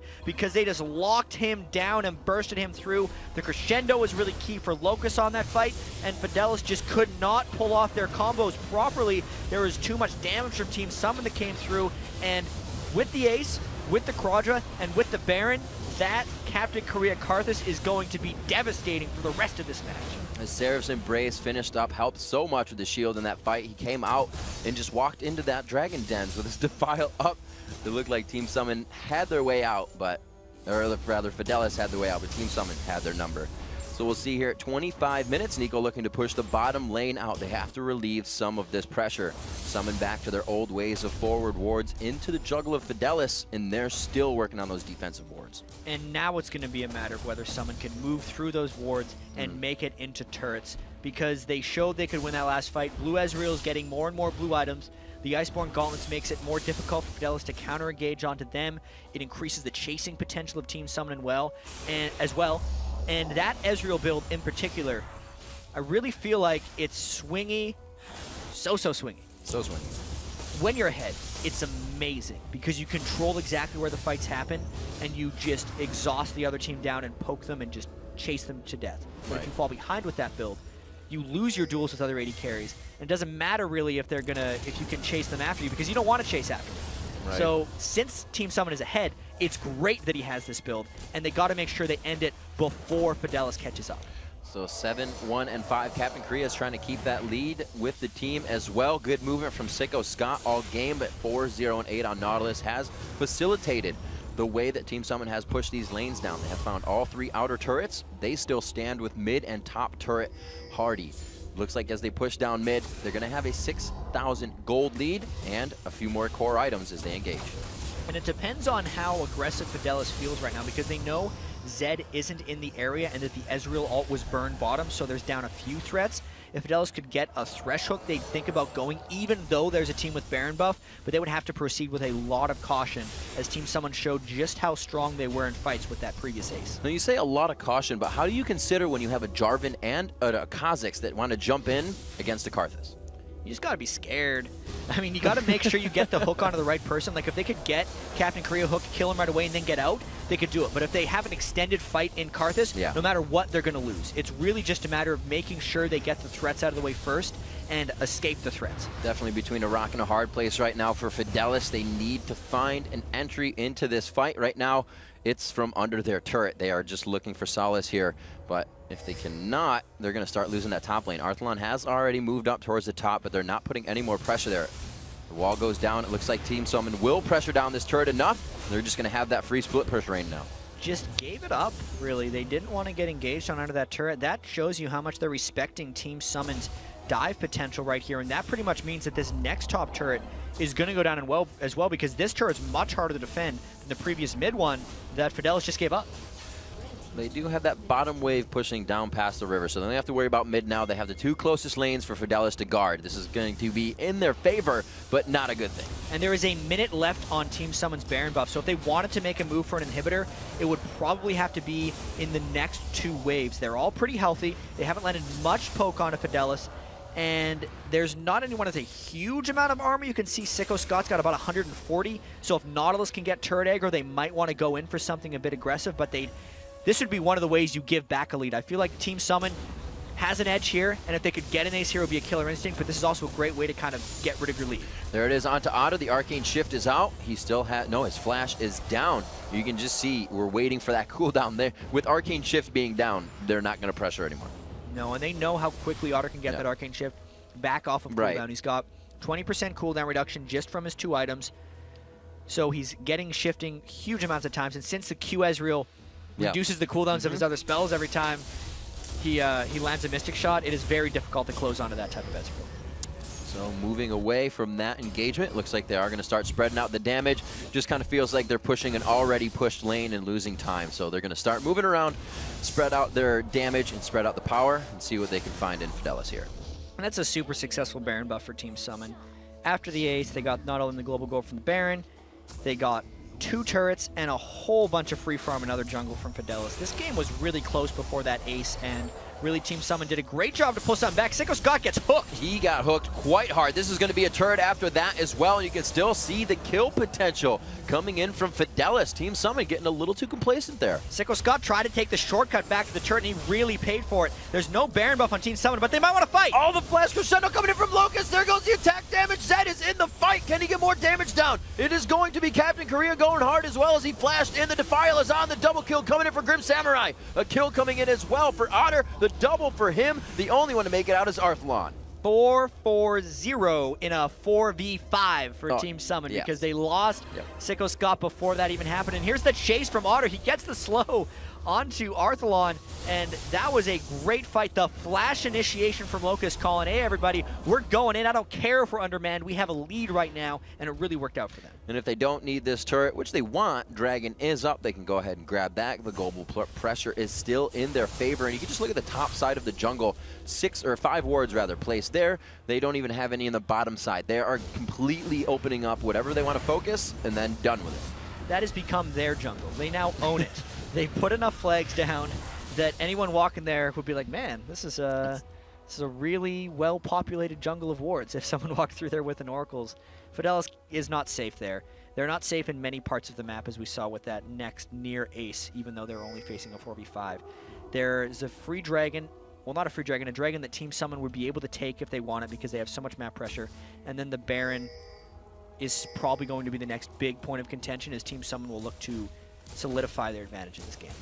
Well, Fidelis looking to solidify an advantage here as they start placing wards out. They're finally getting themselves around to different spots here and really getting those choke spots locked up for them. They have the AoE to really fight a formidable battle in those choke spots. The MF coming out, the Jarvan ulti as well, Carthalon with his AoE, so that you can see they're kind of looking to prep that fight as well. The only thing that they kind of get screwed by if they fight in really tight corridors is the Captain Korea Karthus. That's a if he can make it in, his flash is down, so he may not be able to get to the back line as easy, but I think he'll do it anyways. It's exactly that. I mean, they want to fight in the tight corridors, but at the same time, kind of screws them over if they do. Damned if you don't. Because if they were ahead, the tight corridors would be to their advantage. But because they have the 7 kills, 9 assists on a Captain Korea with 258 minion kills at 31.5 minutes, it's a bit much.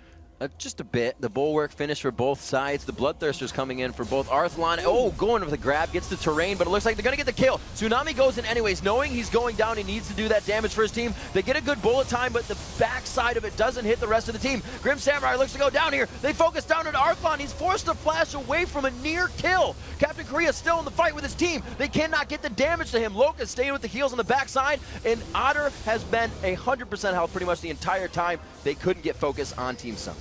And that was really bad for Fidelis, not only because they lost 4 people, but because that was the type of fight they wanted. There was no Captain Korea in that fight. Oh my god, is that... Arthalon had to dodge the Mystic Shot, or the True Shot Barrage. That was the fight that Fidelis wanted because they got their AoE off, and Captain Korea did not get his off, but they still got decimated. Even though there are multiple ultimates burned on Tsunami at the start of that fight, this looks super grim for them. Actually, yeah, as it comes up, Grim Samurai destroying the inhibitor, taking it down. Looks like Otter may be able to put some damage on this one, but he's forced to run. The minion wave goes down. Everybody from Team Summon will back here, but it's scary when that doesn't mean that means that Fidelis could use their own jungle now, can go around. There's nothing there for them. It is not a friendly place because even if they get the AoE off, even if they keep Captain Korea at distance, they just can't deal with it. It's full blue for Ezreal right now. He's got the Iceborne Gauntlets, Last Whisper, Muramana Transform, Spirit of the Other Lizard, and Cooldown Boots. Soon he's going to get the Distortion upgrade and just be full blue, even though that's not a required part of that build. But that is really good for Team Summon in this one. I think it's a matter of time until they finish this, as long as they don't make any big mistakes. And they've really not done that. You know, you said they're ahead with Otter. They need to keep ahead or that build's going to fall off, and they've done perfectly for everything they're trying to situate themselves into this game. Not making mistakes. Fidelis really not making mistakes. They're not getting pushed into anything. They're not tunneling down and losing themselves, but they are losing the fights. And that's what it's coming down to. It's really great to see these teams playing this hard. They're just getting chased down by the utility that Team Summon brings. The Nautilus chase, the Ezreal chase, even Karthus walls or Zed being able to have multiple blinks towards people. They're taking the time to finish off this dragon, make sure Team Summon's gold lead is even higher. And I'm not even really expecting there to be a real Baron bait for Team Summon. If they want to, they can find a fight in the jungle and just chase Fidelis down, since Fidelis is putting themselves in a little bit of harm's way just by being that close to the Baron. Well, they have vision on them, and this is where you can see Team Summon starting to dictate the way that Fidelis is dancing around. Possible engagement here. The depth charge goes out from Sicko. Scott, the true shot barrage hits 3 of the members. Arthlon coming from the backside. Captain Korea's onto everybody. There's the Seraph's Embrace, keeping him nice and healthy, but he may go down eventually. His Zonia's right before dying. Nobody's going to be able to turn to him, so he stays up. Still goes for Requiem. Nobody's going to take him down. The fight may end. Oh, the anchor toss for the assist. Actually didn't get the assist on the anchor. That's pretty funny. And they're going to go for Arthlon here. Grim Samurai may be able to finish this one off. Arthlon turns to get the last bit of damage, knowing he's going down from Ignite. Team Summon with the ace at 34 minutes. 5-4-0. They already have that inhibitor down in the bottom lane, and they look to be able to push this one through with another great, clean fight for Team Summon. Great job coming into the entire matchup, really finalizing items. Just push them ahead of the game. The blue build from Ezreal coming out, and he was even 1-4-6, so he was kind of behind in his build, but the rest of the team played so immaculate that they were able to just overcome any advantages that Fidelis tried to put in their hands. And that game really turned on a dime, because at one point it was something like 9 kills to 8. Yeah. End of the game, it was 28 kills to 9, and that was only because Locust suicided on the fountain at the end of the game with the big smiles on his face here at the end. Really a bit of a collapse for Fidelis near the end of that, because Team Summon came on super strong in what was a very close game.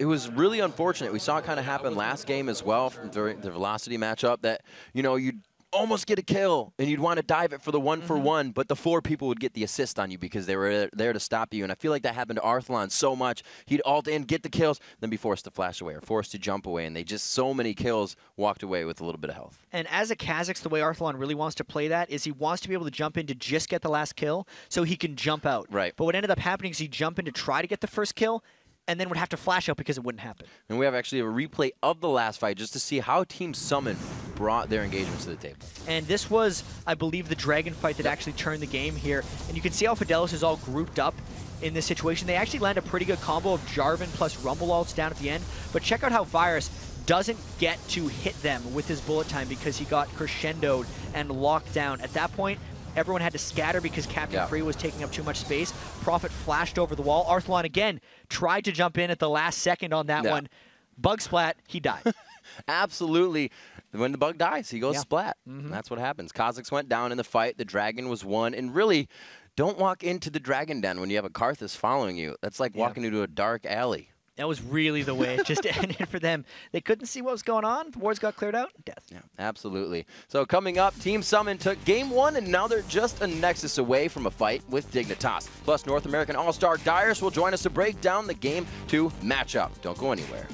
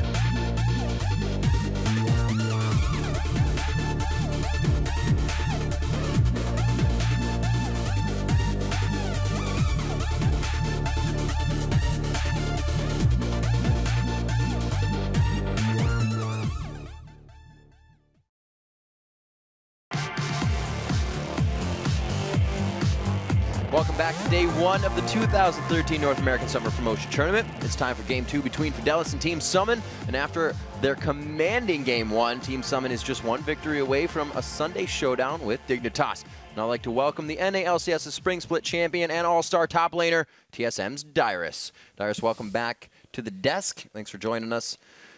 Coming out in that game, it was quite close in the beginning. Like you were kind of saying in that early first blood, that a little overpressured on the turret for those guys in Thresh. Yeah, Thresh was a little bit too far up, although Virus did get the kill anyways. Yeah. But it's pretty a red flag to be that far up because Zed and Nautilus early game, there shouldn't be as much kill pressure on Thresh especially. Right. And in that game, I mean, we're just talking about it really briefly. It was close until it wasn't, right? It really turned into a blowout very quickly. What do you think contributed to that getting out of hand so quickly? It was very close throughout the game until like the featured dragon fight. And basically they were on dragon and then it was just all positioning from there. Where, like you said, where Kha'Zix needed the resets from the AoE, from MF ult, Rumble ult, and everyone else, there just wasn't enough damage. And Arthlon did pretty well early game, and then except for that one mishap where he jumped into 3 of them. If he got the reset, he probably would have triple, but since he didn't, gave up the Baron. Now, if he didn't do that, like, it's kind of hard to judge it. But if he didn't do that, they wouldn't have had Baron, and the game might have been a lot more close after.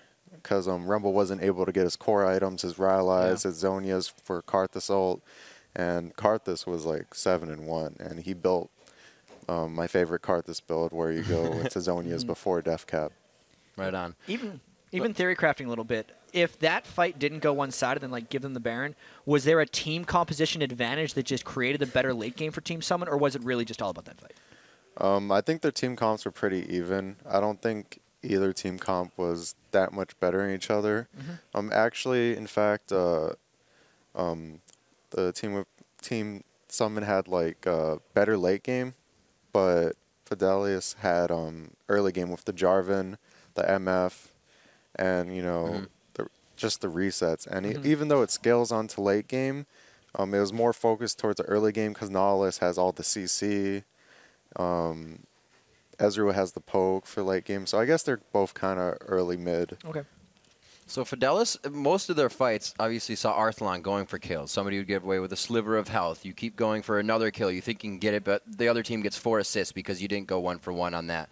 That mentality coming in, the communication must be so chaotic, right? How do you fix that for a team? How do you say we actually should just stop and not fight this one? Because they weren't getting kills in the fights. They just kept getting taken down. Something like that comes from a lot of experience. There's only so much research can do. You can't exactly hear what the teams are talking about. Sometimes where coaches come in or team leaders, right? Whoever's making the shots. Like, if there is this one player who's making all of the calls and everyone listens to him and he's right, then it's usually going to go very smoothly. Instead of 5 people doing their own thing, it's going to be one person commanding 5 people doing what that one person wants to do, and that's how they'll move together as 5. And then as experience goes on, if you play with each other for a long time, sometimes you don't even have to say anything, and these players know. Right. And that's, for example, like All-Stars, I assume that every country, like all of these All-Star top-voted players, I'm going to assume that everyone like is going to know what to do. Call for dragon, people are going to be there in like the next 2 minutes without saying like, oh, why are you still farming top or something like that. All right. And for Team Summon, do you think they're there yet? Like, based on how they were coordinated in that game, does it seem like they have their strategy calling going, or were they a little bit slow? I think both teams were actually like, they played the matchup pretty well. And it all came down to team fights and the focus. All Team Summon really had to do was, just wait for Karthus to be really fed and just kill everyone. They had the Ezreal poke. I'm not sure where Zed fit in there as much, but he did pretty well. And Nautilus has all the CC, and it's just, like, Karthus is just a one-man comp, honestly.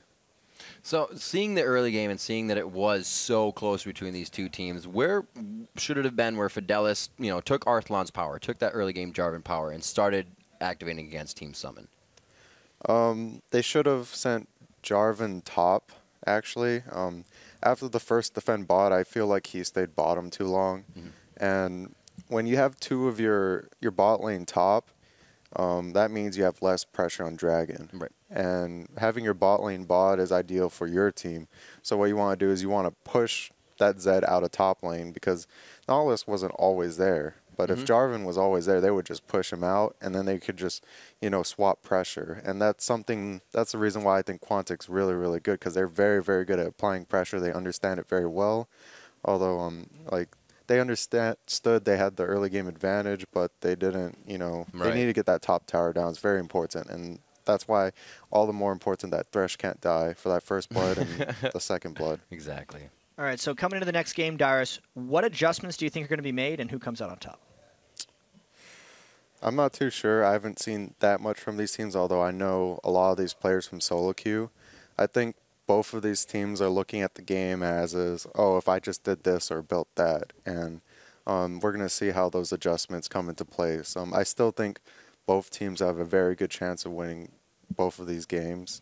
So it'll be very, very hard to predict, because they feel like they're very, very even. And whoever makes the first mistake is probably going to lose, unless they have the guts and the grits to come back into the game with the late game comps. All right, Darius, thank you very much again for the in-depth analysis. We're going to see. Darius says it could go to that Game 3, and we have Game 2 going underway in just a few moments. Fidelis versus Summon, our third matchup in the Best of 3 series here at the Summer Promotion, our second match of this Best of 3, and it was a big one. Like we said, Summon coming out very strong in that first game.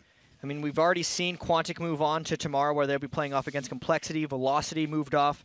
So essentially the favorites in this have managed to make it in so far. Yep. Again, the LAN qualified teams so far have made it through. Team Summon looking to be the third. They've qualified via the MLG event as well. So we'll see if they can keep the momentum and be able to win this one. That was a pretty great event as well. We haven't had one in a long time that the community was able to come out to, meet all the players. All the players got to, meet each other again, because it's been a while since everybody's been somewhere, right? It's the LCS, it's the studio, but these guys love it. They're like, that best of 1 day has been so amazing. But in these best of 3s, teams are looking to create jobs for themselves. They're looking to have life, or they are having a life-changing experience. Whether they win or not, really, they're putting everything on the line here. A lot of school is still being done with this. Some are putting school aside, because this is a once-of-a-lifetime deal, and you can go back to it. And you can tell there's just more energy from these teams in the studio today, because they know how much these mean.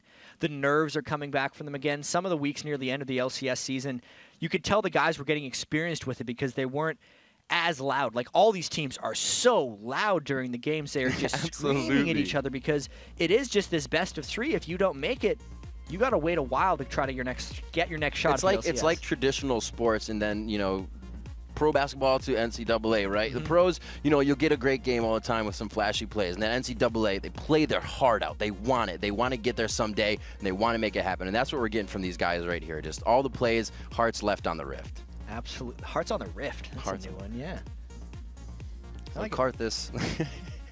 We got some globals being popped out here. Karthus and Shen, obviously, and Virus and Karthus. We got Virus and Karthus. Virus and Arthalon not getting their players, Draven and Gragas. Summon not switching up their bans despite being on purple side. They figure last game went pretty well for them. They're going to try to keep it simple. Right. Obviously, Fidelis didn't have a good time with Karthus, and even as Darius said, a lot of it was just about all Summon had to do in that game was get really late game with Karthus, and they did it in the mid game at the end of it.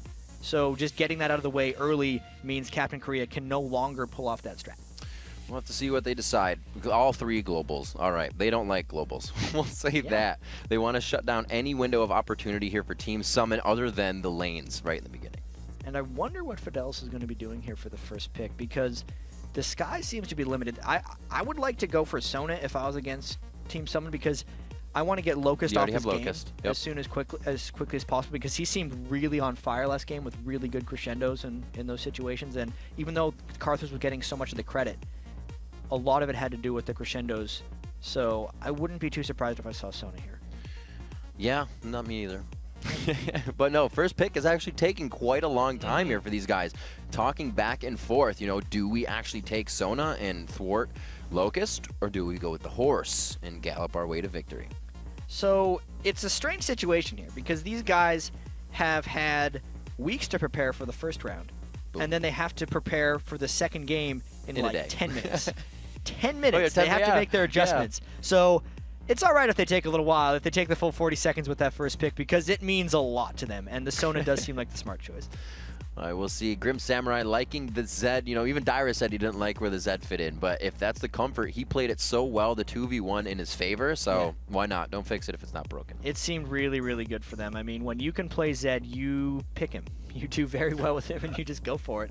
The Blue Ezreal worked out amazingly well for Otter as well. So there's no reason for these guys to necessarily switch up yet. Absolutely not. The Teemo's getting locked in.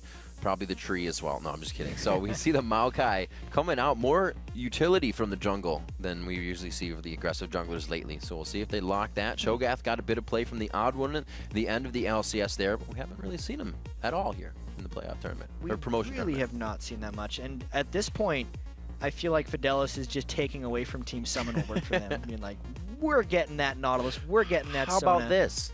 How about that? You can't Arcane Shift out of my Nautilus ult. No. It's going to track you. Yep. And they didn't do Nautilus, so what am I talking about? No, they locked in the Malphite. So did we see a Malphite ban last game? I want to say yes, but I'm going to say no because I don't want to be wrong, and we're going to go on.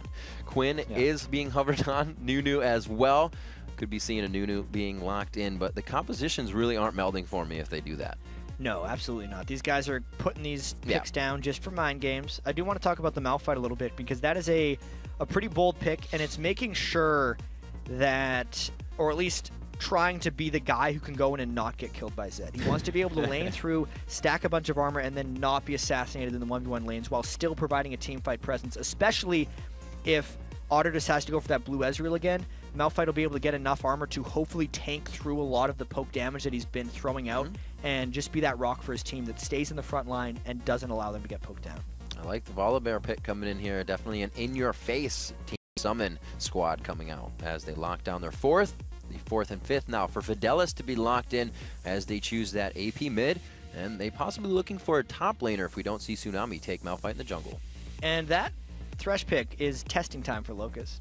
It's no longer a Sona where you can rely on his crescendos, the champion he's been playing for a year and a half.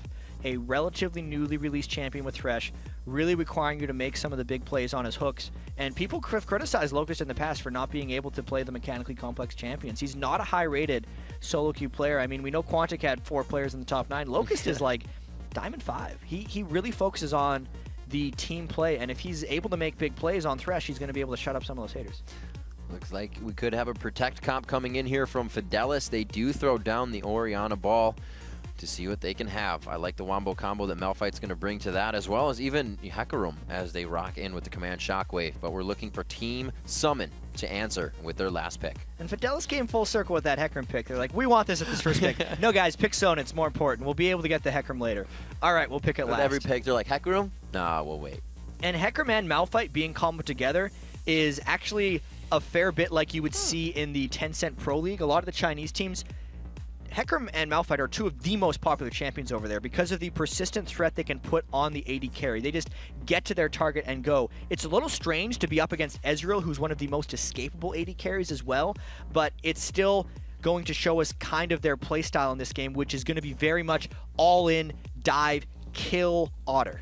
The one thing is, it's not even like a niche strategy here for Fidelis. It's not like if one ult misses, the other's not going to work. They're all going to work accordingly, even if one misses. And each one of them has a team lockdown, which is kind of crazy for an ultimate. It's actually going to be really funny if, say, Tsunami ults in on Hecarim going for Otter, and he Arcane shifts out of it, and then Nico on Malphite's going to be like, can Arcane shift out of this one? Then he flashes, and you're like, damn it, he made it away. I almost had it. And he's not even running Cleanse. He's going to run the barrier. He does get the knock up there and the pull in, but I would say Cleanse on this one. He's going to go with the safety of barrier because he does probably have the shift. We'll have to see. The laning phase could be swapped for these guys. The Varus Sona poke lane could be coming in, but we'll have to see. It's their toss-up. Like they said, Dyrus said, putting that AD carry in the top lane, you lose that dragon control, but you have to make up for it somewhere.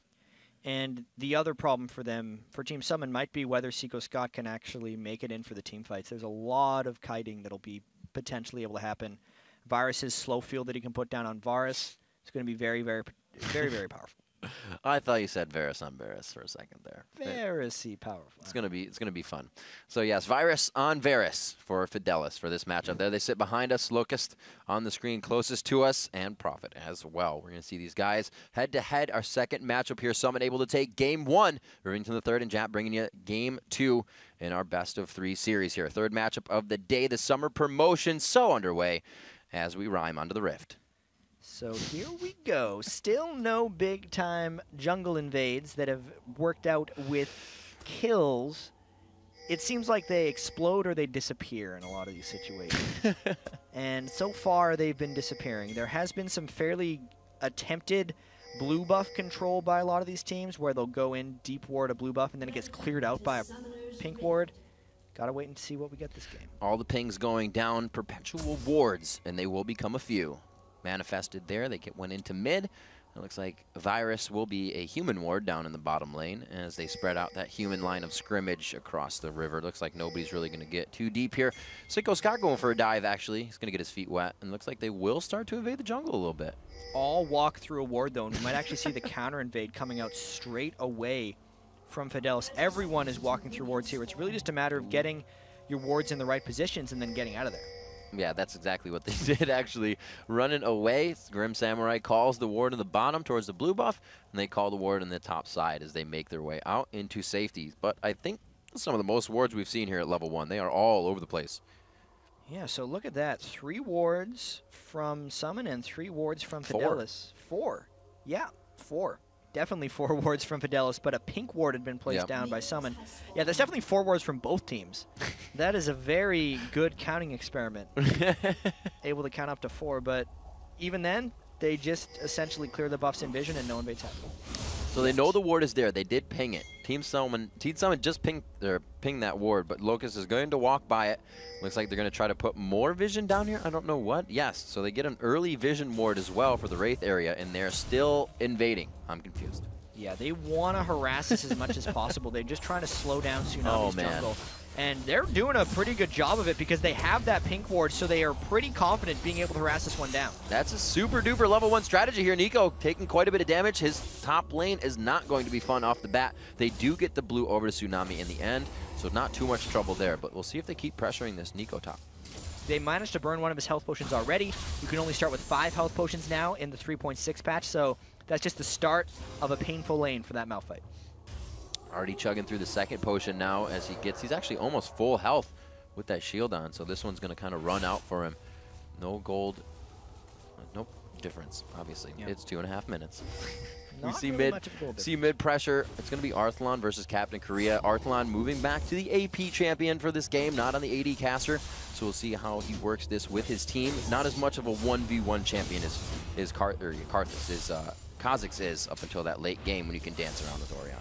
And I really want to see how Captain Korea's Ahri plays in this game because even as a casual fan of Captain Korea, if I think of him, I think of his Ahri play. It's just really aggressive. He's every time I've seen him in solo queue or played against him, he's been playing Ahri. I know recently he's been playing a lot of other things. I'm just not that good anymore, so all my memories are from him on Ahri, and it'll be very interesting to see if he's able to punish Arthalon. The early wards are definitely not going to allow any punishment towards Captain Korea. He should see Hecarim down on his bottom side there. Still playing towards the top side of the river. He's doing it safe. And the pressure from Fidelis in the bottom lane. He keeps himself there. Good damage coming out for one attack from Tsunami. But looks like he's just going to pressure and soak up some experience as he makes his way out. Yeah, he did a pretty good job of clearing the rest of his jungle despite it getting so heavily harassed by Team Summon early on. And then really trying to put the jungle pressure down almost immediately onto the mid lane. Look at this. It looks like Sicko Scott thinking that he was going for Wraiths or actually coming around for his own gank. And no, he decides not to, even though Arthalon is pushing up quite far here. He does decide to go back in. Samurai low in the bottom lane. Round 2, you're absolutely correct for mid lane. And it looks like they do get a bit of damage onto Arthalon, but not enough. Yeah, so it appears like Arthalon was able to escape that one just right. Didn't even have to burn Flash, so very good avoidance of what looked like a potentially fatal gank. Pushing down the 3-minion wave there is just a wall of defense for that top lane. They're like, nope, not moving past it. Virus and Prophet, though, they feel differently about this bottom lane. They want to get the turret and switch it up, but here comes Sicko Scott running in. He tries to get that bear stance down. They're going on to Prophet. Looks like they're going to get first blood here. It goes to Grim Samurai. The same as the last time, but it went to Sicko Scott. They're getting in the double kill this time, and Sicko Scott comes out twice in a row for first blood in his team. just like last game, but this time much worse. Yes, because absolutely. they gave the double kill straight to Zed. And Arthalon, Captain Korea, just running out of mana as he uses the Ignite, so no finalizing the kill. Going back to that gank, as long as Captain Korea doesn't do something crazy and won't. finishes off Arthalon here in the next few seconds, ghosting through that ward for Sicko Scott was really smart. It was just a matter of Fidelis felt safe because they had a really deep ward coverage and they thought, we're going to be able to escape anything. But a ghosted Volibear is a really, really fast person and was able to close out and get them the double kill as well as shoving that lane all the way up. He definitely was swimming upstream fast, got his food in. Now he's going to look to pressure that turret all the way and try to deny some of that experience. He makes his way back in, teleport coming into the top lane here. This is going to be Nico coming back in as Tsunami was holding the lane. So Nico not losing too much experience, but he is down 11 CS on those side lanes. And Arthalon, this one's probably going to burn his flash. He is going to have to do something. He is quite low on mana. Looks for the wall. He gets thrown back. He's not really in range of flash anymore. Still trying to get to the wall. The charm is not there for Korea. The mana's still low. He wanted to make sure to get close enough to that wall to be able to flash over. Didn't want any of those fail flashes. Got just enough. Fortunately for him, Captain Korea was errant with his charm. Might have been able to get the kill if he lands that, but even though, gank still burns a flash. Great dodge by Nico in the top lane. Placing up his quick shoes and the dodges, breaking some ankles, gets a hit onto Locust, so he's getting the damage back. And for them to be half health here, pressuring the turret, really means that Nico's getting some good advantages on this lane for a gank to come in. Yeah, 11 minion kills on Malphite. Not the best because he's been sitting on health potion this entire time. He had to burn his teleport actually to get back into this one. And he needs to be able to get a bit more armor before he can deal with that type of harass. We do see Hecarim coming up, Tsunami knowing he needs to help, and that pressure itself, no, really, Team Summon was about to back, but they now see him, so they do have vision of where the jungler is. And especially in that bottom lane now, the Grim Samurai is level 6 with double Doran's blades. The kill threat is there if they decide to go for it, because it's one of the big reasons that people like Zed in a 1v2 is other people hit level 6 and they just continue passive farming with the turret. Zed hits level 6, he can kill one person. Great damage here. Oh, gets the orb as he tries to do a little bit of micro there. Throws it the wrong way, misses a big amount of damage. That was a little bit errant by his orb. There was nothing over there for Captain Korea, but he's still getting some solid harass down onto Arthalon. He's dead even in minion kills, and Sicko Scott is everywhere. Is just ganking. He's not actually jungling. So omnipresent right now. You're going to shield. There's the dissonance going down, but she's going to be slowed there. The speed's not going to come in. The first Spirit Rush doesn't even put Captain Korea away. It actually helps him. Brings him in for the second one. So Sicko Scott gets to level 6 because of all those ganks. He's going to continue to fight, pops his ultimate, and he's maybe going to force Tsunami to do something. He's full bear mode right now, forcing Tsunami to run away, and then he says, "You're right there? Watch this. I'm going to take your wraiths." Oh, man. Sicko Scott controlling the jungles right now. And it's interesting because he's controlling the game, but not his jungle. The only camp that's down in his jungle is his red buff, and that's just because it hasn't respawned yet. He has been rotating mid to bottom, over and over again. The only jungle he's taking is actually Tsunami's right now, so really exerting his presence on the map, even if he's not jungling. And each kill has been perfect for him as well. He's 0-0 and 3. He's getting the assist for his lanes. Here he comes. And again, he's going to the top lane. This may be thwarted by Tsunami, but Sicko Scott plays it smart and says, "We're just going for the turret." Takes what he can get, no problems, no questions. Even that, with all the fear that Team Summon put in them, is actually backing off the blue buff from Tsunami because he realized 3 people from Team Summon can come down. They might get baited into a bad fight here. There's the ward. He tries to throw down the push, but he gets hit into the wall. Flayed up. He does still have it to get out, but can they get the damage? And Locust taking quite a bit, forced to flash. They do have Sicko Scott and Otter right there. Nobody's even focusing Otter. They're focusing Sicko Scott. They going for Arthalon. There's the kill. Otter very low on mana, but it looks like they may be able to kill on Nico here. He doesn't have anything to get out. His ultimate is down from just being used. 3-4-0. We got to keep in mind Arthalon did not have an Orianna when that came out, and Tsunami was level 5 on Hecarim, so they only had the unstoppable force against them, whereas Locust had the box, and Otter had his ultimate on Ezreal as well, so that was a huge win for Team Summon, just knowing what spells they had and having that slight experience advantage, forced at the right time and got the 3-0 win. Fidelis feels the strength right now of Team Summon. You can see that Nico had flash up, but he knew they were so surrounded, he knew he was going down. They died. They're like, we have to get this fight 5v5 now. The 1v1 lanes again going in favor of Team Summon, and this is where the fight started to turn. Very nice try there, or actually very nice grab, I should say, by Tsunami. He came all the way back and was just like, I'm actually getting this blue. It doesn't matter if it costs 3 of our lives. I got it now. He's going to need it, too, because Tsunami really needs that blue buff to farm up a bit and get himself back in the game. He should make sure to use his Hecarim ultimate during the duration of this blue buff. Might happen on Captain Korea here, but a Hecarim ganking an Ahri is not an easy task. Yeah, they have double blues right there as they're fighting head-to-head. He's looking to get a refresh on his. Captain Korea, quick Spirit Rush out of the way. That ward dies as well. They lose vision there, and their vision is a little lacking other than the bottom side of the map. So we'll see if Team Summon can get their wards back out. They have been known to completely cover the map, as we saw last game. And because Captain Korea had the blue buff when he popped his ultimate, it's actually only on a 85-second cooldown. So he's got about 60 seconds left on that. If they want to make that gank count, Tsunami has to come back really frequently. Otherwise, Captain Korea is just going to keep dashing away. There's got to be a lot of money here. Yeah, 1,000 gold in the hands of Captain Korea. I was saying he's sitting on those Doran's rings, and Flask doing a great job, 61 to 49 in mid lane. The crescendo coming out of Korea. There's the shockwave, and that's the ultimates we were talking about. It doesn't matter what order they happen in, you're going down. So they did make sure to come back quickly, and they got the flash ultimate from Sona, getting the blue buff off of Captain. Trying to claw their way back in this game. Falling down 6-0 is really tough. Sicko Scott onto this one. A very nice death sentence from Locust. He is getting that strategy in for his team with the shots, and it looks like Tsunami may fall here. Great unstoppable force to come in and knock them up. Nico doing a great job there with the teleport. There we go from Fidelis, knowing they had the window of Captain Korea being down, knowing Nico's ultimate was up as well with teleport, and just taking it to Team Summon despite being down 6-0. Really good job by them not going passive, because they are an aggressive team with an aggressive team composition. This is going to be that time. Fidelis looking to really come back here. That's going to close the gap a little bit more. They'll be down by 1,000 after this one. Oh no, they got it. Great smite by Tsunami. Nice job really there. Clutch. It's about 800 gold though that they are in the lead now for Team Summon. 6-3 in turrets, or 6-3 in kills rather, and the turrets sit even at 1-1. 700 gold after what seemed like a disaster once they had that triple kill of blue buff. So amazing team work by Fidelis to come back in this, and really that takes a lot of team experience, or at least a lot of maturity from a team to be able to come back from something like that. Once you're down 6-0 in an elimination game, a lot of teams would just turn on each other, and that has not happened. Looks like they have composure. They are also trying to pressure what they can, but all the pressure is right now coming from Team Summon. Sicko Scott in mid with Captain Korea. The wave still already, or not still already, but already pushed past the river in the top lane, and Grim's there to split push already.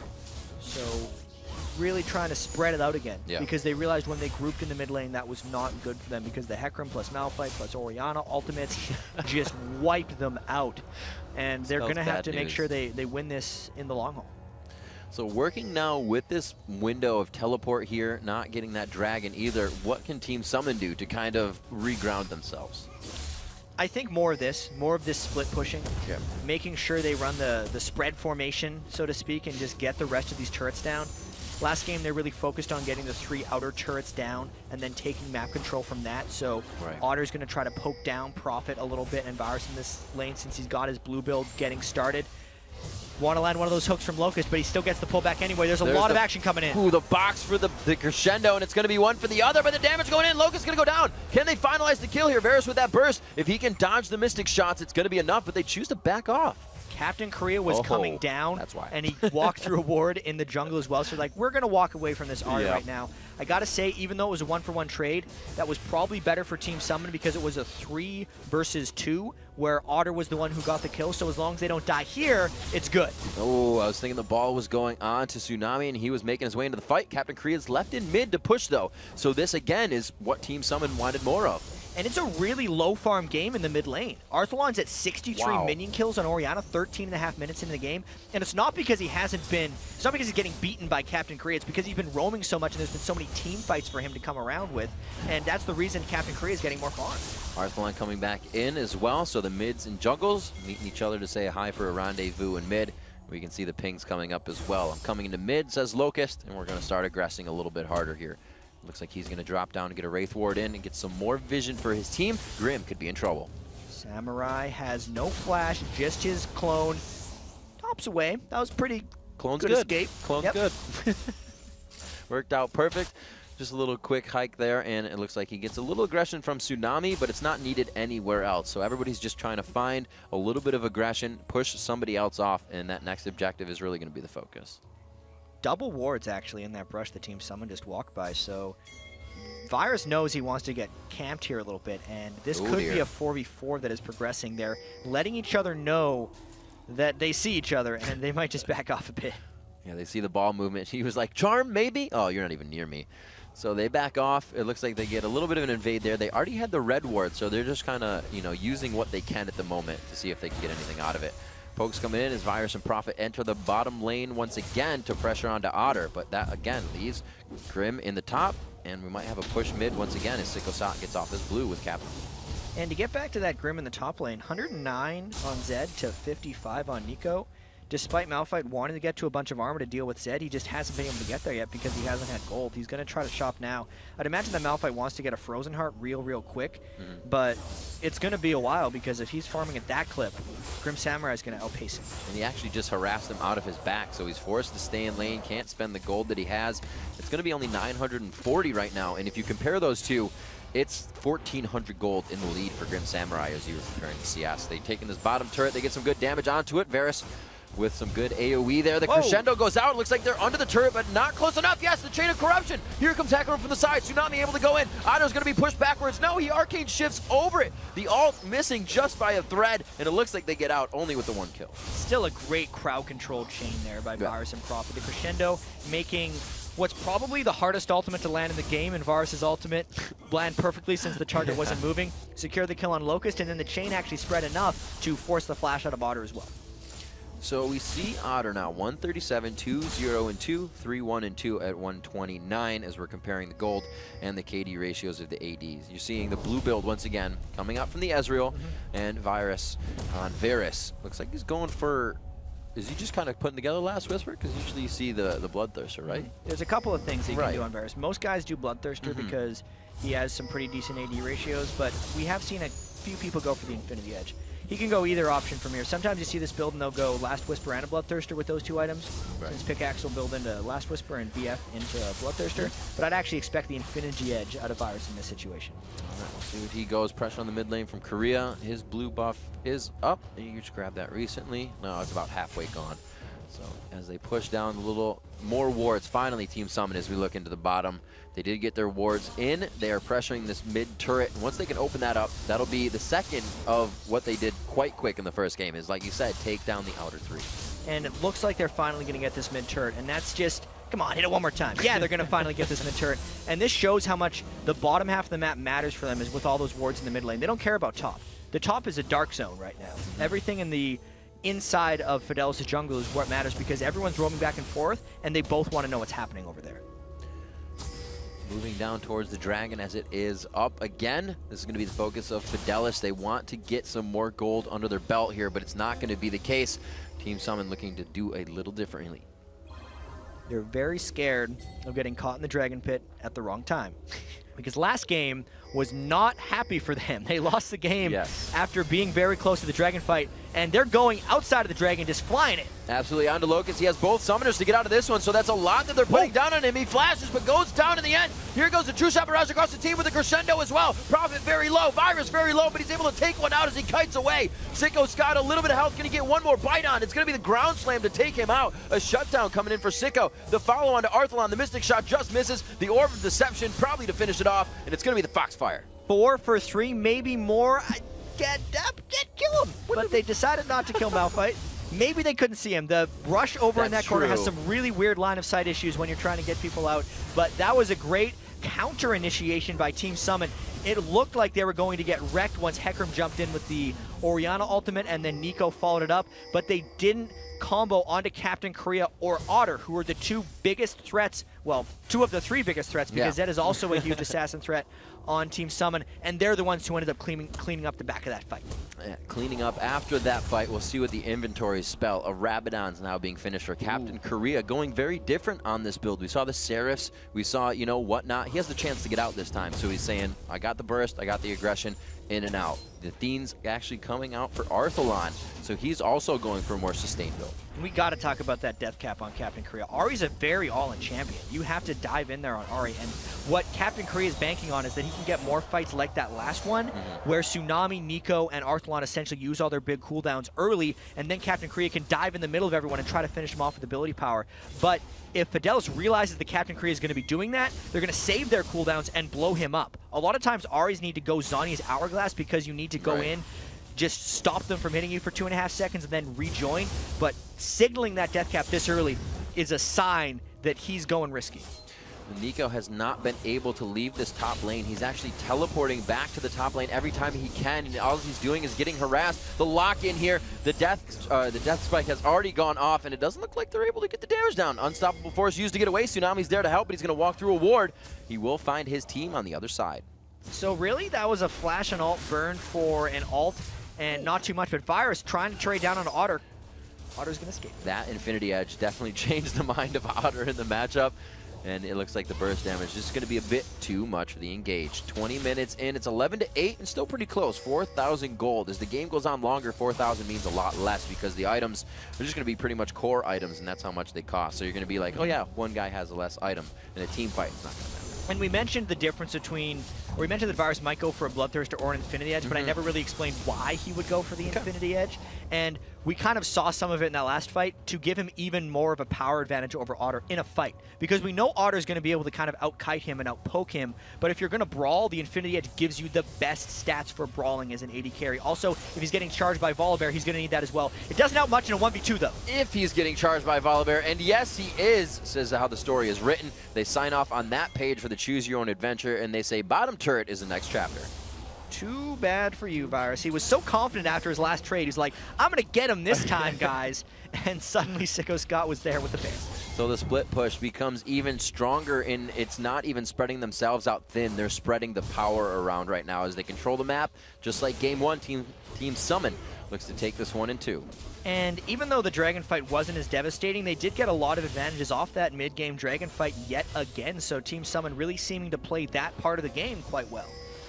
To see if the objectives are even in their eyes more. We saw them kind of going back and forth with the Baron last time. They didn't want it until they could fully get it. But yeah, like you're saying, the Dragons coming up after their objectives. They have so much control, and the wards continue to flood into the side of Fidelis' jungle. I think they're quite happy keeping it up like this. Sicko Scott just got his Aegis of the Legion. There was just a Glacial Shroud picked up by Otter, which makes him much more healthy against Tsunami's dive and doesn't really help against Nico's dive since it's magic damage, but he's not worried about Nico yet because that's a full tank Malphite. He's not going to be able to kill Otter in a diving situation, so a lot of control going to be coming out from Otter's Ezreal very, very shortly. Amazing that Grim Samurai and Nico have just been hanging out in this top lane, a completely different island the entire game. Like I'm saying, the teleport's being used up top. You know, that was something that won Fidelis a fight 5-10 minutes ago. Not 5-10, but 5-6 minutes ago in mid. That teleport can't be used anymore, and it's really what they need to surprise a fight again. And it's also crazy because a lot of times you'll see those two guys disappearing in the top lane and they'll come back and they'll both be monsters. Yeah. But this is one of these games where Grim Samurai is winning that lane really substantially, yet they're still leaving them up there completely on an island. I feel like that's Nico either saying, I got it, guys, or the team saying, we have to leave you there because we know if we turn it into a 5v5, Grim Samurai is going to wreck us, and we need you to stall up there and then teleport down, which is the most likely case. I think they're all still hanging out in mid. Pink ward's going down as well. It looks like there are a lot of wards on the side of Fidelis, so we may see once all these wards go out, the fight to finally happen, the vision to be cleared. And there are so many deep wards by Team Summon. They don't even bother warding their own jungle because they know they have the 3 outer turrets down, and these are the new ward positions for them. This is the new map for them. It's so far from their base. And they're just able to steal the jungle from Fidelis and slowly expand their gold lead. Once again, Grim Samurai able to push up to the turret as you see the bottom wave pressed up to the turret as well. So much map pressure coming in from Team Summon. The mid lane also being pushed by 2 of the stronger champions that are on the team. So, like I said, the power being spread out everywhere, not being spread thin. They know when to back off and play it safe. The Lantern giving them vision everywhere. And Fidelis is just forced to kind of pressure them off with presence. But it was a very really, really good timed Oracle's pickup by Prophet because of all the pressure that their jungle He's got the was gold under. back. He's gotten a lot of that gold back. There were 4 or so wards deep in their red jungle, and he's cleared all but 2 of those at this point. It's actually really important for Team Summon to get rid of that Oracle so they can continue their stranglehold on Fidelis' movement, and they're just not in a position to create that fight yet. Otter trying to pressure this bottom lane. His True Shot Barrage to be the thing to help his team until he gets there. So they seem okay leaving him off on the wing as well. He's going to back 31, or say 32,000 for Fidelis as it just ticks over the mark to 37,000. A cool 5,000 gold in favor of Team Summon, 3-1 in turrets, but it's been a lot slower after those first 3 have gone down this time. Really, ever since Captain Korea got that death cap, we're like, it's going to be so awesome and exciting in team fights when he decides to go in, and we'll see if they get to focus him. And I feel like Fidelis was a little bit scared of that death cap at first and decided, hey man, we got to make sure we power up a little bit so we can kill this really squishy Ahri when she jumps into team fights. And what's a better catalyst for a fight than the dragon? So we actually had to wait 6 minutes for this to happen again, since Team Summon was really just split pushing. That wasn't creating much conflict, and the dragon is what's going to create that conflict. Good damage on a Prophet from one Orb of Deception there. He caught both the in and the out. They're sitting on a ward. They get the clear out because Locust still having that Oracle, but so does Prophet. So those will be big drops in this fight if they go down as well. It's more a big drop to Fidelis. They need the map control, and they need to take down this turret. And the last fight that Team Summon won around the dragon was really heavily initiated by Fidelis and then counter-initiated on by Team Summon. You can tell Fidelis is feeling a lot more cautious this time. They want to make sure they can get damage onto either Captain Korea or Otter, or just get a lot of poke down beforehand like they got a bit of damage on a Grim Samurai here. But a much more careful Fidelis coming out here. They're not freely diving in and going for Team Summon. There's the dive in, possibly Sicko Scott gets pushed back a little bit. No, does not want to go in. He actually turned around on that one. I thought Tsunami tried to push him away, but none of that was had. Prophet just dodging a few. And the toss coming in from the death sentence. Locust almost grabbing up another fight engagement there. Good poke by Otter from the left side, and it's really keeping them scrambling. They are just keeping on top of each other. Nico looking for the first initiation, but they don't have the vision that they want just yet. Nico on the left. Arthlon calling back the ball, and they're actually going to start Dragon. They're really forcing this fight hard. Sicko Scott's going in for the smite. There they go. They get the Dragon on the side of Team Summon, but it's going to be the dive-in. Or rather, FD. The dive-in is going for Prophet. The crescendo goes across. Arthlon almost going down. Locust could go very low here. Double kill coming up for Captain Korea as they continue the fight. I guess he does not need the Zonias, and they're going to be able to push that one down with Fidelis grabbing Dragon. That was another situation as Otter's just chasing down Arthlon, gets the slow. Feel like it's a foregone conclusion that he gets the ace with his barrier coming in. Another fight where the initiation from Team Summit was clean because Arthlon and what am I doing? My name's wrong. Captain Korea and Otter didn't get touched in the majority of that fight, and they were able to clean up the end of it. So brilliant team fighting again by Team Summon, and another dragon fight completely in their favor because they didn't get that dragon, but they got the fight win. Yep. So actually, Varus came up with the dragon, right? So able to get it on that. The True Shot Barrage kind of scaring them out of the smite, so it went to the auto attack. Coming out with a little bit of gold there. They keep it to 6,000. It was 5,000 before, but that's okay. 1,000 gold in the favor of your opponents isn't too bad. It's just a few more minutes to come back. Just a few more ticky minutes. Captain Korea's Zanya's Hourglass will mean he doesn't need to worry as much about timing it exactly right. Just kind of bought that outright. Yeah, they got to worry a little bit about Virus as well because he seemed pretty powerful in the last fight until they took him down. But it feels like they're going to be in a pretty good situation because Otter on that blue Ezreal has gotten his blue items again, and it's a matter of them making action happen there. And we got to put focus on Sicko and Tsunami. Look at these item differences. The Elder or the Ancient Golem. Look at that difference. That's what's happening. He doesn't have the Bulwark, he doesn't have the Elder Golem, and he doesn't have Boots 3. Huge smiles coming up from Sicko Scott when he was on camera and saw that fight happening. He wasn't even involved. He was like, I'm really happy you killed the other jungler guys. You're making me look good in comparison right now. Because that's a jungler off the map. It means they could go for Baron if they want. They have the smite available. They have the map presence for the most part. There is a ward that they can't see, but they don't care because they're trying to force this 5v4 fight. They didn't even have to burn many ultimates other than the death mark to get that fight to happen, and they want to fight here at Baron. Looks like they are going to be getting a good amount of damage down. Onto it, Locust on the backside. They get Baron down. They're going to go in for the fight. Nico a little too close. He doesn't even get to use his spell, so Crescendo completely misses the team. Two-Shot Barrage misses as well, so that's a miss for a miss. But it looks like they're going to be able to finalize this one. So much front-end burst coming from Team Summon. Baron and 3. Nobody goes down for Summon. They get 3 more, and this is even better. 6-0-11 on Otter, 6-1-6 on Captain Korea, and this push could go for a while as long as Captain Korea doesn't get obliterated by Orion. Absolutely. You're going to see these guys going for a few more turret shots to the face. Arthalon from the backside. Locust coming around, says, hey, I'm actually already here. We're going to take down this turret after the Baron. They keep going. Smiles on the face of Team Summon right now as they are just in Flashland. They're going to go for this inhibitor turret. Locust making the big plays in the Baron fight. He hooked onto Virus, which was super key. And then I was not expecting him to be behind him right there. I should have been watching the map, but he was, wow, how did that thresh hook land? And they got essentially unlocked themselves an inhibitor with that hook. He's so quick, you can't even get the caster map presence on it. It looks like they're going to get some more attacks into here. Oh, did he? I thought he stole that. He wanted to hook over the wall to have a safe back, but he died before he could go over the wall. I was like, ah, damn it, guys. I guess I'll run into this brush. Guess I'll just walk away.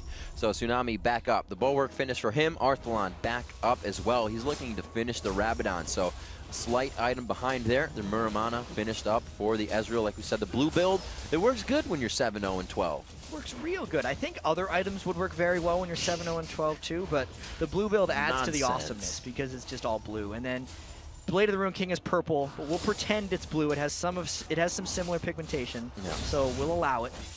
But out the color wheel. It's strong. So 2 minutes on the Dragon. Other than that, we're objective free right now, and it's really up to Team Summon to control what they're doing. You can see the auto attacks and harass going on Tsunami. They're not even ready to engage if they get caught like this. They're quite spread out.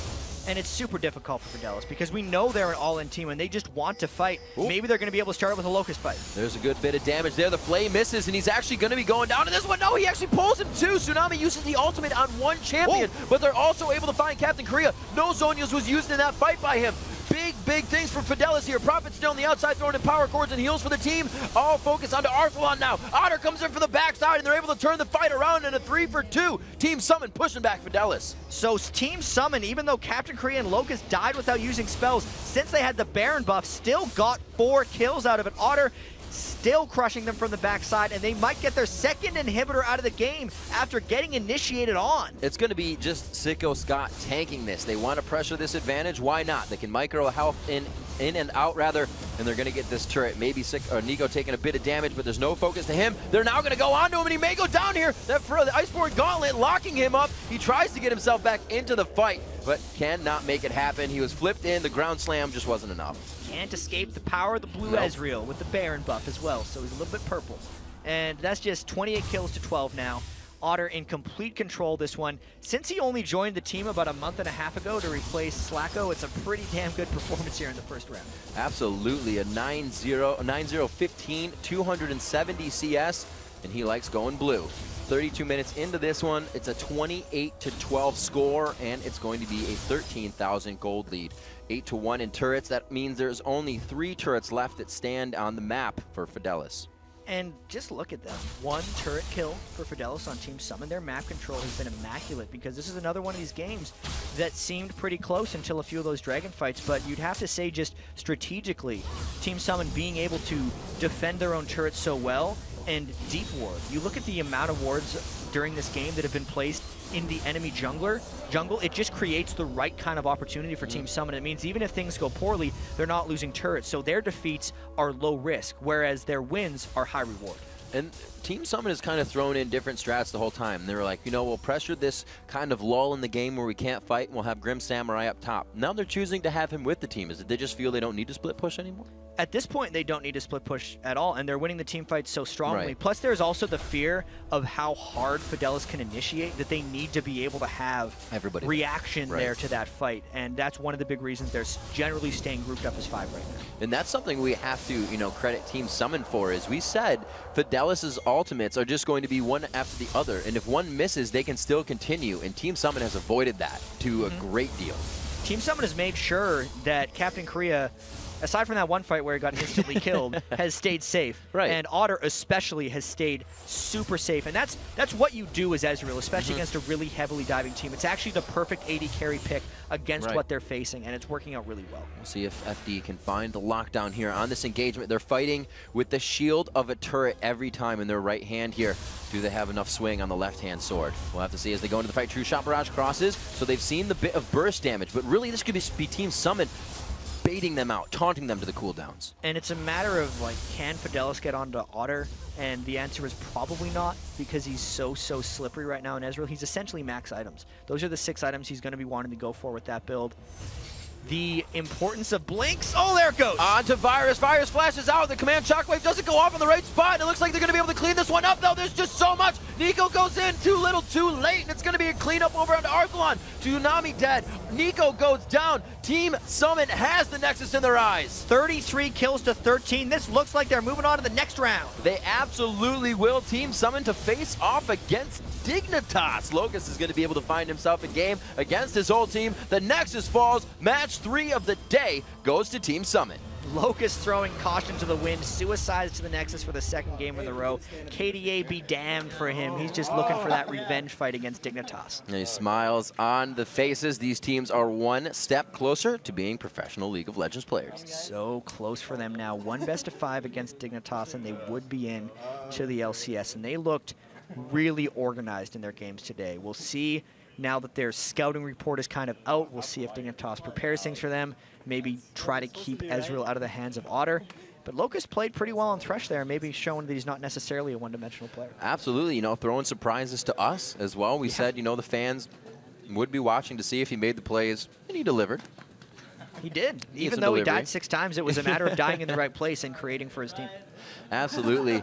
And, you know, as these guys continue to move up, it's hard, right? Because they've played these games. They know they have to play tomorrow. And you can't just come into these saying, yeah, we can use our sum strats today. We'll use the sum ones and then the good ones tomorrow. You can't do the sum strats when you're trying to qualify. No. It's always good. So like you said, Dignitas has a lot to work off of.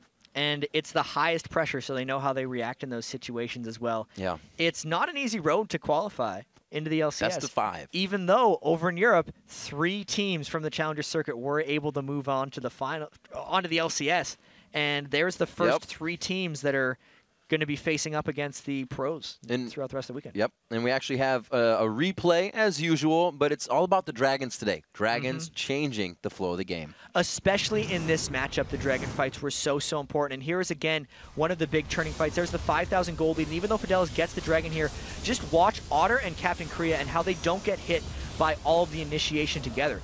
Malphite Orianna is a great combo, but it's not on the damage dealers of Team Summon, so then Captain Korea and Otter dive in through the back, finish almost everyone off, and Arthalon eventually, by the end of this, does get chased down as well. Team Summon just really a very patient team, I think, is what we've learned here today. They weren't tunnel diving. Sicko Scott was making the moves when he need to, and, you know, big ups to him as well. First blood in both games he assisted with. Nautilus in the first and Ballbear in the second. Oh, man, those bottom lane ganks were really potent now that you bring that up. Just the overextension early of Fidelis' bottom lane was punished so amazingly by Sicko Scott, Sicko Scott and Grim Samurai just comboing up in switch. That lane. Yep. All right, everyone. So coming up, Team Summon, Sicko Scott, and Locust will join us to talk about their series sweep, plus Freak returns to break down the biggest plays of the match. Don't touch that browser.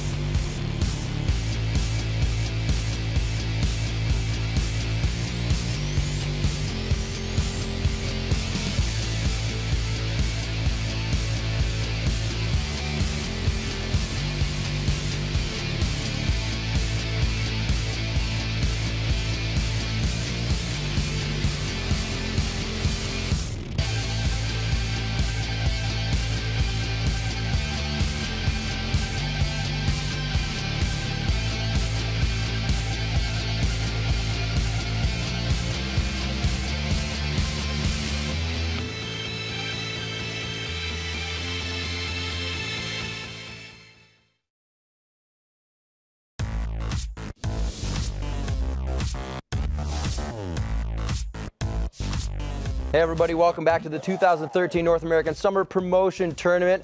These guys looking to get themselves into the LCS. Team Summon wins their best of 3 matchup versus Fidelis. I'm now joined by Locust and Sicko. Scott, guys, congratulations on the matchup. I just got to start off with, what was the preparation like for the Challenger teams?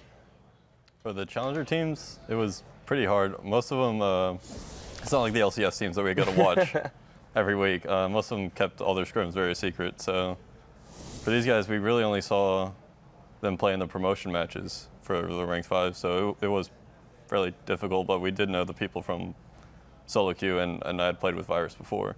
Right on. So coming into these matches, it was kind of comfort picks to start it off until you could really feel them out. Yeah, that was what we did the first game. And the second game, what worked the first game worked. So we decided to stick with similar picks. All right, Sicko, Scott, having, you know, deals in the first blood on both games, top lane, bottom lane. The jungle was really coming through strong the entire time. Have Nautilus and Volibear just been top choices in your pool lately? Pretty much. I mean, they have a lot of CC and damage early game, so as long as they don't get messed up at like blue buff or something, it's pretty easy to gank something. Now, as a jungler, are you more prone to go towards the aggressive junglers that can do that, or more utility style? Generally, the junglers that do both are the best. So, like Volibear, he has a flip and he's got the slow and he does a lot of damage. So, yeah, something like that's good. But Nautilus is more CC oriented, so he's also good. It depends what my team wants to play. Right on. So, all right. So, Lucas, are you the shot caller for the team? Sometimes it sort of depends. Grim likes to take some of the shots as well. So. Yeah. All right, so during the mid sections of the games, you know, each time it was kind of like very neck and neck. The gold was even. It was really came down to the dragon fights. Both teams, I have to commend you guys on playing well. Nobody really tunneled. Nobody dove too far into fights. How do you win those engagements when you know it's going to be an all-out battle? It could be five down on both sides at the end. Yeah. Well, the first game we had Karthus, so we weren't too worried about coming out behind because the ults will usually clean up. But usually setting up for Dragon is warding and de-warding. That takes a lot of time sometimes. But yeah, those are the biggest. And then hopefully we can catch a CC on one of their big damage targets. Absolutely. How did you get around the Malphite, the Sona, the Orianna? It seemed like you guys are always able to avoid all the crowd control. I'd say they mostly initiated on me. So that helped out a lot. It let Ezreal and Zed sort of do their thing. Right on. So I guess I either got caught out or I don't know. Either got caught out or kind of made the situation happen in itself. I mean, I wanted the team fight to start, so unfortunately my deaths kept going up. But right on. Yeah. Well, you kind of did some fountain dives as well, so you can mark those up. So coming up, you guys are going to face Dignitas. How do you feel about that? Pretty good. I know them pretty well, so. Yeah, yeah. I know we definitely will have to play our best, and today we played well, and we're gonna have to just continue playing at that level. Right on. So obviously it hasn't happened lately. Unless it has, that'd be pretty cool. Have you guys been able to scrim against them with this lineup within the past few months before you knew that you were playing them? No. We've really only played a few of the LCS teams, and never Dignitas. Yeah. Right on. Well, guys, thank you very much for the interview. Locust and Sicko, Scott from Team Summon. An amazing game over Fidelis. Both games in the best of 3 series. So 20 minutes. They were even, but it was Team Summon coming out. The dragon fights, the objective control. They played absolutely great in the matches. Freak's going to show you one of, I believe, the Game 1 plays in their wins. Hey, Riv, thank you very much. So I want to break down one of the big fights from the first game. So what we have here are basically equal team compositions. They're both area of effect based teams. So what I want to point out is how the initiation starts. So Team 7 is going to go in and they're going to want to start the fight. And I kind of want to point out the big parts of this. So Virus, the Misfortune, is a key component of the Fidelis lineup, right? He's got to get that bullet time coming through and hit everyone. And his instinct is right. Look how far back he is in the bottom corner. The problem is he walks back into the fight and gets hit by a crescendo. Let's run the clip at half speed and watch this happen. A great initiation. They get the Cataclysm, they get the Equalizer, but pause right here. Look at this. Such a beautiful setup. Like everyone on Summon is caught in this. It's so brutal for them, except Virus is stunned. Virus is in a really, really bad spot right now. And there's another problem as well, actually. So Captain Korea is stuck inside the Equalizer, and he's stuck inside the Cataclysm, right? This should be so perfect for Fidelis. But Prophet's actually going to pull Karthus out of the Cataclysm. Virus is going to get jumped on by Zed. You can see Zed, Grim Samurai down there, has just gotten out of the Cataclysm. So suddenly everything's actually perfect for Summon. Let's run the rest of the clip at half speed again and watch this. Virus gets his just destroyed by the ninja. They actually pull Captain Korea in. He's destroying everyone as well. Meanwhile, Otter, yeah, he's kind of fighting Arthalon, but because everyone else is dead, he's actually safe at this point, just kind of running around with no one else to fight him, and they just get a complete, easy cleanup. Nico falls down, they get the Requiem. Arthalon tries to show up, nearly gets a little bit here, but at this point, because they never got bullet time, there's no cleanup there, and he does not get the triple kill. So, unfortunate fight for Team Summon. Let's run over to the second game, though, and watch the other clip, because this is actually a very, very important fight as well. So, you've got a hardcore initiation team from Fidelis, right? Look at Tsunami up in front. They're going to get a really good shockwave on top of Locust and Captain Korea, and that could be a heck of a lot of damage. But look at Team Summon's damage dealers. Otter's on the far right side, Captain Korea's on the far left side. And the problem is, the follow-up crowd control, the Malphite is still teleporting in on the ward, so he's actually not going to be able to follow up in time. Let's start the clip at half speed. We'll watch a beautiful shockwave come across and hit 2. Captain Korea dashes out before anything can land. Now let's pause right here, because look at this. Nico has what he thinks is a beautiful ultimate potential. So Otter's left, he's at the very top side. He's just fine. He will not get hit. Captain Korea has dodged out, but they think, oh, well, at least we'll get Zed. At least we'll get someone. We can kill that damage dealer. Problem is, Zed dodges the Malphite ult with his own ultimate, and so the only person they crowd control is the Volibear, which basically means nothing. Otter is safe, Captain Korea is safe. Let's run the clip out and just watch how brutal this is, right? Samurai's completely safe. He's going to find damage on Arthalon and Virus. Captain Korea can come back in because nothing can touch him anymore. Tsunami died without even getting to use Onslaught of Shadows, and it's just an easy cleanup at this point because the crowd control could not hit the right targets, just like last fight, where the area effect damage dealers couldn't even deal damage from slightly mispositioning. So this was kind of Team Summon the whole way through, great team fight mechanics, and great play from them overall. So there's the end of that clip. Again, great job by Team Summon, but they win the series 2-0 with really, really good team fight mechanics. Let's send it back over to Riv and Jot on the desk to break down the rest of the day. Thank you very much, Freak. And now that 3 out of the 4 Challenger Series are in the books, let's check out the brackets. With their win earlier today, Quantic advances into the promotion round to take on Complexity, while Velocity gets out of the Challenger round with a Game 3 win over the Salad Bar to earn a showdown with Marn. And finally, with their series sweep, Team Summon is set to face off against Dignitas on Sunday. And coming up next, the 4th and final match of the Summer Promotion Tournament's Challenger Round. Nubby Pooh Bear and Double Buff battle Big Fat OP and Azure Cats for a shot at COG and a spot in the Summer Split. The 2013 North American Summer Promotion Tournament will return faster than Master Yi with Home Guards. Stick around. Yeah.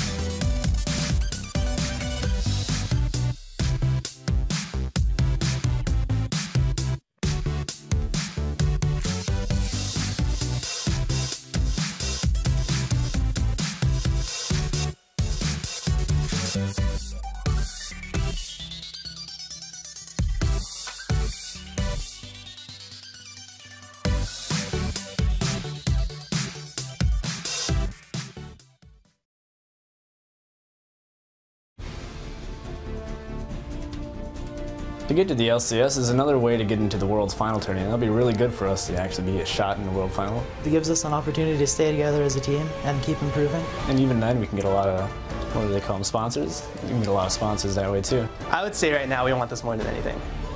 Definitely, 100%. What do you call them? Sponsors? Yes. Sponsors. Those are good. 100%. All right, guys, welcome back to the 2013 North American LCS Summer Promotion Tournament. And it's time for our final match of the day. It's Double Buff versus Azure Cats. Now, while Double Buff is stuffed with some new names in the LCS scene, Azure's roster has some recognizable summoners, including CLG's former mid laner, Big Fat LP. He is one of the original founding members of CLG. He subbed for them in the mid lane week 5 of the spring split and played well, helping them go 1-1. But he is not the only one with experience on this team. We've also got Cruiser the Bruiser and Demon Lull, who played with Complexity's Loudamortis and Prolly on Team Legion in Season 2. And Azure Cats is one of the more stacked teams in the challenge round. In fact, Counterlogic Gaming's Hotshot GG said that Azure Cats was better than the Vulcan team that took out CLG. Scrimming against Azure Cats, which is GG's team, my former teammate, and they play really well. And honestly, they're even better than Vulcan, in my opinion. Well, it's obvious that Hotshot believes it, but is Azure Cats really the favorite to beat Double Buff? Well, GG is really confident. Excuse me, Big Fat LP, what his name is now. He's very confident because of their practice schedule. They have an intense practice schedule, one of the most intense for any of these challenger teams. They're already playing against current LCS teams. But they have been losing a lot of these scrims that they take so much pride in, so some people are doubting them. Plus, Double Buff have done their best to keep quiet and sort of keep all their strats hidden from the Azure Cats, so we'll have to see if they've been able to find anything. All right, well, guys, it's time to take a look at tonight's starting lineups. In the blue font, it will be Double Buff. Inox in the top lane, Scuba Chris in the jungle, Nubby Pooh Bear in mid, Flappy Bearfish, the AD carry, and Unstoppable on support. And in the scarlet letters, it's Azure Cats. Cruiser the Bruiser up top, X-Dragon or X-Jungle. Big Fat LP is going to be the middle, and Demon Lull on AD carry, while Bitcherous is the support. All right, guys, well, we've heard from Kobe, we've heard from Hotshot, but I want to hear from you guys before we get a champ select. Let's take a look at who you guys think is going to win the best of 3. According to LOLesports.com, 75% of you agree with Hotshot and think that Azure Cats are going to advance to Sunday's matchup with CL. They've got a really interesting lineup because, so we've had roster changes overall and role swaps overall in the LCS. We're no strangers to seeing that. For Double Buff, their support, Unstoppable, he's got 2 interesting stories. So first of all, their original starting support, Ions, was too young to play in LCS, so they had to drop him. Yeah. Unstoppable was a jungler for the last, 2 years for a lot of teams, and he's only been playing support for about a month. A good jungler. He's recently switched over to support, and I've had the privilege of playing with him in solo queue as support. We happen to lose all our games, but that's probably a fluke. So I think he's made the switch pretty well.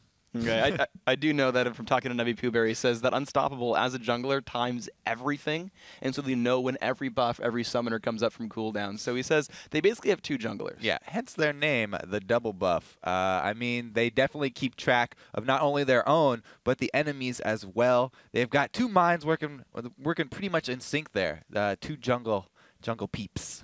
And I actually want to talk about the mid lane as well. You know, we talked about the junglers a bit, but to me, Nubby Pooh Bear is probably the all-star of the Double Buff team. I mean, it's pretty easy to say Big Fat LP is like the name on Azure Cats, you know, the Counterlogic Gaming player, but Nubby Pooh Bear as well is a phenomenally skilled mid player. Was back on Orbit when it was like him and Nian Tanso, back at MLG Anaheim.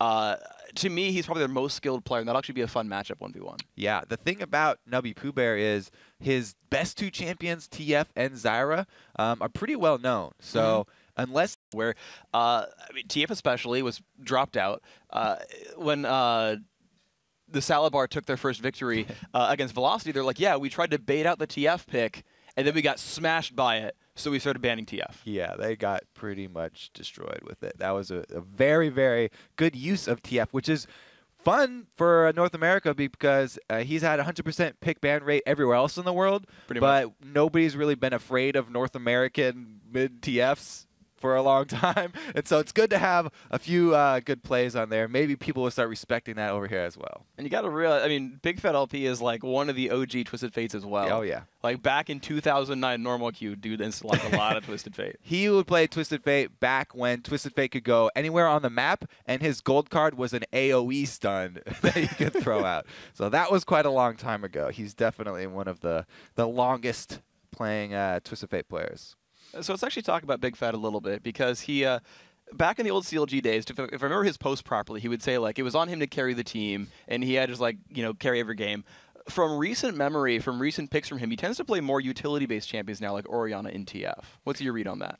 Yeah, he has actually shied away from the TF, which is surprising. A lot of teams still will ban that against them, but it isn't even, you know, their go-to picks anymore. So he definitely has branched out a lot, and a lot of it is also due to their manager that they have. Their new manager actually did a lot of the research on Team Double Buff. I interviewed Gigi a couple days before, and he was like, I don't know anything about these teams. I don't Team Double Buff. We're probably just going to play normal, and we'll crush them because we've had, you know, hopefully he's doing a good job filling in the holes for the rest of the team and bringing them up to date. Well, that's going to be important. Of course, we've seen really it's fun watching how the bans change really like throughout a best of 3. Right? In LCS, you got best of 1s, and they come prepared, and they've got one shot at it. And you come here in best of 3s, best of 5s, and they come with their prepared bans, and then you watch them change as the games go on, which I think is interesting, right? Like, we're going to bait the TF, never mind, we're just going to ban it, right? Like, seeing those evolve is really interesting. Yeah, well, if you get beat really badly by something, you're going to want to ban it out. Yeah. I know from experience that's exactly how it goes. It's pretty much the same thing you'll see in solo queue, too, because if your first pick is randomly banning something you would not consider dangerous, they're like, oh, my God, you have to ban Fizz right now because it's obviously last game they just got destroyed by a Fizz, and they don't want it to happen again. So you definitely want to take out just the last thing that beat you really badly. For sure. That'll be fun to watch throughout the best of 3. So let's actually talk about one of the by the way, we have 7 of the 10 players in the lobby right here, so we're almost ready to go. But let's bring out another topic, the AD carries. So Demon Low, right, you mentioned him before, right? He's a name that's been around. He's a very scary AD carry player. Yes. And against him is Flappy Bearfish, who pretty much no one's heard of, but a lot of people actually give a pretty good recommendation. Yeah, good recommendations. He doesn't sound scary. Flappy Bearfish definitely gives me the idea that he's a happy-go-lucky guy, and he doesn't seem like too intense. Meanwhile, Demon Low is one of the most intense people that you will ever meet.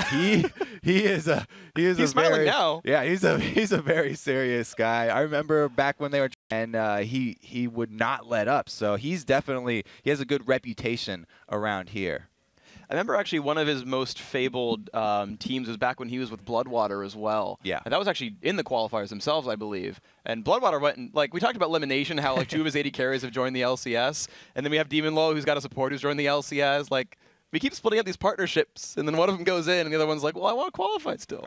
They're still good, too, both parts of that bottom lane. So we'll have to see if this is going to be the key for him. But remember, whoever wins this, you're not in yet. You can't start cheering. You're not going to be able to celebrate. You can celebrate. You can celebrate a little bit because you've been one step, but you're still going to have to go through CLG. And CLG have been just practicing like crazy. A lot of people speculating that they are actually going to switch up some crazy new strategies, move roles around, and all kinds of conspiracy theories going on for the CLG fans. But we'll have to wait one more day to see that matchup. That's going to be a fun one. Dude, I always wanted to see Aphromoo, Draven, and then Double Lift on Blitzcrank for like just a lane swap. Just a little role swapping like Vulcan does. And that wouldn't be too big of a role swap either. I mean, you could even just switch the 2 bottom lanes here. Double Lift, put him on his Blitzcrank support, and then just go to town there. Well, of course, we're going to get ourselves into the game very soon. They were fixing an audio issue, but they got that sorted out, so we're into champions. Like Double Buff is in blue, and they first ban Rammus. That's targeted at their jungler. I'm 100% sure right here. He is one of the only really large. Looks like they have taken the research to heart. Yeah, well, there's that Zyra TF you pointed out. Definite immediate target bans. And the funny thing is, right, that is one of those mid-Zyra players that you again, you brought up it was Nabi Puber's pick, but it's fun to see those champions like, no, this is specifically the other role here. So they rushed down the Shen. They've got that here for double buff, and now it's Azure Cat's turn to make some choices. Yeah, that is not a support Zyra ban, by the way. That's definitely Nabi Puber because he is brutal on his Zyra. I've also been on the receiving end of that one, and it's not pretty. Zed is also a really contested pick between these two teams. He's just extremely strong right now in the right hands. He has so many options. He's great at assassinating, and he's also great at that split push because whoever goes to stop him is going to have to worry about their own life.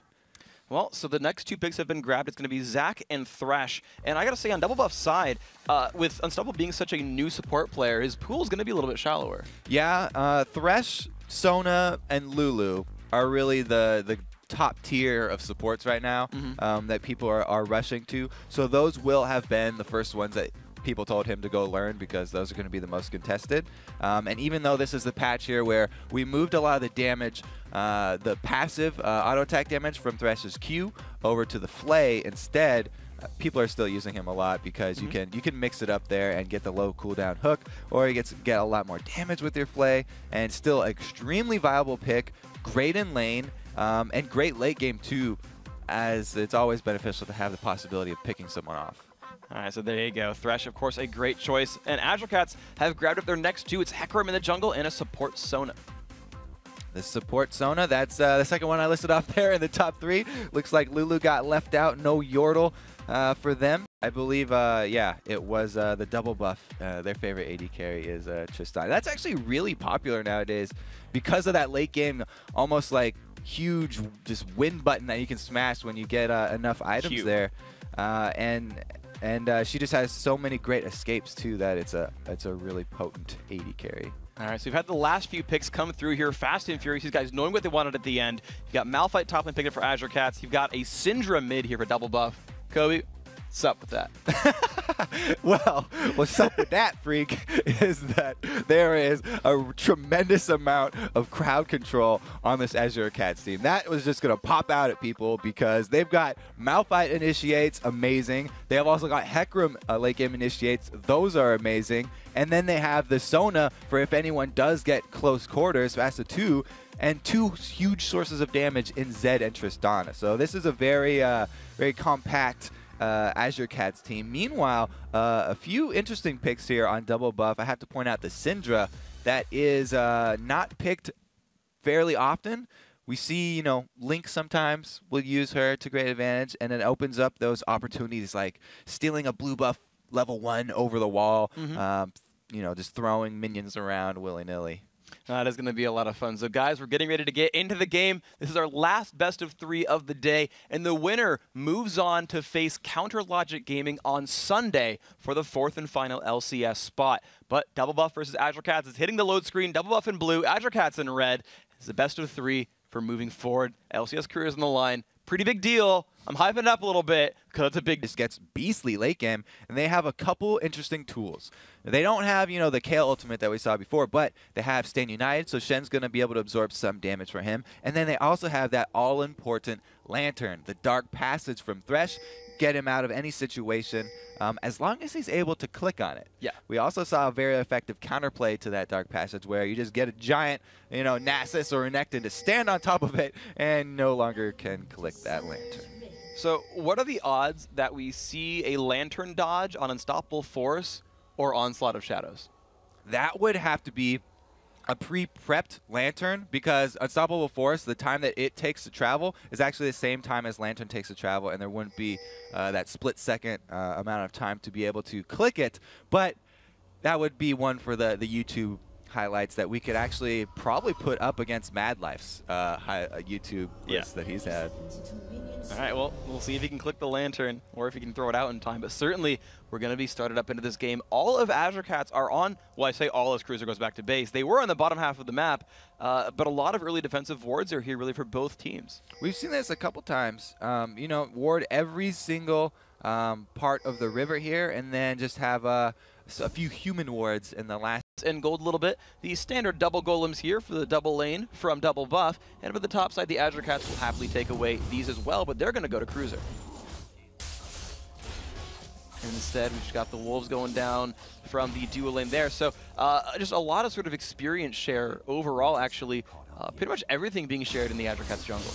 They're going to help out Scuba Chris with that blue buff as well. Cooldown reduction, extremely important here for Zach, because the quicker you can spam out your spells, the quicker you can heal up by walking on your own blobs. That's really nice for them. Dragonair just sitting there on his Lissa buff. I gotta imagine he does use Smite for it. So again, another difference between these two junglers, as Scuba Chris is simply, he got a Smiteless pull, whereas Dragonair did not. Yeah, that's going to put you a little bit quicker, but it enables your lanes to get there and get there in time for the all-important few minions that will make up the difference between level 1 and level 2 all-ins that we've seen so important in that best Riven NA tournament. It really came to light where people were putting so much emphasis on just getting a single minion down for that experience that will just tip you over the edge and get you to level 2. This could be an interesting setup right now. Nubby Pooh Bear putting an early ward down on the bottom half of his lane, looking for ganks there. Tell me about sort of the ward positions in the mid lane.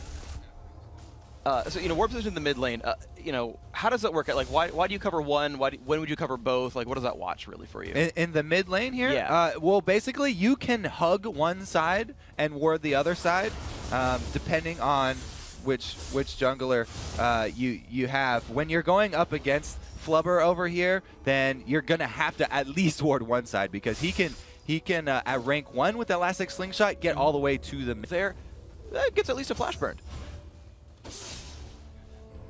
Cruiser's going to recall back to base. He's nice and happy. Nubby Pooh Bear has a lot of aggression. Big Fat LP really wants blood right here. Can he get in more damage? No, forcing the flash away from Nubby Pooh Bear.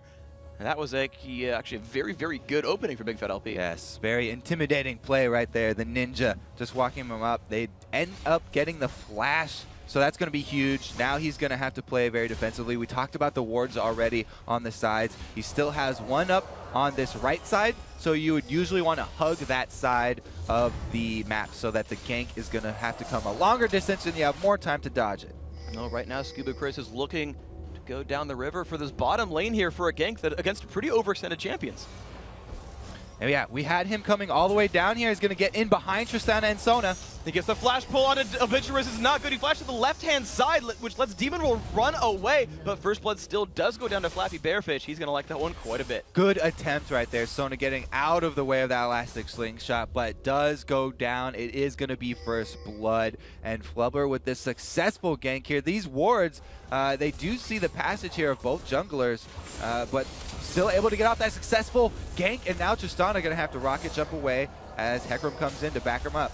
Here comes Dragon. This could be bad for double buff. Fluffy Bearfish down pretty low on health. Pops the stealth, and he might just get it. He's getting knocked into the wall. He will get away from Dragon. Flay comes off. They should go back for the damage, because here comes leaving. Here comes Sona, though, going to return to normal. And now Scuba Chris, again, being seen out by a ward as he sets up for this mid gank. GG, not going to have any of it. Happily gets away from that one. So level 5 versus level 5 in the mid lane. You're seeing 37 to 43, so a small lead here, actually, for Big Fat LP. He's doing a really good job. I'm proud right here. The Zed making Nubby Pooh Bear work for it. They did a great job because they target banned the two strongest champions that Nubby Pooh Bear has to offer. Like I said, taking out that Twisted Fate and that Zyra. Research does wonders for you. So congrats to the manager then, because apparently Big Fat LP wouldn't have gone for it if your story holds. So doing well, level 6 now. That's going to be an important level for him overall. Let's check out some of these other lanes. Let's go to the top lane and look at that one. Very, very early on, Cruiser was pushed out by Inox. He had to actually go heal because of the Scuba Chris gank. He burned the flash. And you're seeing basically a constant now plus 10, 45 to 35. Inox is winning a bit here. Yeah, Inox has not had to go back. He went with that new start, really, that's become popular since the nerf to red elixirs, where you go with the rejuvenation feed and elixirs plus ward, and it's really paid off for him right here. Shen just happy to go into a farm fest. I mean, he's okay as long as you can wait until you get your stand united, and you're going to be good to go. Cruiser does have his unstoppable force and teleport ready, though. So I want to talk to you then about how that split push sort of pans right now, so never mind, so it's not so much about that. But when team fights begin, right, when teamfights begin and the top laners need to come down, they both have teleports. because they can both CC each other's teleport, like, I'm taking a really long time to I describe know it. what question you're going to end up with here. Go for it. So we'll just take it. And then my answer is, that's why we have the new picture-in-picture cam. All right. Because you're right. This is going to be a battle up top lane for who can interrupt the other's global with either the taunt or the unstoppable force, and who ends up actually joining the 4 vs 4 fight. All right, that one will be fun. So we walk back to the mid lane, and we can see both at level 7, but now a bigger lead still coming in here for Big Fat LP, 57-71. That's still growing. Oh, they're looking for a blue invade right here. Yeah, here come Azure Cats actually invading the buffs of double buff here. They're going to get some timers after this one. Putting down the ward, so they're ready for the smite steals here. Shen is going to collapse, though, 2-on-3. This could be rough. Here comes the Pony trying to run away from this one. A lot of damage off an Inox, though. Will Big Fat LP go for this one? Jumps forward with the close. Scuba Chris nearby, gets the double knockup, pops the ult as well, and here comes the ult from Big Fat LP. Does he have enough damage? Here comes Cruiser as well. So much pin coming across, but can they find enough? The Shen will keep Scuba Chris alive for now. Big Fat LP is still taking damage. Will they get it? Nubby Pooper picks up one, and the flashes come out. Inox and Chris are still alive. In the bottom lane, Demon Lil picks up one onto Flappy Bearfish, but otherwise, it's just a 1-for-0, and Double Buff have kept their buff alive. Yep, so that was the 3v2 down there, and we get Tristana taking out Unstoppable. So 2-4-2 right now on the screen right here. You can see only 200 gold apart. Of course, we missed that double kill at the bottom, so Kobe, take us through the replay. All right, yeah, let's take a look at that one, see what actually happened here. We have Twitch and Thresh going extremely aggressive, and then all of a sudden,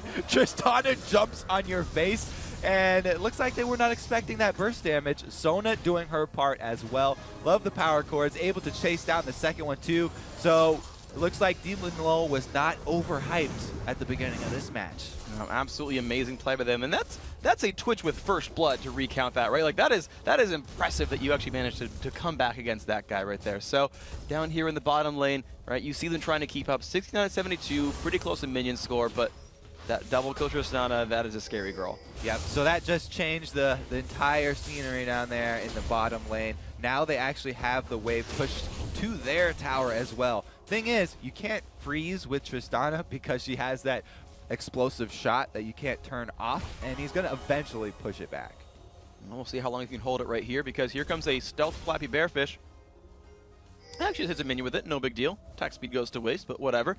Habitual Wrist is level 6 though. Sona was level 5 during that last fight, so she has Crescendo, but there's no ults for a double buff. So they have Crescendo, but there's an extra character coming into the scene. A new challenger approaches. Chris is in the bushes, and he's got a level 4 elastic slingshot ready to fire. Will he go in for it? Actually, the rest of Azure Cats are too far back, so he doesn't find anything here. Nubby Pooh Bear finds Dragoner, pushes him backwards right there, so nothing for the Pony just yet. And now Scuba Chris has actually left the bottom lane. Yeah, even though they had a pink ward in that bush, he knew there was no ward in that bush, gave up. Some junglers a little impatient, don't want to sit around. A little bit, and actually those junglers are holding fairly equal, but Dragoner shows up top. Yeah, he's going to get seen out by that ward as soon as he gets to the bush, but he's so quick on Hecarim that he's still going to get to the champion. Looks like there's no follow-up here from Cruiser, and Inox just trades blows. Inox seems to be tanky enough indeed, and Dragoner actually recalls back right away. Inox, he kind of wants to check the brush. It's okay, he's gone. All right, we're good. No ponies, no ponies. That's kind of he gets closer. He's like, oh, don't want to go in all the way, and then he finally face checks the bush. Is it hot? Is it hot? No, it's cold. Nobody's in. All right, chilly indeed. Now at the bottom lane, we see Chris again. He's nearby. He just walks by the wards over and over and says, "No, I'm actually farming." So in my interview that I did with Gigi, the second thing that he told me when I talked to him about his team was that, yeah, I picked up, Scuba Chris.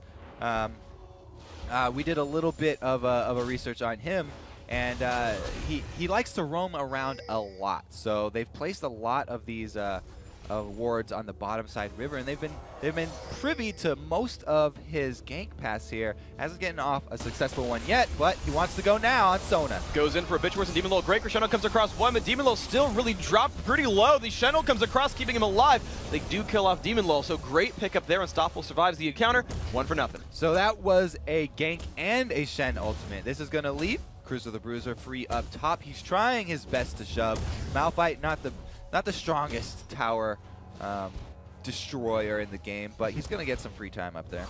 And we see Shen just trying to run his way back on over. Twitch gets hold back. He's going to recall out of the bottom lane. Puber and Big Fat LP still just squaring off, and you see the minion kills really not moving far apart from each other. It's now 102 to 121. They're staying pretty close. And Scuba Chris just running laps in this bottom side river here. He's come up to the top again. You can see the power of that elastic slingshot jumping all the way from the river into the Wraith camp, just saving a little time there. Plus you get some adrenaline going there. Yeah, just flying through the air, man, it's great. But Inox is just throwing ninja stars at minions, picking up gold, picking up health. And the funny thing is, actually, Cruiser's starting to build a lead against Inox here. It's now 93 to 82. This was an advantage for Inox before in the match. Yeah, I mean, we saw Inox teleport down, so anytime you leave the lane, you're probably going to lose out on a few CS. They were able to get that kill that was very important down bottom, though. You know, you have to try and bounce that. As we saw, if you leave him alone, Demon Low's going to get a double kill. Well, speaking of Demon Low, he's pushing down this bottom turret down below half health. Bearfish stealths, but Demon Low seems to be wise enough for this one to not stick around for too long, and they'll be safe right there. But let's actually talk about some of the item builds, though. So you've got the Makings of Infinity Edge here for Bearfish, and just a BF Sword so far for Demon Low. So they probably both are going to want to end up with Infinity Edges because they are both extremely late game AD carries.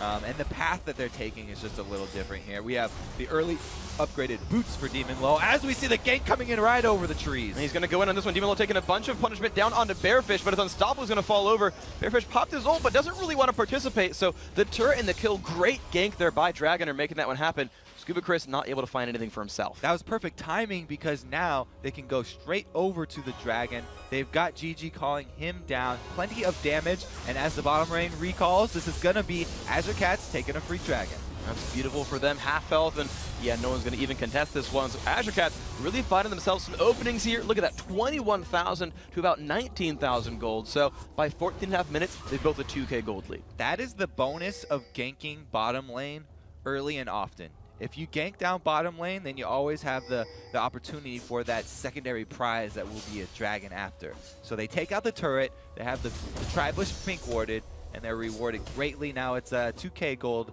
lead for them. Yeah, beautiful stuff. So we move on to the game, and now some of the global objectives are sort of down. I kind of want to talk to you about who's looking for team fights here, because we've seen games be very methodical, we've seen games be very, very hectic. Who wants to force the pace in this match? It's going to be Azure Cats when their powerful ultimates are available. And it's going to be DBB over here, Team Double Buff, when they are not available here. So Malphite is going to be the one to initiate. And like we said before, when you have a Malphite with teleport, you usually want him to come in before it starts because he's going to be the focal point that you're going to key off for that whole fight. You can't have a team fight start without him and have him come to clean up. Not quite as effective. So you're really going to have to pay attention to his positioning. Scuba Chris also paying attention to his positioning. Goes up to gank top, but we've already had Cruiser recall. Okay, so ward control is here for Azure Cats. That pink ward in the Tribrush there for Obituarist helps them clear out more of these wards and get some vision. And he is happily just warding every brush he can. Actually already has a gold per 10 item on top of his already Sightstone. This is looking very nice for Azure Cats. They are definitely comfortable with this lead. They also have the timer on the Dragon, and they will have control of the bottom side of the map still because they are not switching out their AD carry and support. They're keeping them down there, so it's not going to give an opening for Double Buff to be able to push on that bottom turret, and they continue to pressure down here. I would see even GG roaming through the jungle, excuse me, Big Fat LP roaming through the jungle to continue up the pressure, and the deep wards now come out. All right, well, every teleport is available right here. You mentioned those deep wards, and they do in fact see pretty much all of Double Buff's jungle right here. Everyone is kind of slinking down around that bottom lane. That seems to be the focus of attention right here. Why is everyone all about bottom lane here? When you get a small foothold on any part of the map, you don't want to let it go. Yeah, they took out this bottom turret, and they don't want to let up the pressure. You immediately want to start warding as deep as you can. We saw there, putting them inside the red jungle here so that you can continue that pressure. Your lane's already winning. You don't have to change anything to continue it that way. The only thing is that we're going to have the the added wild card of the Shen ulti coming in on an invisible switch. Stealth Shen, they get the slow off on Obituarist. Nothing even hits there. They're going to go for the taunt on Demon Lord. He's going to try to rocket jump away. Will they have the damage they need? Flash pull in onto Obituarist. The exhaust is there. There's the box as well, but here comes the teleport from Malphite. Will it be enough? They trade 1-for-1 so far. Will Demon Lord take enough damage? Unstoppable getting dropped lower and lower. And look at that. Only Inox really here. They get another kill pickup there onto Unstoppable as Bearfish falls over. And here comes Zed as well. Inox running away. There's Dragoner as well. Navi Puber is around with low mana. Inox still getting chased down. Taunts across everyone, including Demon Lord, but Demon Lord still will just not want to go down. He's getting lower, but still survives. Scuba Chris with the Shen ult on is going to get popped into 4 little Bloblets. A beautiful fight there for Azure Cats. Kind of 3.5 for 1. Yeah, great bait right there by Demon Lord. Obituarist does end up going down, but he kind of deserves to die for that crescendo. That's fair. All right, so no major pickups for Double Buff, unfortunately for them. The jungle now in control of Azure Cats, and the gold lead was 2,000. Now it's 3.5. It's getting better and better for them. Yeah, and you can see the difference in the kills for Malphite. Cruiser's been able to pick up some of those last hits, and so he's got spell penetration boots and a Negatron cloak on top of his Sunfire cape, whereas Shen just sitting on those level 1. That is going to be nice for Cruiser overall. Pooh Bear back against his turret one more time, trying to spam down these minions. They're just equal. Like I don't know. I want to point out lane differences, but nothing's actually happening there. They're just farming very, very well. First plays on their teams respectively, but they're starting to get some items coming out here. So Big Fat LP has got that Ruin King. He's got a Brutalizer. Maybe Pooh Bear got a bunch of unfinished stuff. There's a pretty big discussion about among Zed players about which is the better route to go when you're just looking for that damage. Do you go for the double item damage of getting a Blade of the Ruin King and using that after you put your Death Mark on, because it does take into account item damage and you'll get double effectiveness, or do you just go straight with the Bloodthirster and use that extra auto attack damage to have more in the long run here? A lot of people, I'd say, it's about 70% to 30% lean towards the Bloodthirster, but you also get that utility if you do go Blade of the Ruin King with the added slow and getting a lot of life back with that burst of the active. Alrighty, so with this bottom lane here, we're seeing them kind of match up, and it's looking better and better for Azure Cat. They're each up a level. They both got Infinity Edge, so that's pretty much a wash right here, but in general, you're seeing that Double Buff are actually playing scared in this matchup here. Yeah, because they've been losing all game long, and Demon Lord will not leave this bottom lane. He's going to continue asserting his dominance over Flappy Bearfish down here. Anytime that they have had Shen come in, Malphite's been there to answer too, so they'll happily keep on this exact same setup. They're winning this way, so there's no need to switch it up and change the lanes. Well, Dragoner's waiting around in the wings, but on top of a ward he's been for the last minute or so. But Dragon is coming up here. Here comes the next fight. Teleport is not available for Cruiser, but it is for Inox. And we have Cruiser down here already. So perfect right there. They don't need him to teleport in. This could be a 5 vs 5. They just burn down that Dragon. It's going to be way too late for Double Buff. Oh, he finds 2 and they jump right on in. Nebby Pooper's going to explode immediately. Demon Lord gets a credit on that one. And here comes the explosion of damage. Demon Lord jumps across the wall. Crescendo hits 3 unstoppable. Very, very low in health. He's going to fall over. Can Bearfish find the damage? He's supposed to flash out right there. And Cruiser is still alive while burning down as well. Can Chris do enough damage? He gets the shutdown. They've traded here, but Inox falls over. That makes it a 3 for 2 in Azure Cat's favor on top of that earlier Dragon. You can see the power of those long-range initiates back to back. Cruiser and Dragon are both using those to great effect. Nubby Pooh Bear never had a chance. Wow, just a great fight by them. So this also will give them a turret down in the mid lane. They're going to get number 2 off of this one, and you can see them controlling more and more and more of the game. Now 5,000 gold. This is looking so good for Azure Cats. Remember that before that whole fight started too, they got the Dragon. So that is a huge win for them. Stand United is down, and Teleport's going to be back up before Stand United gets back up, and they still have the turret advantage. So that advantage that they had over the red side jungle of Double Buff just got a whole lot stronger. Well, this is going to be a rough situation then. Double Buff can't control their own buff. It's going to be harsh. Scuba Chris is looking to do a little bit of counter jungling here, taking away some of the Wraiths. I don't know if it'll mean too much overall, but Azure Cats are like, hey guys, we're going to keep pushing down mid lane. Thank you very much. Chris doesn't even get to finish off the Wraith camp, has to run back his side of the map. Cruiser up here top. He's just immovable right now. we've had Inox just throwing daggers at his head, stabbing him with his sword, burning him with his Sunfire Cape, and Cruiser doesn't even feel a thing. They're looking for a bit of an invade right here. Stealth from Bearfish, but they don't quite find Obituarist or Demon Lol. They've just gone back to the lanes, just standard right here, and Twitch is being left to farm here against this 1 versus 2 for now. Both of these AD carries are still equal, like you keep on pointing out here. They're both going to be extremely late game powerhouses, so the damage is going to be there on both sides no matter what. It's going to be how they use the CC, because they've got a Shen and they've got a... Oh, what? Yeah, they got a Shen who's getting jumped on a little bit, but he's going to get himself out. Yeah, they're fine up there. Those two tanky tanks are just going to beat each other senseless, and we might have Hecarim trying to join the party, but that's going to be a lot of damage that they need to actually burn down Inox. Well, they're looking for it right now. Cruiser moving up forward. The turret down pretty low on health. Dragoner starts swinging right now. Of course, Cruiser will automatically pull turret aggro with the Sunfire Cape. Dragoner takes some damage. Inox with a good taunt right there. Looks like he will keep the turret alive, at least for now, so good defense. Yeah, that was an ill-fated gank or power push or whatever you want to call that, because there was not going to be much that was going to be able to be accomplished up there, and they decide that they're going to back right off. Okay, so I actually want to take a look at individual sort of contributions here, because we can look at minion kills, we can look at champion kills. Let's take a look at gold per person here, because you're going to have individual all-stars with a heck of a lot. 2 guys in Adrocats are over 8,000 gold, only 1 here for double buff. You know, gold does pay the bills here, and you see that manifest itself in the items. GG has stacked on top of his rushed Blade of the Ruin King that Black Cleaver. So not only is he going to have, you know, the great assassination potential, but he's going to be shredding armor, and that is going to make Demon Lol even more scary, because he is a very fed Tristana. He's been doing well all game long, and he's got that combo of the Phantom Dancer and Infinity Edge.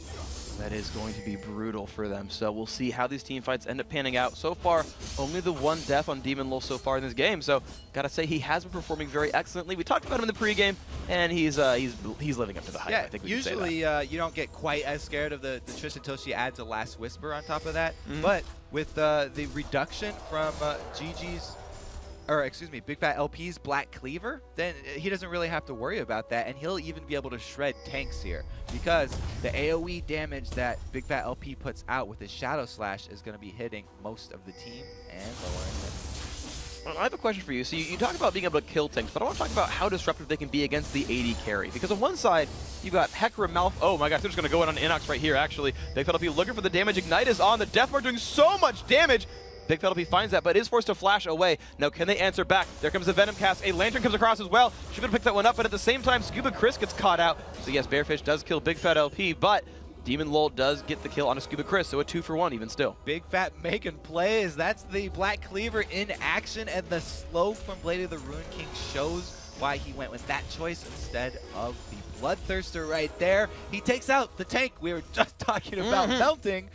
Shows he can just do it himself. He doesn't need Demon Lol. Well, that is going to be strong. So we talked about tanks getting melted, but what can the tanks do to the AD carries here? Because one side you've got, never mind, you got Malphite coming in, and that's what tanks do to AD carries. Fluffy Bearfish is dead right away. Question answered. Thank you very much, Azure Cats. 2 for nothing and a turret. That's exactly what they can do. Unstoppable force them.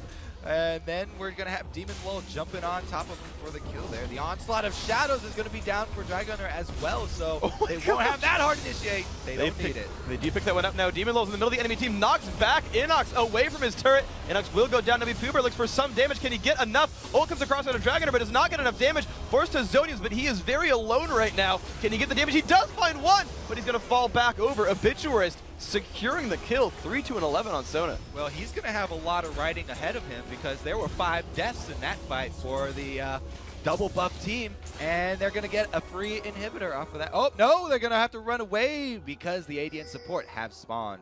You have to watch out for the invisible Twitch. It's going to be scary. So this reminds me a lot of games where a team is getting dunked for a while, but they have that late game AD carry. Right, and of course both teams have an late game AD carry. You got Tristan on one side, you got Twitch on the other. But does Twitch have what it takes in this game to hyper carry out of this really bad situation? We just heard Dyrus when we were talking to him in the last couple games about the power of a late game Twitch, because he has the potential to hit an entire team. It's that AoE. He talked about it being a late game sort of misfortune because, you know, Spray and Pray, you can shoot through the entire team there. He definitely does have the potential. The only thing is he is nowhere near as safe as Demon Lol. Compare these two AD carries. Demon Lol, he's on Tristana. Not only does he have the built-in escape of his rocket jump, but he has his own disengage with his Buster Shot. Plus, he's packing Cruiser the Bruiser on top Unstoppable Force and Drag Under Assault of the Shadows. And those are going to be two things that Flappy Bearfish does not really have an answer for. He's got a Shen Shield that's only going to save him for so long. It's not going to negate any sort of CC here, so it's a much more dire situation here for Flappy Bearfish, and he's going to have some masterful positioning and some very quick flashes if he wants to survive these fights. We'll see if he can do that, because right now Azure Cats are starting to turn the screws. They're looking to press in on the jungle. Double Buff are actually visible right here. They're going to get jumped on in a 3v2. Inox gets jumped on. He has to try to dash away. Here comes the teleport as well from Malphite. This could be bad. Unstoppable against Unstoppable Force. He doesn't even try it, actually. Inox is going to get jumped. But here comes Scuba Chris. But that's going to make it a 1 versus 4. He dies for free. I'm not sure if I agree with that one. But Azure Cats, they're like, great, let's take Baron. Yeah, a little bit of a crazy move there from Scuba Chris, who wanted to dive right in. And it looks like that's going to actually cost them Baron, because not only are both tanks down, but that's the Smite gone as well. So there's not even that hope of a Smite steal here for Double Buff.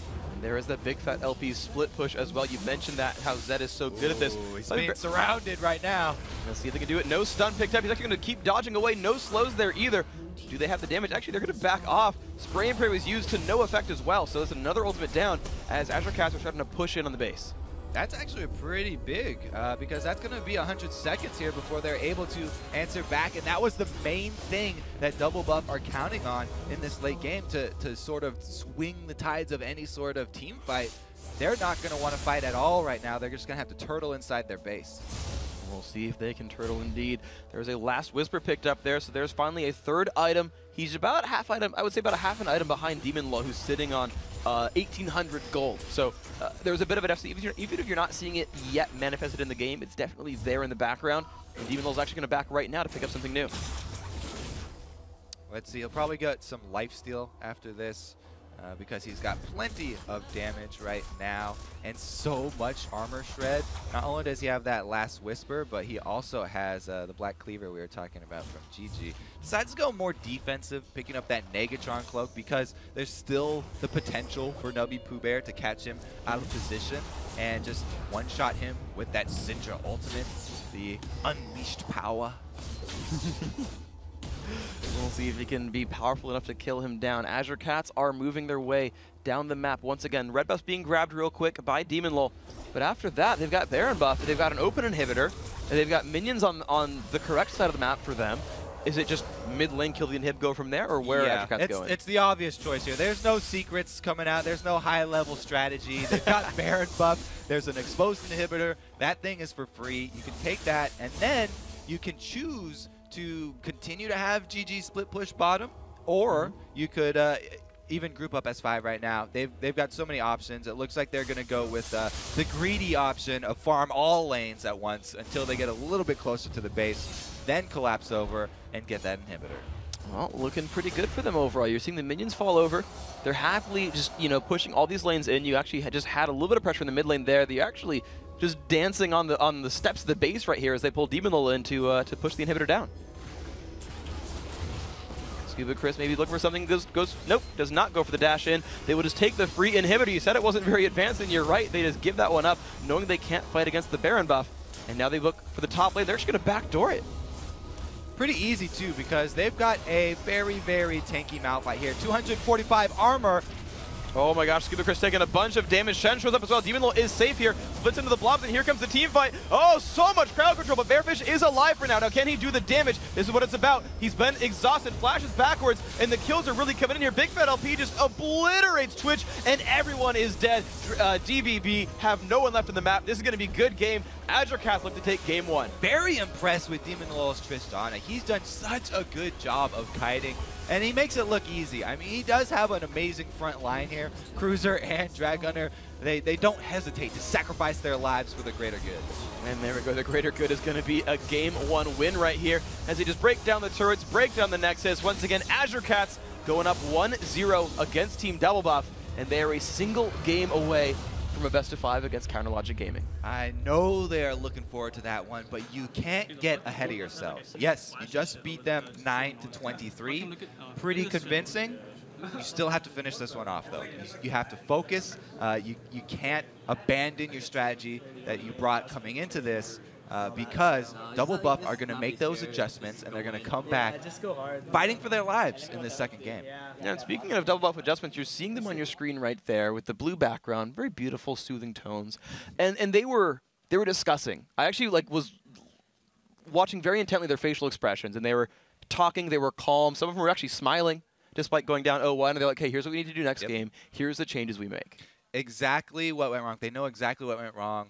And they were already coming up with solutions. They didn't waste any time at all. Even as they were still losing, the base was crumbling. They were talking about what do we change next, because they know time is an issue here. We're gonna go right into that second game, and there's not going to be a lot of time for discussion. Okay, well, Kobe, we have a replay of one of those few team fights that led to an ace. Why don't you walk us through it? All right, let's take a look here.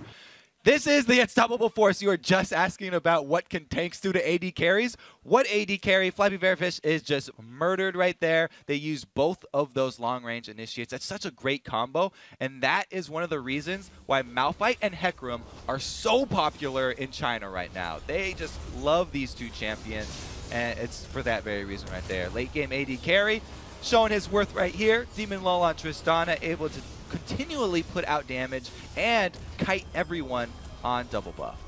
And you can see just, easy kills picked up. He kills Cruiser at the end, but even still, just a wonderful fight. It was a massacre here. Yeah, that was pretty harsh. The Obituous going to have work overtime there. So Azure Cats pulling up a great Game 1 victory, of course. It's a full best of 3, so we do have more coming up for you guys. The second battle between these two teams is next. Plus, TSM's terror of the top lane, Dyrus, will join us to break down all the action. The 2013 Summer Promotion Tournament will respawn right after Zillion presses R.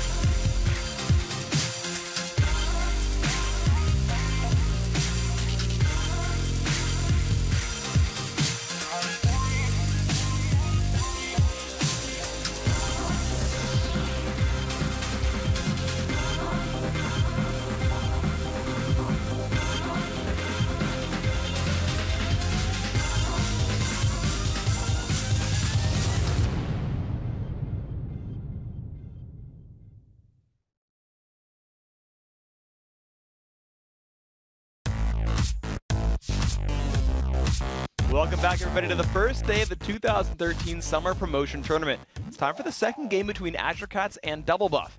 After the first round stomp, Azure Cats is just one Nexus Smash away from a trip to Sunday's battle against CLG. Now, I'd like to welcome back the North American All-Star top laner, Dyrus. So that game started out close for the first 15 minutes or so. Then around mid-game, it just swung the other way. What happened?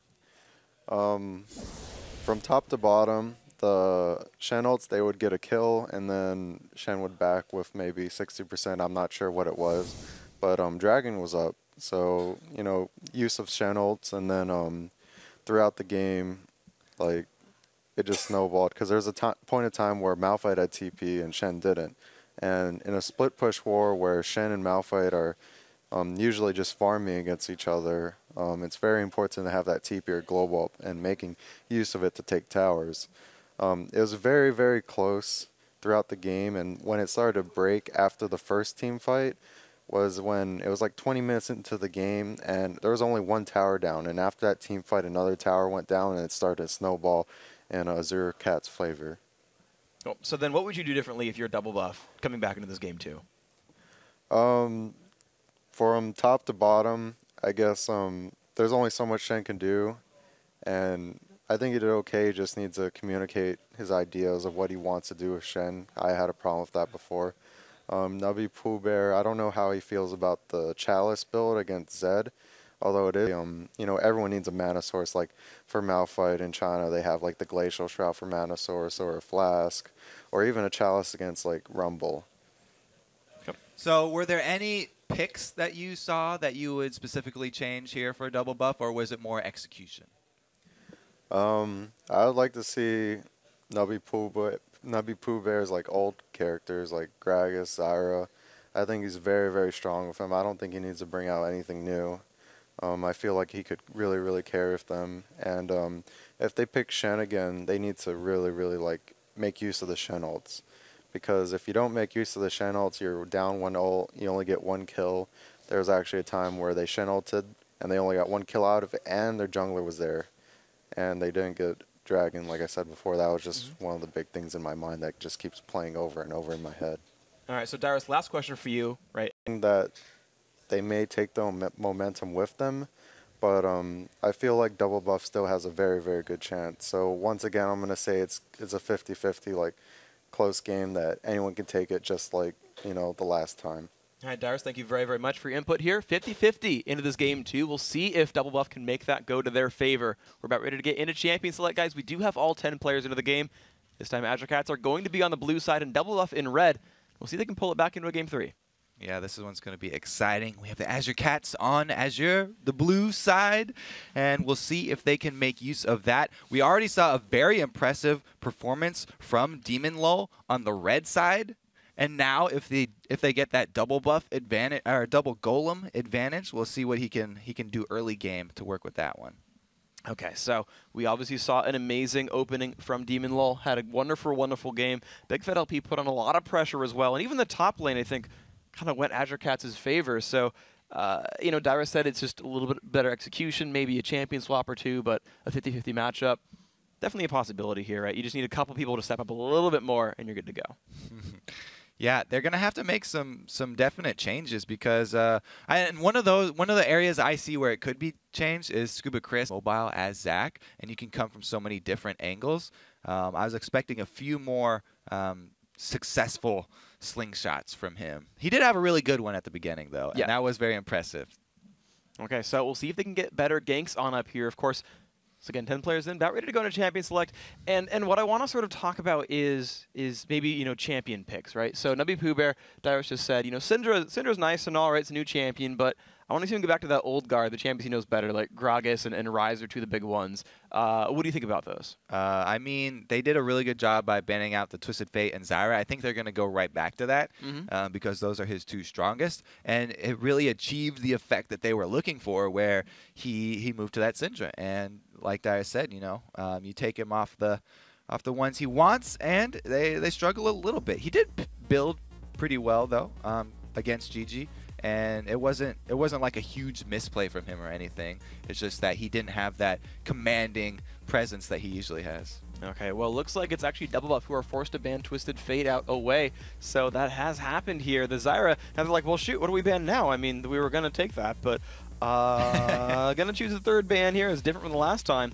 Let's see what else Azure Cats decides to get rid of. Maybe Elise, or even banning out the Malphite since they are not going to be first here. Oh, they go with the Tristana, so they know. Like last game I said, they took it away from Flappy Bearfish. This time, they're not going to give him the opportunity to pick it either. And they don't want to burn their first pick on it. Also, the Elise coming through, like I said, taking that one off the table. Look here, because people gave him so much criticism for not being aggressive in his lane and not roaming, not shoving.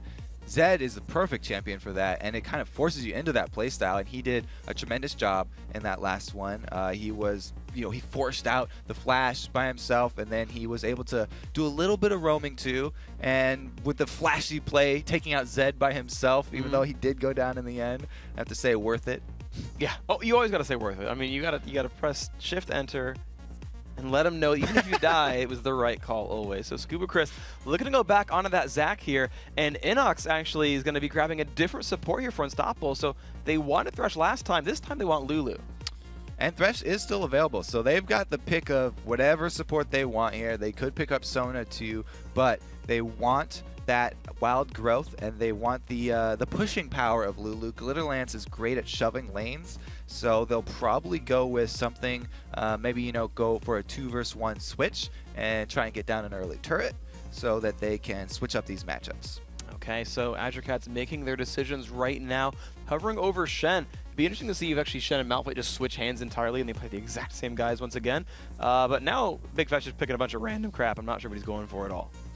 Well, hovering over Leona, that would be an interesting pickup, as they've already seen Lulu, but they aren't going to lock that one in, and we'll probably see that combo of the back-to-back ninjas that we see just go all in. It's so effective.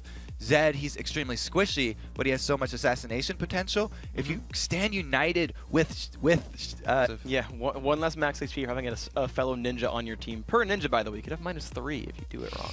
Dangerous there. It is, I mean, living on the edge for sure, but it is Varus here locked in as the AD carry for Demon Law, so, okay, we're done banning, we're done stealing Tristana, we're going to ban it and grab Varus here. He's so popular right now, you can't even say that that's, like hit one of his champions, because everybody loves Varus. The crowd control that he brings from a lane that usually doesn't have that much crowd control. Well, you got new picks coming in here from Double Buff, though. They're going to go and jungle the Nautilus, and actually it'll be, I'm guessing, a top lane Zac. Yeah, I mean, you're guessing, but it's a very safe guess, I'd say. Haven't seen a lane Nautilus in quite a long time, and though he has received some recent buffs, he'll probably be in the jungle, and they're going to give over the Zac duties to top lane. Okay, so once again, though, they're reprising their role on support and on jungle here. They're actually going to go back again for Hecarim and back again for Sona.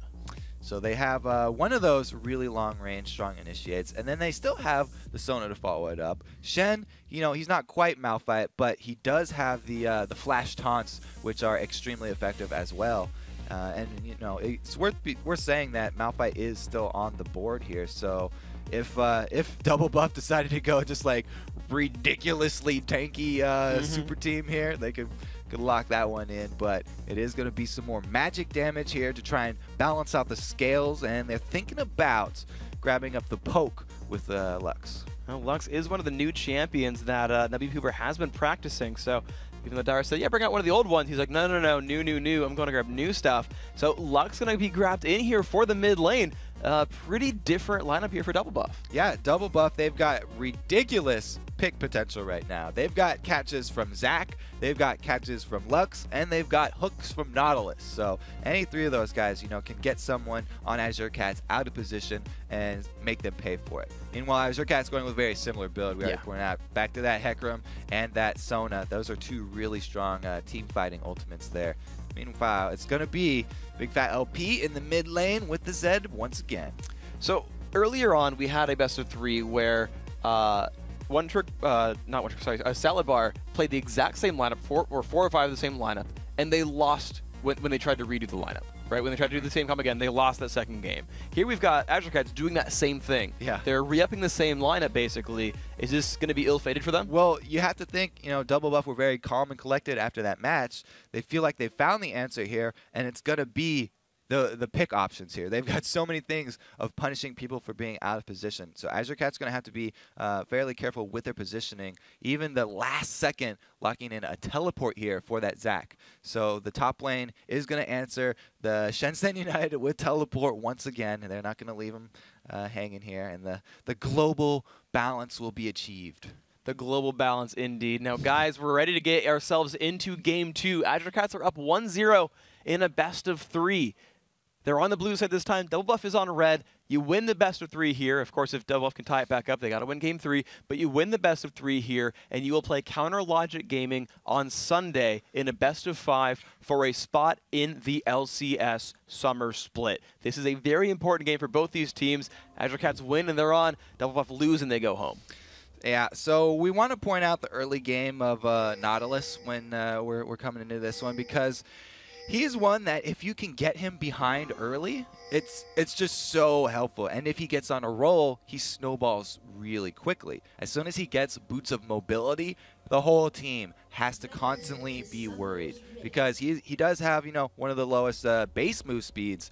But if you're able to get that boots 5 on him, then he just becomes a ridiculous ganking threat.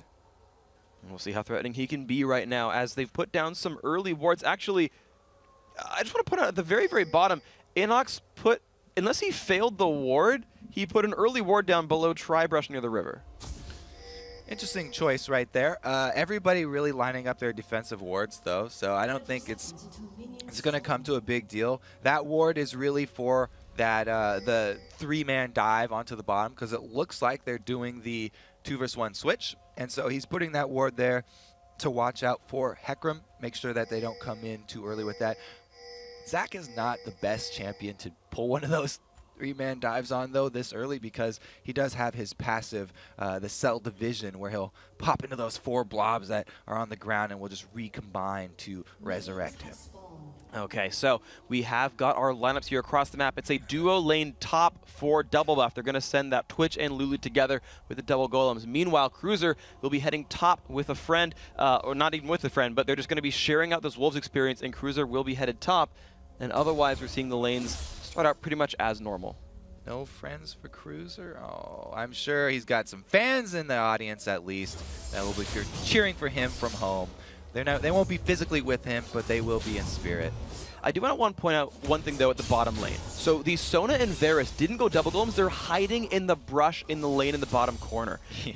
Like, maybe they're like hoping to see if Inox just goes in too far, but they're just completely zoning him out, and they give up double golems to do that. Yeah, I mean, you're not going to get much out of doing that in a 2-versus-1 lane, because coming into a 2-versus-1 lane as the solo player, you're already cautious. You're already going to be playing back here. And, Inox, he does take that burst from Sona, but it wasn't a huge advantage, and they did skip out on the double golems, like you said. This time around, Nubby Pooh Bear not going to want to get close to GG.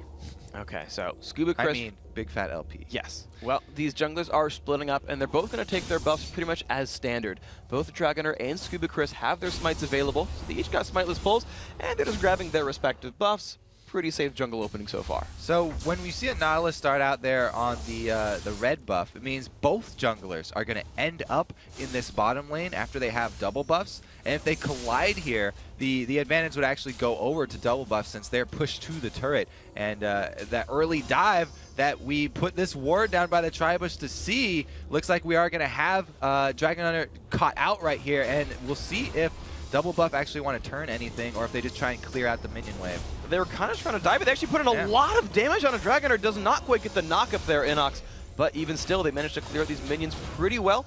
Chris will survive, and, well, not too much was done. So that actually gives a small advantage to double buff, because they've got the 2-versus-1 up top that's uninhibited. They've been getting free damage on this top turret. Meanwhile, bottom got some defense there, but Nautilus left a little early, and we still have Hecarim walking around over here. Well, actually, in the top lane, though, a taunt onto Flappy Bearfish dropped him down to half health. He taunted him inside of turret range, so Cruz has actually pulled back some of the aggression there, and it's been pretty rough, actually, for the double buff duo lane. However, Abituarist here also took some poke from the turret. Yeah, Shen's pretty dangerous even in that 2v1 situation because he can get you that auto turret aggro. But Inox, he's, like we said before, because of the cell division, they probably won't dive him, and they've just been putting extra damage on this turret. They haven't really been going for any kills down here. They want to get the map objectives down.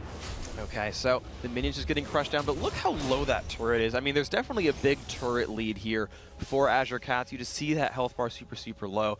And so, right, this duo lane, this sort of 2v1 setup seems to be going in the Azure Cats' favor. So let's switch over to the mid lane. And we see that one's actually going really well for them as well. Big Fat's up 8 minions. He's showing why they keep first picking Zed. He's very comfortable on this champion. Even against the long range here that Nubby Pooh Bear's bringing Unstoppable, does get taunted up. There's going to be a lot of damage there. Exhaust comes by. Can they do enough damage there with Flappy Bearfish? First Blood goes out for Cruiser the Bruiser.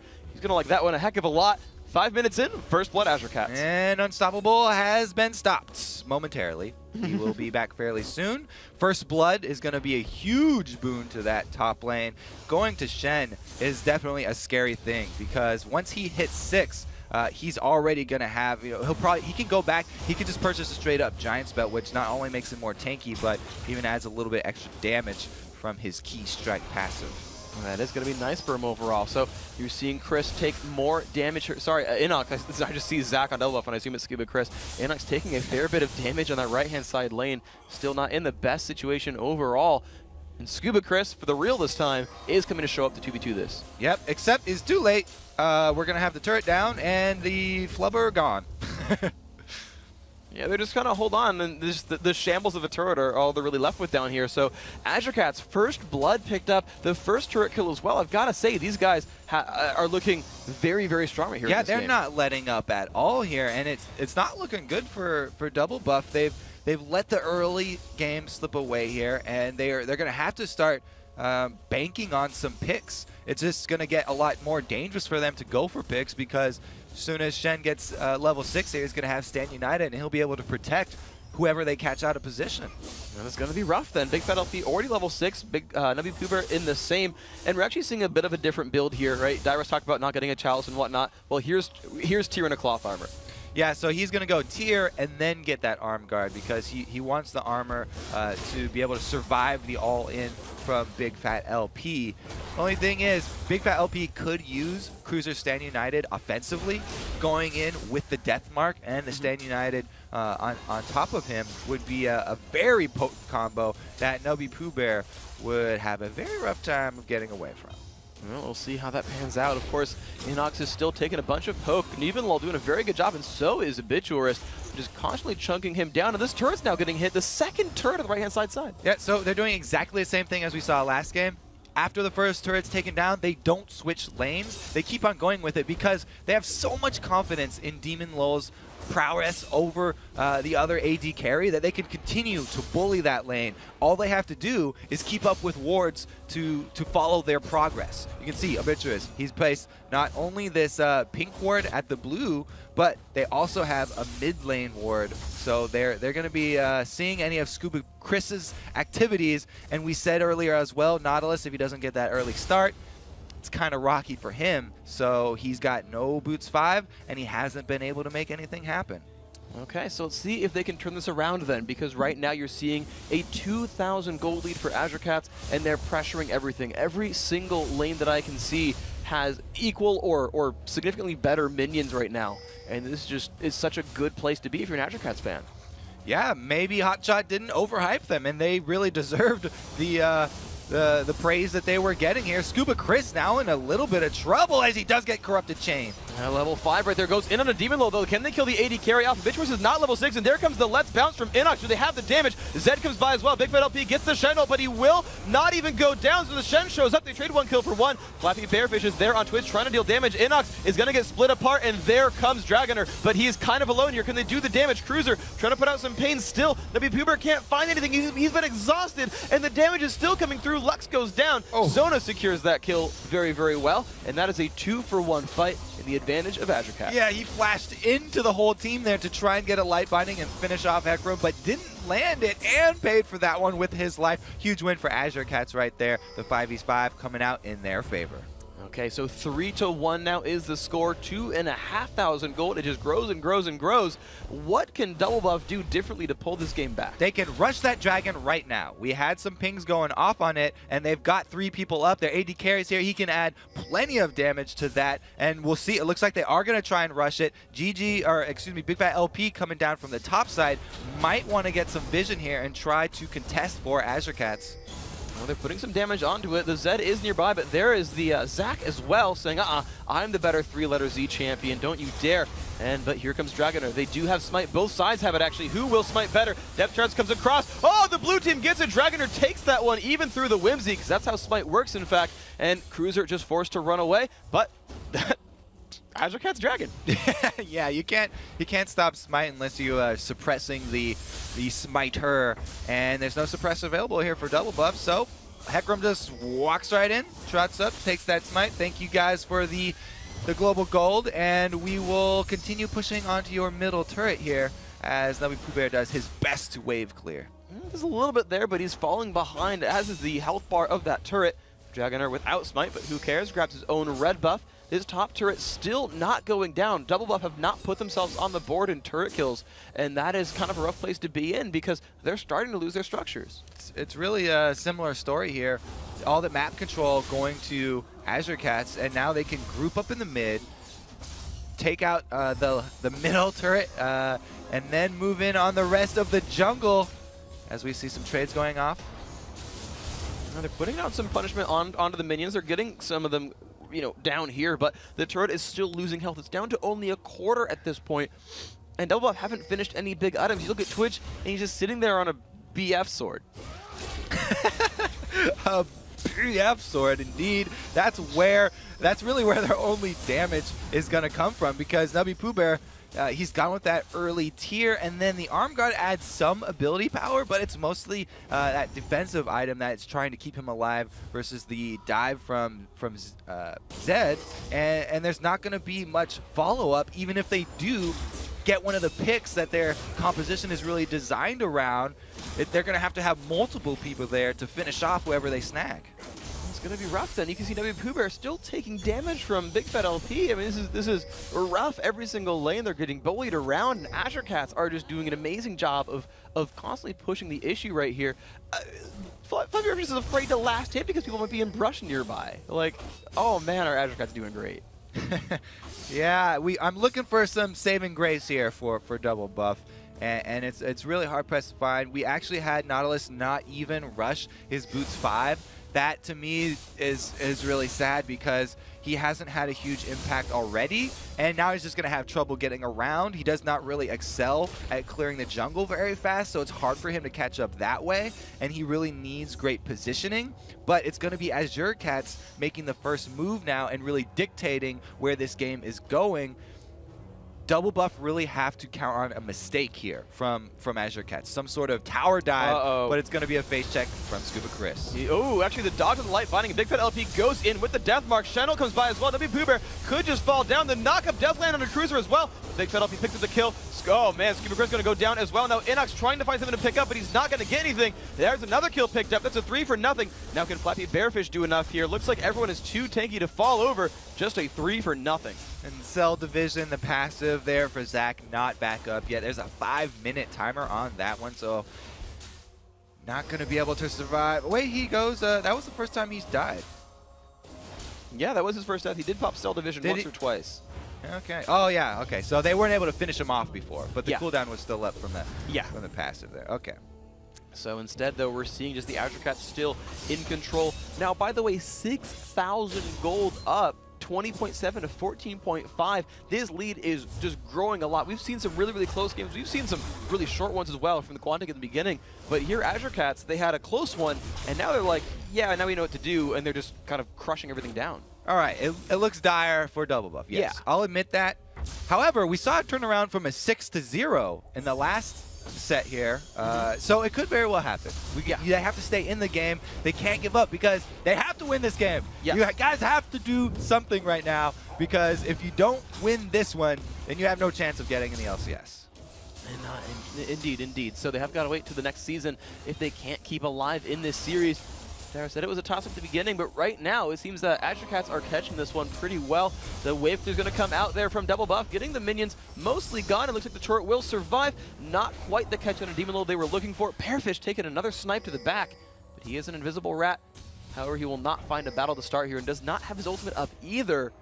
So I don't think a fight is yet available. They don't have almost any of their ultimates available. Yeah, that's unfortunate. No spray and pray, because really Double Buff are going to have to be praying hard right now to be able to come back from this one. We've got Cruiser up in the top lane without even staying united, and he's just going to keep on split pushing. They don't even need the backup here from that ultimate. He forces Zach to come up there and try and keep him off the turret. So if we do have action in the middle, it will be a contained 4 versus 4.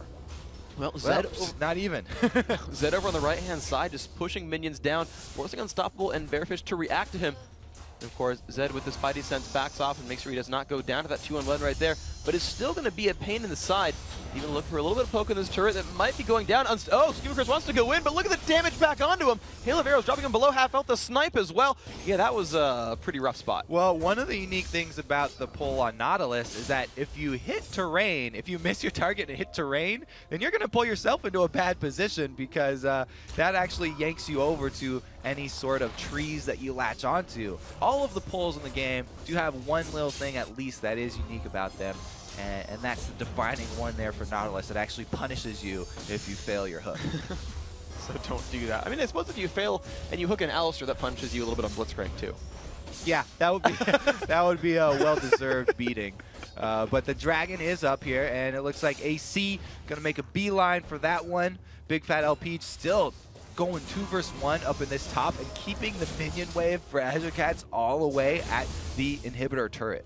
Yeah, I'm not surprised at all that Azure Cats are going for this neutral, because they do have a Dragoner on their team full time. So they'll happily take that one away. Demon Lord Bitch Burst helping out. Lux Snipe will not land in time. Smite comes through. That is the second Dragon now for Azure Cats. They stole the first one. They got the second one legitimately, and they're still looking great. So I want to ask you then about what Double Buff can do. You said it was dire, but still possible. There's no more... Oh, Bearfish.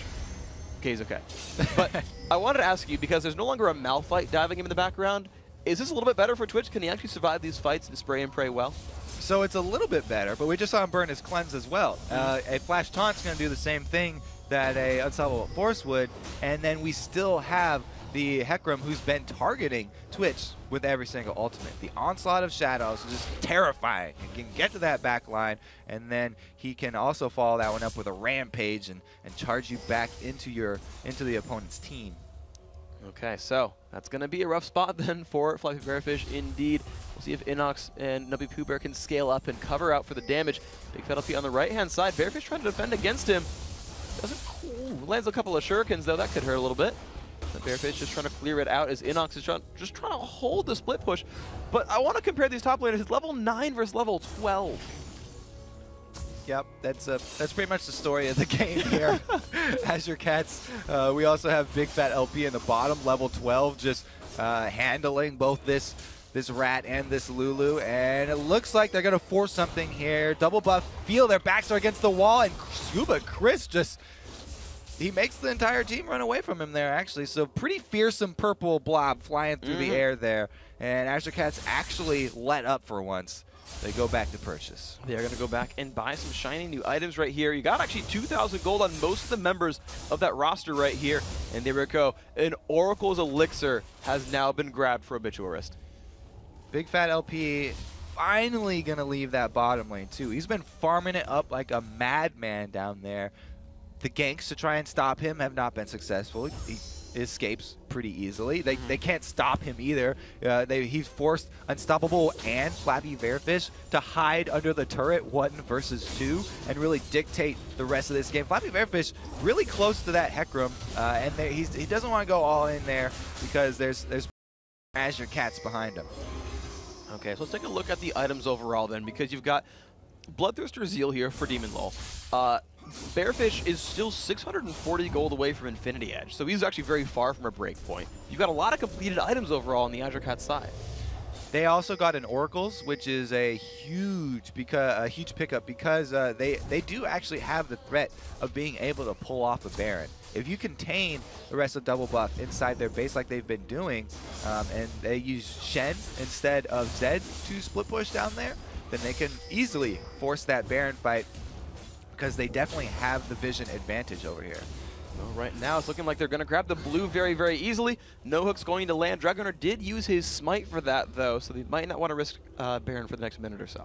See, if Nautilus right there had Boots of Mobility, leveled up to Boots 5 right there, he could have gotten into range to actually land that hook, but he's so slow, it's not really even that scary to have the potential of those anchors coming out here. They're going to ult up onto Big Fat LP, and we'll see if he can get out of this one. They're going to try. They've got a bit of damage there, but here comes the rest of Azure Cats. They're going to go right on in. The flash taunt onto Bearfish. Cruz is putting a lot of damage there. He's trying to get away from everything else. Looks like he's alive for now. Inux trying to run away. Just everything going so well for Azure Cats. They forced a double buff out of their own jungle.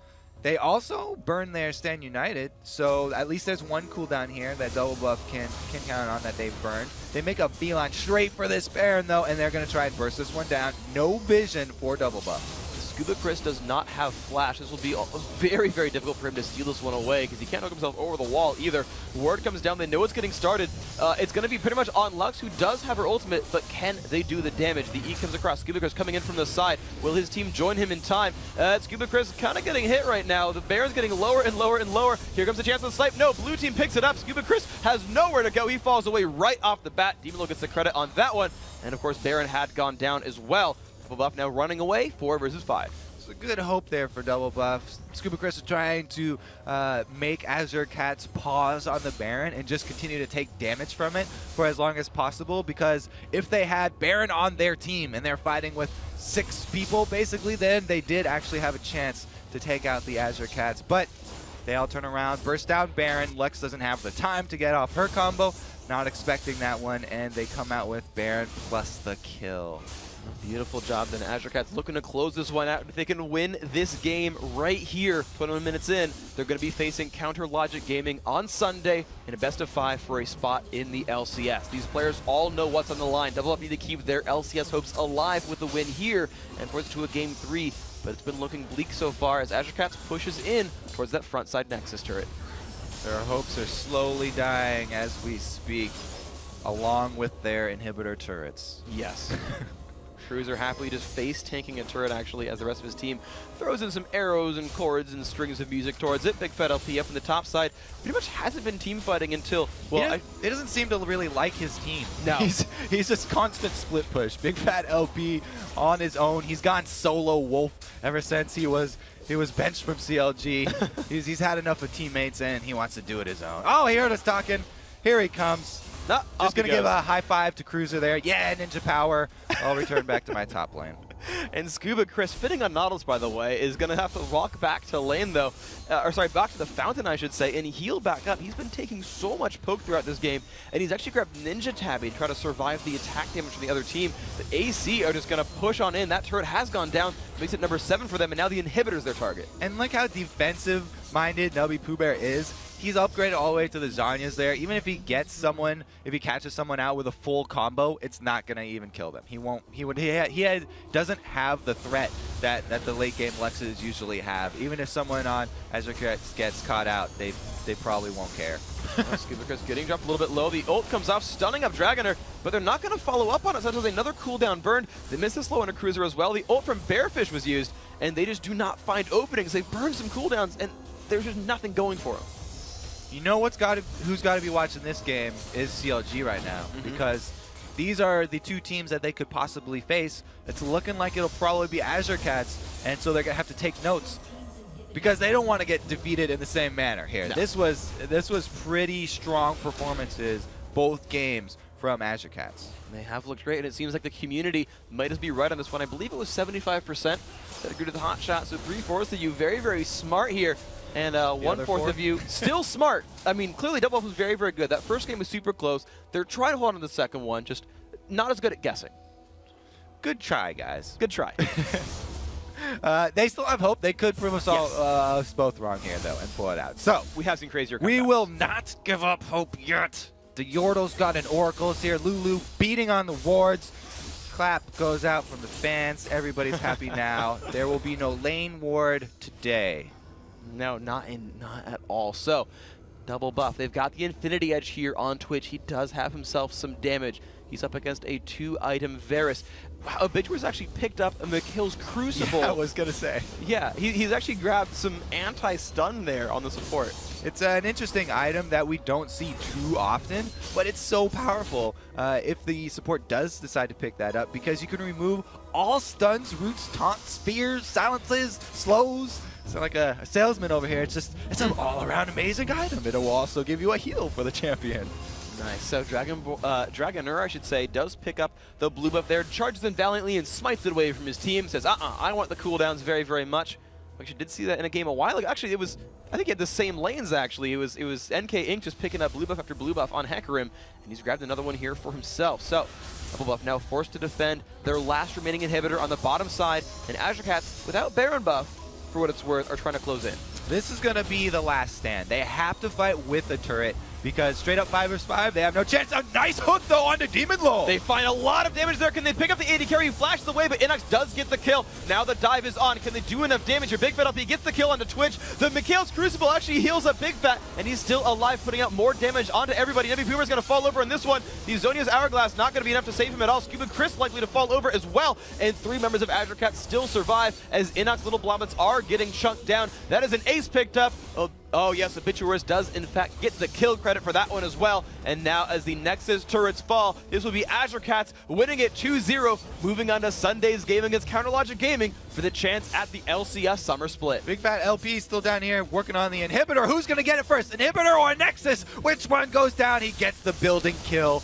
Grats to Big Fat LP. And will he get the Nexus? Actually, yes, Big Fat last hit the inhibitor and the Nexus. True MVP status. That 50 extra gold is going to up his gold per minute status, so it's definitely worth it. You know, that last hit on the Nexus, a little icing on the cake there. 12-3, really a second just dominating performance by Azure Cats. They look like they're hungry, and CLG should be worried. And I gotta say as well, they actually shut them out on turrets as well. And they had a big mark for a team, is not only how well can you win, but how little can you give up. It's definitely, the shutouts are always way more impressive than just the all-out brawls where you barely sneak by, because this one, fairly definitive. Absolutely definitive win. So great job there to Azure Cats. That will be the 4th challenger team joining us now in the rest of the weekend. We've had 4 do a very good job. So coming up, the Azure Cats, Big Fat LP, and Cruiser the Bruiser will join us to talk about their big wins and Sunday's showdown with Counterlogic Gaming. Touch that browser, Mario.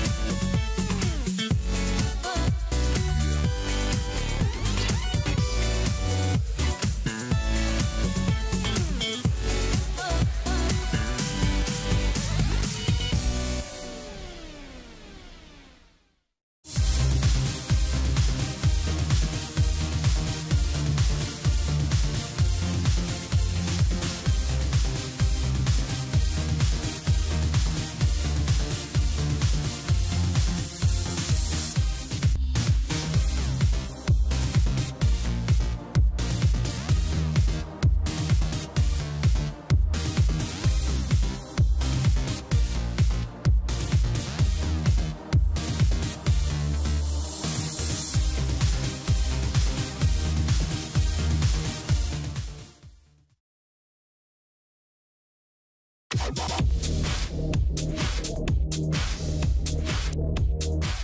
everybody, welcome back to the show. I'm joined here by Big Fat LP and Cruiser the Bruiser from the victorious Azure Cats. So congrats on the 2-0. What was your score that you expected coming into this match? You mean like in-game kill death score? Or 2-0, 2-1, both really. Well, I was expecting like 2-1 since everybody was like, Double Buff is so good. Azure Cats, man, overhyped. Overhyped. I'm like, damn, they have a lot of backers. Maybe they're really good. I don't know. We're kind of like, I gotta play good, be on our game. So we expected like 2-1 win. All right. So was it surprising you guys that you 2-0'd pretty convincingly in the second game? Yeah, we were like, what is going on? Optimus told me this is gonna be hard, and we were gonna lose. So yeah, we were just like, okay, well, let's go home. Fair enough. So Cruiser, what was your research like coming in? Double had said they were kind of like this under the radar team you couldn't research much about. What was your preparation like? We pretty much just practice a lot, and we kind of know what they play. We've seen them in solo queue, and we've seen them like in the We Do It Ourselves Cup. They haven't changed too much from that, so it was okay. So what kind of did you plan going into the match? What was your goal going in? Win. Nothing more than that? Win and dominate. That's about it. All right. Were you guys surprised to let you get Zed 2 times in a row? It seems like it's a really popular champion right now. I don't know. We thought they were gonna ban a second game, but they didn't. So I'm just like, it worked first game. Let's just do it again. And also, Nabi didn't really. In the first game, I found out he's not quite comfortable playing versus Zed. Like he doesn't feel. I don't feel like he knows what to do. So I'm just like, let's do it again. What made you feel like he didn't know how to fight Zed 1v1? I don't know. He's so scared for some reason. So I guess that means he doesn't know how to play the matchup exactly. So. All right, so if you're willing to share the advice to everyone else, then what should one do against Zed? He was range hero. He can hit the shit out of me. Just punish you all the time. All right, very much. So you guys went through 2-0. You guys had actually very, very similar picks in the 2 games, really. Why did you pick a very similar lineup? If it wasn't broke, don't fix it. Just completely fine. Yep. Might as well do the same thing if it worked. And we didn't feel like they could really counter it this time. Okay, so guys, you're fighting Counter Logic Gaming on Sunday in a best of 5. What's the score? I do talk to them like even now, like just today. I'm like, I hope it'd be a good games. Like I want it to be really good games, not like one-side stomps for either team. I want like 3-2 for either team. Either team could win. All right, 3-2 for either team. We'll see how it goes. Of course, congratulations on your 2-0 victory here. We will see you guys on Sunday, and we hope to see you guys in the LCS. But Jat does have something to break down because we had some really, really great games and some good action. Jat, break us down the awesome action. Thank you very much, Freak. And here we have, in the first game between Team Double Buff and Azure Cats, a really fast initiation by Azure Cats. Keep in mind now, there is Inox on Shen who's trying to split push the top lane, and Double Buff realizes that if Azure Cats initiates on them, they should be able to counter with aim in, as well as the ultimate getting burned from Demon Law. And this is where the fight gets a little chaotic. Scuba Chris starts bouncing around on Zach, and actually, as soon as Demon Law jumps over, let's pause it again right here. Scuba Chris, while bouncing around, actually decides to click on the Thresh Lantern for Unstoppable. But Sona has other ideas. If we keep rolling this clip at 1/3 speed, he actually launches himself into a crescendo, which then allows Azure Cats to continue. Demon Law, who jumped over the Dragon Wall, is waiting for the first kill to happen so he can get his jump reset and come back over. He's able to jump in, roll the rest of this fight at full speed. You can see Scuba Chris does able to jump off and finish off Cruiser, but the damage had been done. Demon Law had gotten some kills. Azure Cats was getting that lead. They managed to take this win, and we know what happened in the second game with Azure Cats completely dominating them all the way through, getting the 2-0 and setting themselves up for a match with CLG tomorrow. But now, let's send it back to some dear friends of mine, Kobe and Freak. Oh, thanks very much, Jat. And that's it for an exciting day 1 of the 2013 North American LCS Summer Promotion Tournament. But remember, the action continues Saturday with 2 of the NA LCS spring teams fighting for a spot in the summer split.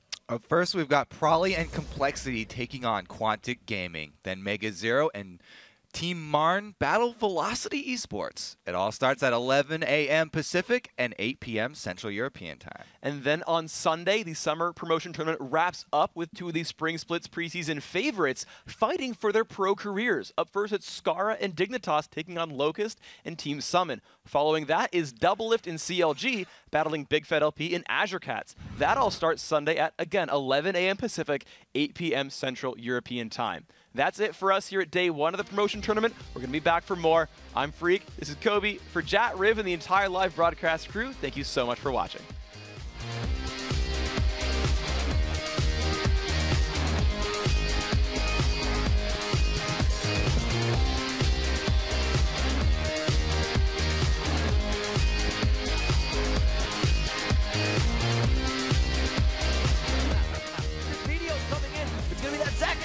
Bounces it out, and it's going to be a kill on Unstoppable. Oh no, can you come? Can we burn it? They're coming. Can we burn it or are we looking fine? Can we bait? Can we bait? Woo! Good job, good job. Let's go! I have Death Cap. I have Death Cap. I want Death Cap now. They're Baron again. Watch out, they might be right there. Go in there, Maple. Go in there, Maple. Switch. I have ulti in 10. Sona's not here. Sona's not here. Good job, guys. Yeah! Oh, yeah! Easy. You're just very nice. We did it. We did it. Nice shot. Nice shot again. You're a beast. No passive. Twitch is mid. Stay. Good job.